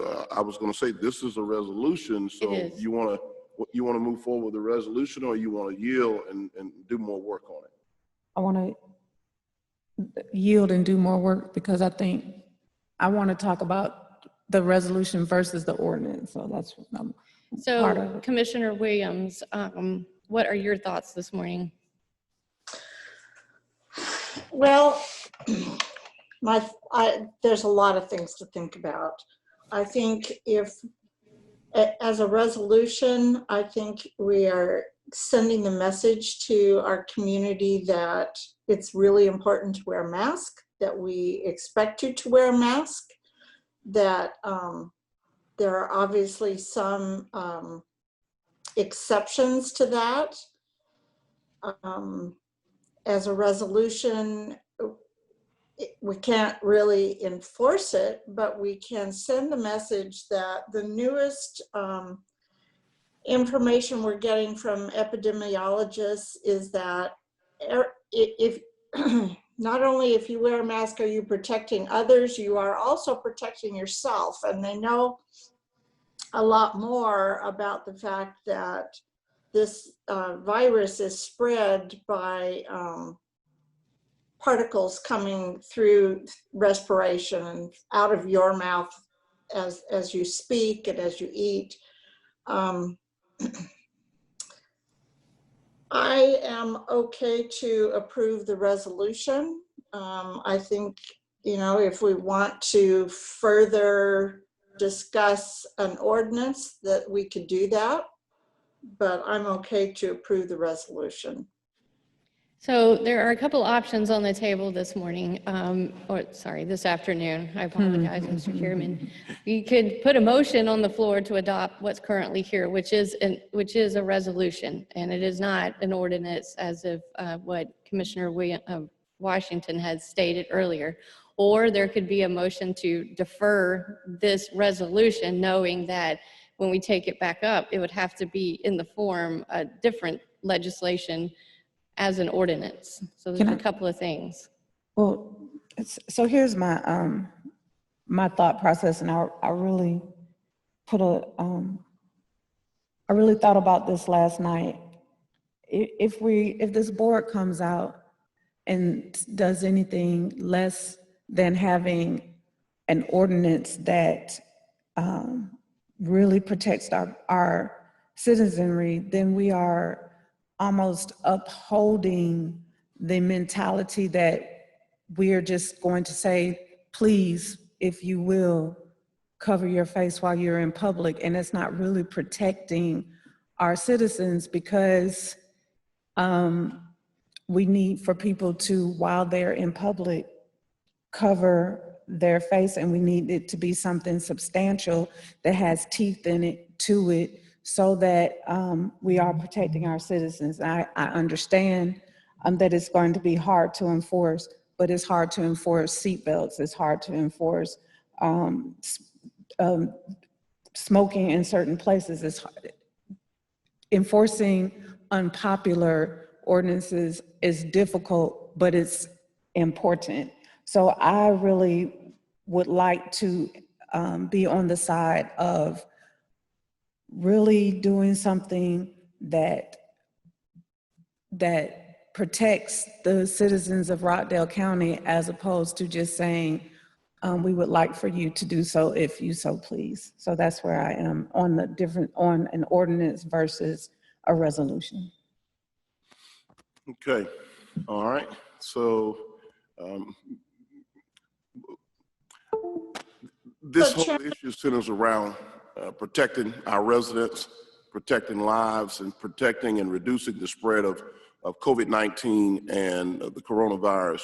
Each and every day we get an update from our emergency management director in terms of the numbers increasing. And let me just tell you, Rockdale County, the numbers have really increased in our community.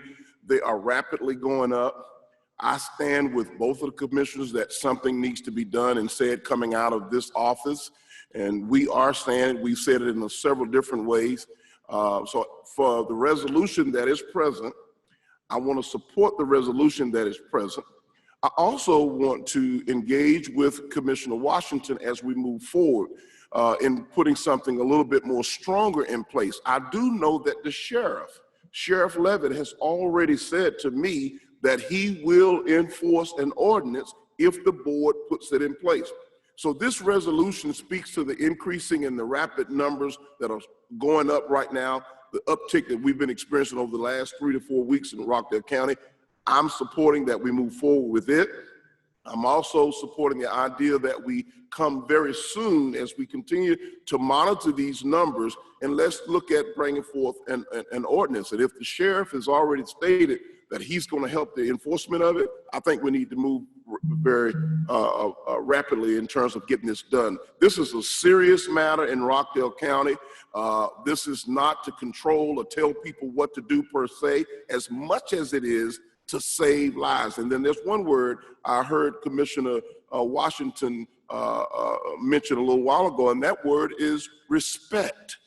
So that's what this is really about when folks wear those masks and saying that they respect the folks in and around their presence as we continue to practice social distancing, 6 feet apart, and all of these things during this whole pandemic. So as of this ordinance, the agenda this morning, the resolution that's on the agenda, I second the motion of the resolution going forward.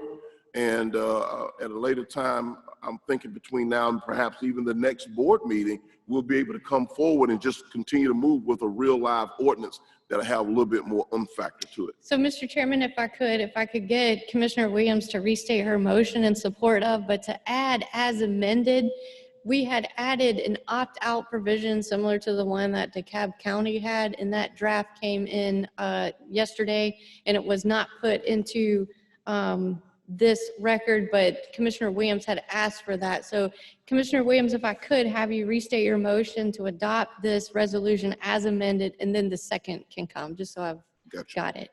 Okay, let me just clarify that we can pass the resolution today and then we can continue to work on an ordinance. Is that correct? That's what I'm hearing. So the ordinance would have the conscientious objector portion in it. Is that correct? So that I'm not sure. We have to go to the county attorney with that. Is that language that would be placed into the ordinance? If you wanted an opt-out provision in the law you're creating, then we could do that. So what's your pleasure, Commissioner? Okay, so I would move to approve this resolution as amended. Yes, ma'am. Okay. I second. Okay, it's been properly motioned and second. We've had robust discussion. Are all in favor, say aye. Aye. Aye. Motion carries. Thank you. We are now down to public comment. So do we have any? Okay, yeah, I see one in the audience.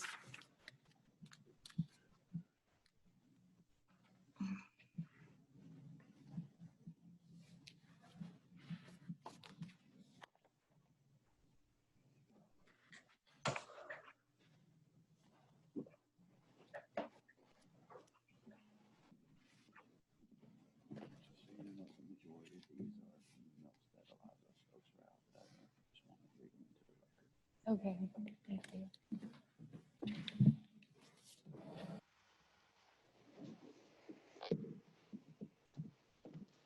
So he's coming out.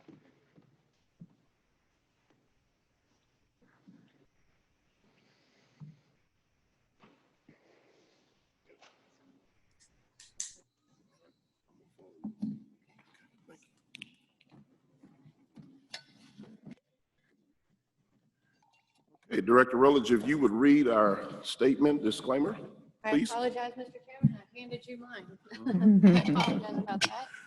Okay. There you go.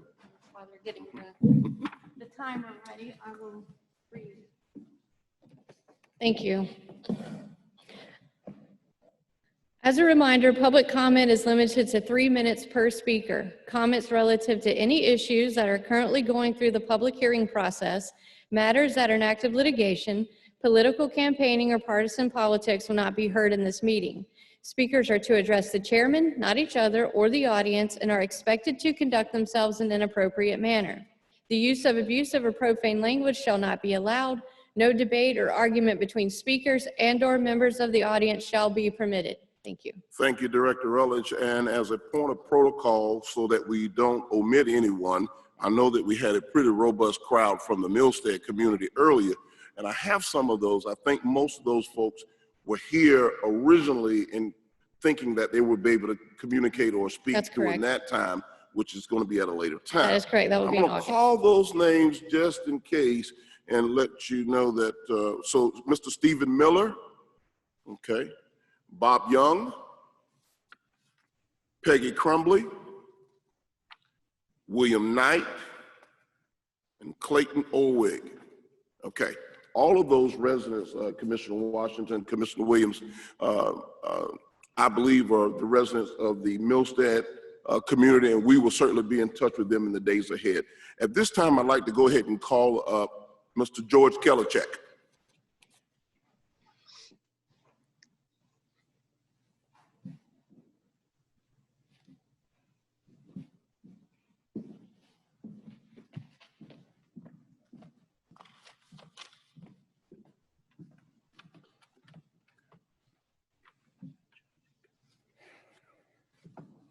Go ahead, Mr. Kilichak. Good afternoon. Yes, sir. Chairman, commissioners, everyone, Rockdale citizens. Just a few points. I'd like, over the last few weeks, I've been watching these meetings virtually, and I'd like to thank George and his team and Sean and his team for doing an excellent job of really taking upon the challenges of this technology and getting the information out to the citizens. So thank you very much.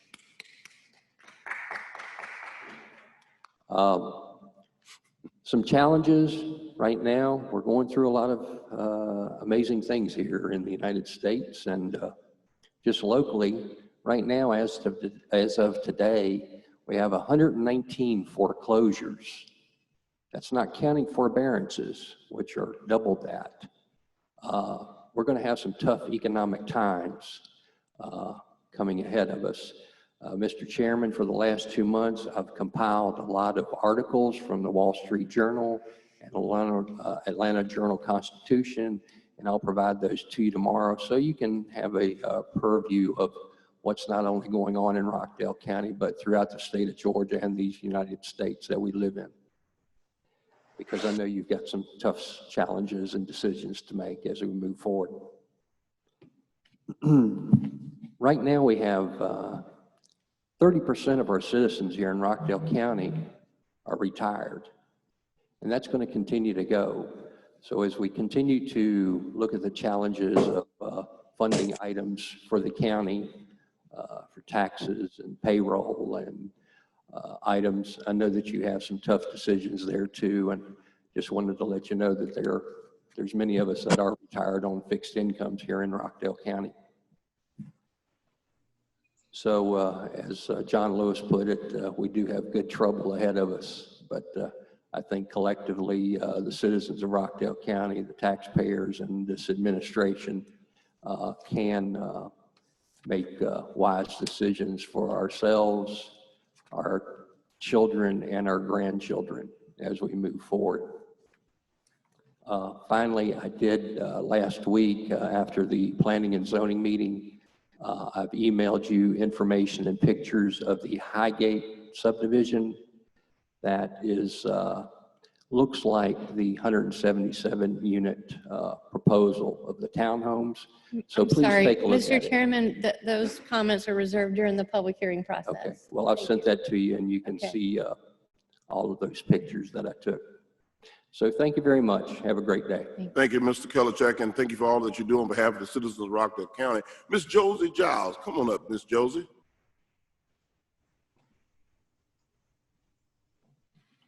I want to thank Miss Josie for her patience. She actually came early, and she was able to patiently work through us. And go ahead, Miss Josie. Thank you so much. You are most welcome. So first of all, I want to thank you for presenting that John Lewis tribute, but I think we also should honor or just take a moment of silence for C.T. Vivian and for Joseph Lowery and for Charles Evers, who, yes, Evers, that also recently passed away. I know John Lewis had a special connection to Georgia, but I think and there's also somebody else. Most people don't know who Constance Curry is, but she needs to be looked up. I'm proud to say she was a fellow Agnes Scott graduate, but she was a white woman that worked behind the scenes and out in the field to help bridge the gap during the civil rights movement. And she was an employee of Andrew Young's. Ms. Giles, I really appreciate you pointing that out. I know you've got a few more things you want to share, but let's take a moment of silence for all of those people you just mentioned right now. Okay.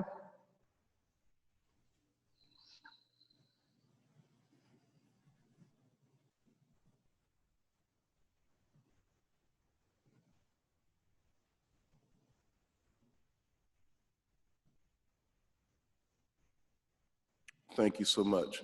No, thank you. And so anyway, the reason why I'm here today is actually at the invitation of Chairman Oz Nesbitt. And I had contacted Doreen originally because I know her personally, and then she connected me with Mr. Nesbitt. I don't have the pleasure of knowing Miss Washington personally. But in any case, long story short, since I only have very little time, I was concerned about the method in which the Confederate statue is removed. And when I met with Mr. Nesbitt, I told him I thought he would be surprised at what I actually had to say, because the more I thought about it, I realized that I had a feeling. Mr. Chairman, that's a part of active litigation right now. No, this is actually a very positive statement. It's not a matter of being a positive or negative statement, but we're not allowed to talk about anything that's related to pending litigation. But you're not talking about it, I am. So Ms. Giles, if you would just reframe the words that you're going to say, and I think you can do that in a way that does not impede in terms of the active litigation that is. Okay, hold on a second. I might need slightly more than 1 minute and 20 seconds. I believe that our chairman was acting to actually protect history and to do the best thing that he could to make sure that nobody was harmed and that we did not turn into Portland or Seattle or any of these other places that are under siege. And I felt like it was important to let people know publicly and on record, because I know this is being broadcast, it's being recorded, that I understand what happened. And I think it was actually done with perfect love and perfect trust. Thank you, Ms. Giles, and thank you for all that you do on behalf of all of the citizens. And I'm sorry that I'm going to have to run out, but I have a doctor's appointment. We totally understand that. Mr. Gary Washington is up next. Come on up, Mr. Washington.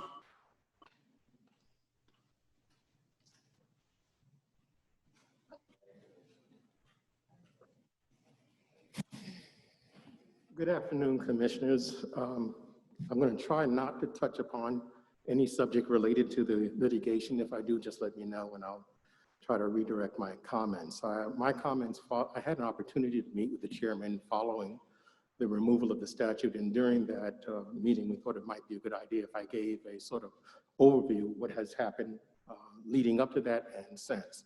And so that's what my comments are directed to. On Tuesday night, June 30th, see, I can't see with my glasses, I can't see without them. On Tuesday night, June 30th, sometime after 10 o'clock p.m., I was standing in front of Beasley's Drug Pharmacy at the intersection of Center and Main, in the middle of Center Street. I was standing there to witness the historic event of the removal of the Confederate monument. The decision to remove the monument had been made in the days, weeks, months, and even years before that Tuesday night on June 30th. The Rockdale community had spoken and had been raising its collective voice in a steady crescendo throughout the county. Faith leaders and pastors like Eric Lee of Springfield Baptist spoke about the moral and biblical implications of the Confederate monument. Many other residents contacted our elected officials by text, made telephone calls. I myself petitioned the Conyers City Council and the Rockdale Board of Commissioners and urged them to remove the monument because the monument was a contradiction to the American constitutional principle of equal justice under the law. Respectfully, Mr. Chairman, at this point in time, it's advised to the board that we not continue in the discussion of a matter that's under ongoing litigation. We'll certainly take the advisement of our counsel. And at this time, Mr. Washington, I want to say thank you, and thank you to your lovely wife. You all came out several weeks ago. We certainly do appreciate your presence this morning. And I think that all that is understood does not have to be explained. Thank you so much, and thank you for all that you do on behalf of all of the citizens of Rockdale County. Thank you, Commissioner. I do understand the board's concern about the litigation. Thank you. All right, okay, that wraps up our board comment. And we're moving now. We're gonna have the Public Relations Department, Ms. Janetta Owens, Director Diaz. I'm sorry, before we move forward with that, she's gonna read the public comments. Oh. Yes, okay, so from the Facebook feed, we have a question from Ms. Charlotte Geller, and it was in concern about the mask, and she asks, would you need a verifiable reason to opt out about wearing the mask? Okay, all right, next question. Okay, the next one is from Mr. Alex McDonald. He said, Why are you discussing a mask resolutions or ordinance while not wearing masks? Shouldn't you lead by example? If you can get away with 6 feet apart, what makes you think we aren't responsible enough without an ordinance? And the next one was in regards to the millage rate. And he asked, will you forfeit your 20% of host revenue and give it back to taxpayers as a host credit?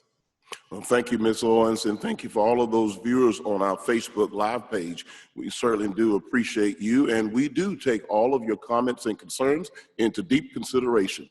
At this point, we will now move with our presentation from our Public Relations Department. So, Mr. Chairman, earlier this month, we had the pleasure of teaming up with Rockdale Department of Transportation, who led this effort, which we will be seeing monthly throughout the community. It is called a road blitz. John Moretto has led those charged with the support of other auxiliary departments, the Stormwater Department, Rockdale Water Resources, and Public Relations. With that being said, we wanted to take a moment not only to highlight the good work that all these departments did collectively, but also highlight the community who not only brought this to our attention, but continues to let us know when we also correct items. So we encourage folks to use the see something, say something, because it does work, and we wanted to be able to show you better than we can tell you.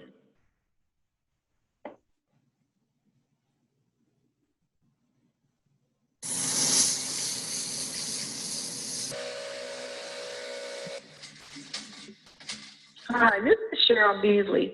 I live in Lochinver subdivision in Rockdale County, and I travel Granada Road every day. And the workers who came out and have cleaned up that road, they replaced our stop sign that had graffiti on it, and they have done a beautiful job. I just needed to tell somebody. I really appreciate you all. Thank you so much. Bye.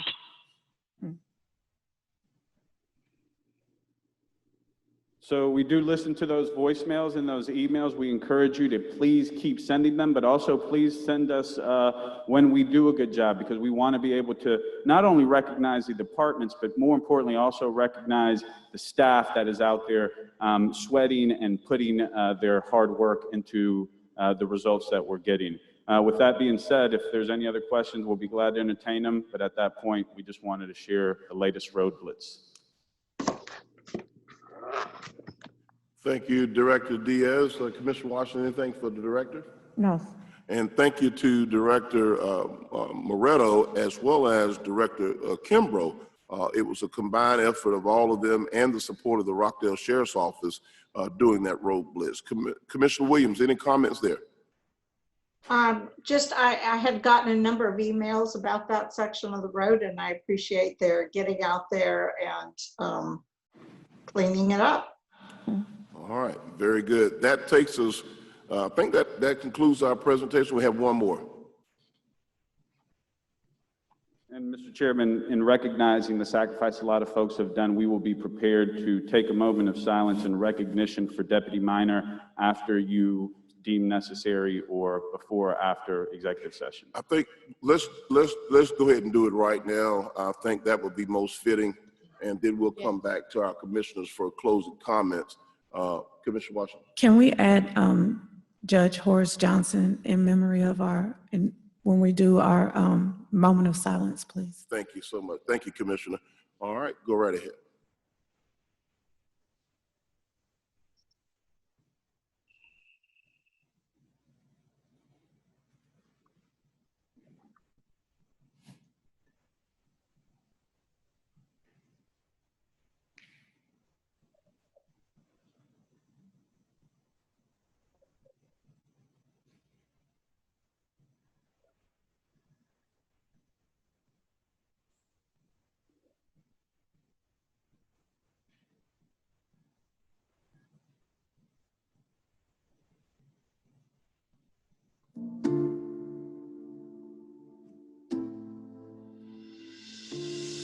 A few days ago, the Sheriff's Office honored one of their own. Deputy Minor was an 18-year veteran that worked as a resource officer at Heritage High School and later at Edwards Middle School. And so we're just here to honor Deputy Minor, and to do this memorial ride in his honor. They had a memorial procession starting at the sheriff's office, then traveling to each school that he worked at before ending at Springfield Baptist Church. Our deputies don't just go into school and enforce the law, they become mentors and somewhat of a parent figure. One of those students made a special gift for his family. And they wanted to present you with this portrait of Deputy Minor. To his co-workers, to his friends, his loved ones, his students. We're praying for y'all like y'all pray for us. Deputy Minor's car was in the procession and a centerpiece at the balloon release ceremony.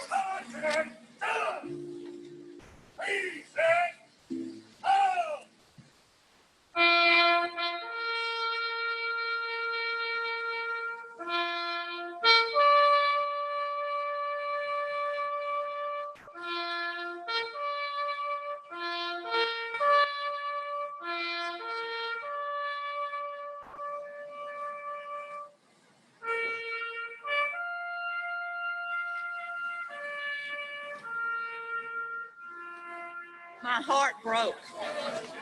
My heart still broke.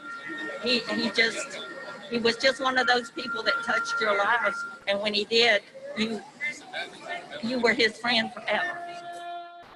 18-year veteran Deputy Stephen Minor, badge 2222. Your brothers and sisters have to watch from here. Rest in peace.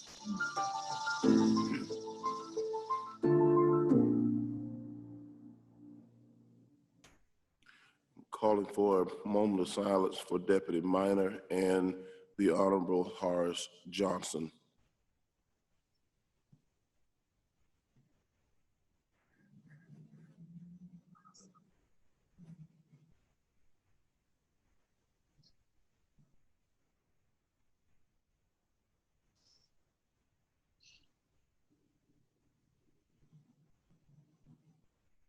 Thank you.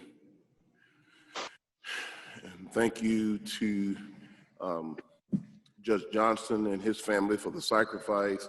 Thank you to Deputy Minor, his service, and his family for the sacrifice to Rockdale County and our community as a whole. And thank you, Commissioner Washington, for not allowing us to overlook Judge Johnson from Newton County and the whole community. He was a friend to all, although he served in Newton County. Many here in Rockdale County knew exactly who he was and worked with him in many different capacities. So thank you so much. At this time, we are moving forward with board comment. And I'm going to start, Commissioner Washington, if you don't mind, can we start with Commissioner Williams? Absolutely. Commissioner Williams, we're going to start with you.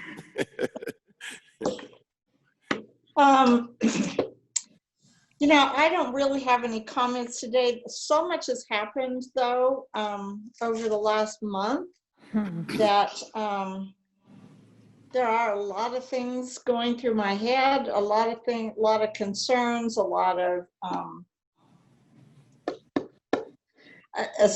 you know, I think with the COVID-19, I think the thing that really has struck a chord with me was talking to a neighbor as I was out walking a few days ago, and his telling us that he had it and he did not know where he got it from.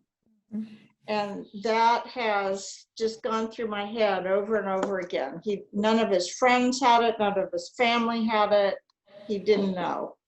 And I think that that's the reason that I'm really passionate about wearing masks. I think that seems to be the one thing that keeps coming up, in addition to watching your distance and washing your hands.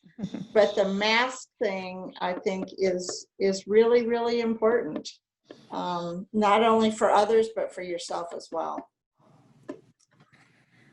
Those are my comments. Thank you, Commissioner. Commissioner Washington? I concur with Commissioner Williams.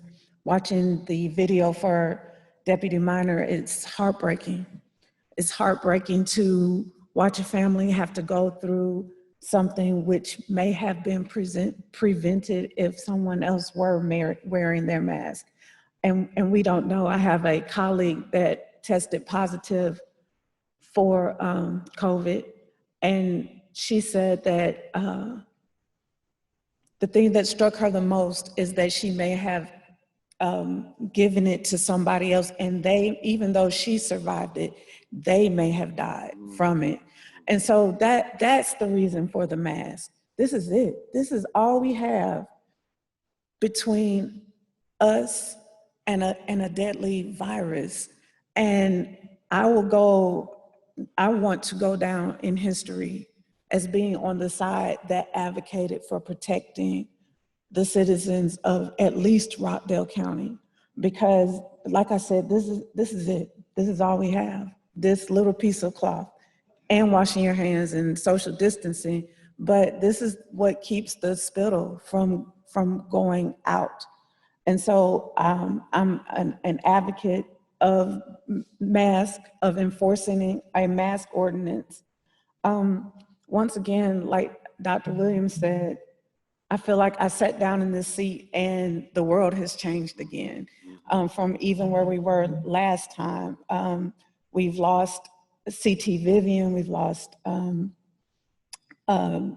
Lewis, and the death of Horace Johnson was devastating to me, just because I had just practiced in front of him. It was like maybe 5 days between when I saw him last and he passed, and he looked and acted as if he were in good health, and he did have COVID, and you wouldn't have been able to tell at all. We've got to do everything that we can to stop this, to flatten that curve. And if wearing masks is one of it, I will go on record of saying that we need government to protect the citizens with all that we have is that mask. Somebody mentioned that good trouble was being able to make decisions about what we're going to do in government, and I disagree. I think that when John Lewis said to get in good trouble and to get in necessary trouble, he said to stand up. He was meaning to stand up for the righteous, even when it is unpopular or even when it's hard. It's not just making decisions about where we're going to spend our money. It's about being willing to put yourself in harm's way or make unpopular decisions when they're going to be criticized. That's good trouble. To be willing to die for the things that you believe in, that's good trouble. I want to commend one of my good friends, former State Representative D. Dawkins Hagler, for her advocacy, and State Representative Sandra Scott for going to the Capitol every day last week and dragging me with them 4 of those days to get in good trouble, to stand up for a mandatory mask ordinance, and to ask the governor to repeal the lawsuit against Mayor Keisha Lance Bottoms, which actually he's asking to impede on her First Amendment right for freedom of speech. So that is good trouble. Those things are good trouble because that's definitely not possible, was not popular, and it is definitely something that they were really being bold and courageous in that. I know it's pending litigation, but I am glad the Confederate statute is down. And that's all I will say about that. And that's all I have. I'm going to yield at this point to Chief Hambrick. Any updates you'd like to bring and provide to the board, Chief? Thank you, Mr. Chairman. None at this time. Thank you. Okay, all right. I won't be redundant. We've had a very robust meeting today. We've been here since the top of the morning, and we've had a lot of business to handle, a lot of the people's business we've had to handle. And I will also contribute this agenda to being as robust as it has been due to COVID and a lot of our operations in terms of how we're having to interact with business people and permits in and out of our planning and development department and many of our other departments and offices and agencies throughout and around Rockdale County. We are working around the clock. I think one of our speakers said earlier that we're making tough decisions, and we are. One of the words I use almost every day is the fact that every day is fluid. Things start at one way at 8 a.m. and there's something totally different, maybe by 2 p.m., if not earlier. So I want to again applaud the efforts and the good work of all of our Rockdale County departments and offices who have done an outstanding job throughout this COVID-19 and this coronavirus. Big hats off to our emergency management director, Dan Morgan. He and his team have been constantly working around the clock.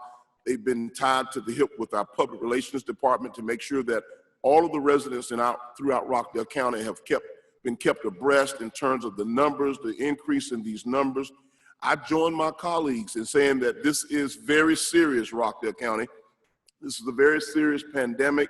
We've seen a major uptick in these numbers, a rise and increase in these numbers. The folks at the Rockdale Piedmont Hospital is telling us that they're seeing a major uptick down the street at the hospital. Seniors are still one of our most vulnerable populations and demographics, but no one is exempt. We're hearing numbers now, particularly about young people, young ages who are contracting and becoming exposed to this very deadly virus. Do not take this for granted. Please don't take this for granted. And I agree with what the Facebook person had to say in terms of us leading by example. Today, we passed a resolution. We'll be back in here real soon with an ordinance. I've heard from Sheriff Levitt. I've heard from several of our citizens about this, but this is about safety. We're not trying to control anyone's life. We're trying to preserve life and save the life of our citizens. We have a lot going on in Rockdale County, but again, I believe that we are resilient and we will recover, and we're going to take the necessary precautions to do what we need to do as a county and as a county operation.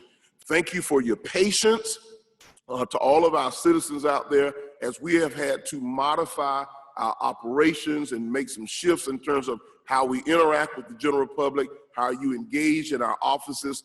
Thank you, thank you, thank you. We're in the midst of COVID-19, so there has been a lot of changes that have taken place that we didn't see that was coming. And before this is all over, we don't know what other changes or modifications that we will have to make to keep ourselves safe, keep our employees and the general public safe here in Rockdale County. This is a very fluid situation, and we're encouraging you all to let's be in prayer for Rockdale County. Let's be in prayer for one another, and let's keep all of those people and the families of those folks that we pay honor and tribute to today as things are continuing to happen in and around our communities. Wear your mask, practice social distancing, stay 6 feet apart, wash your hands and sanitize. And at this point, Director Rutledge, because I believe that we've got some more business to take care of, and there is a need for executive session to talk about land acquisition and personnel and pending and threatening litigation. Commissioners, what is your pleasure regarding executive session this afternoon? I move that we enter into executive session for the purposes of land acquisition, personnel, and pending litigation. I second that motion. It has been properly motioned and second that the Board of Commissioners will now enter into executive session. For our viewing audience and our live audience, let us say thank you again. Happy Tuesday. Please be safe.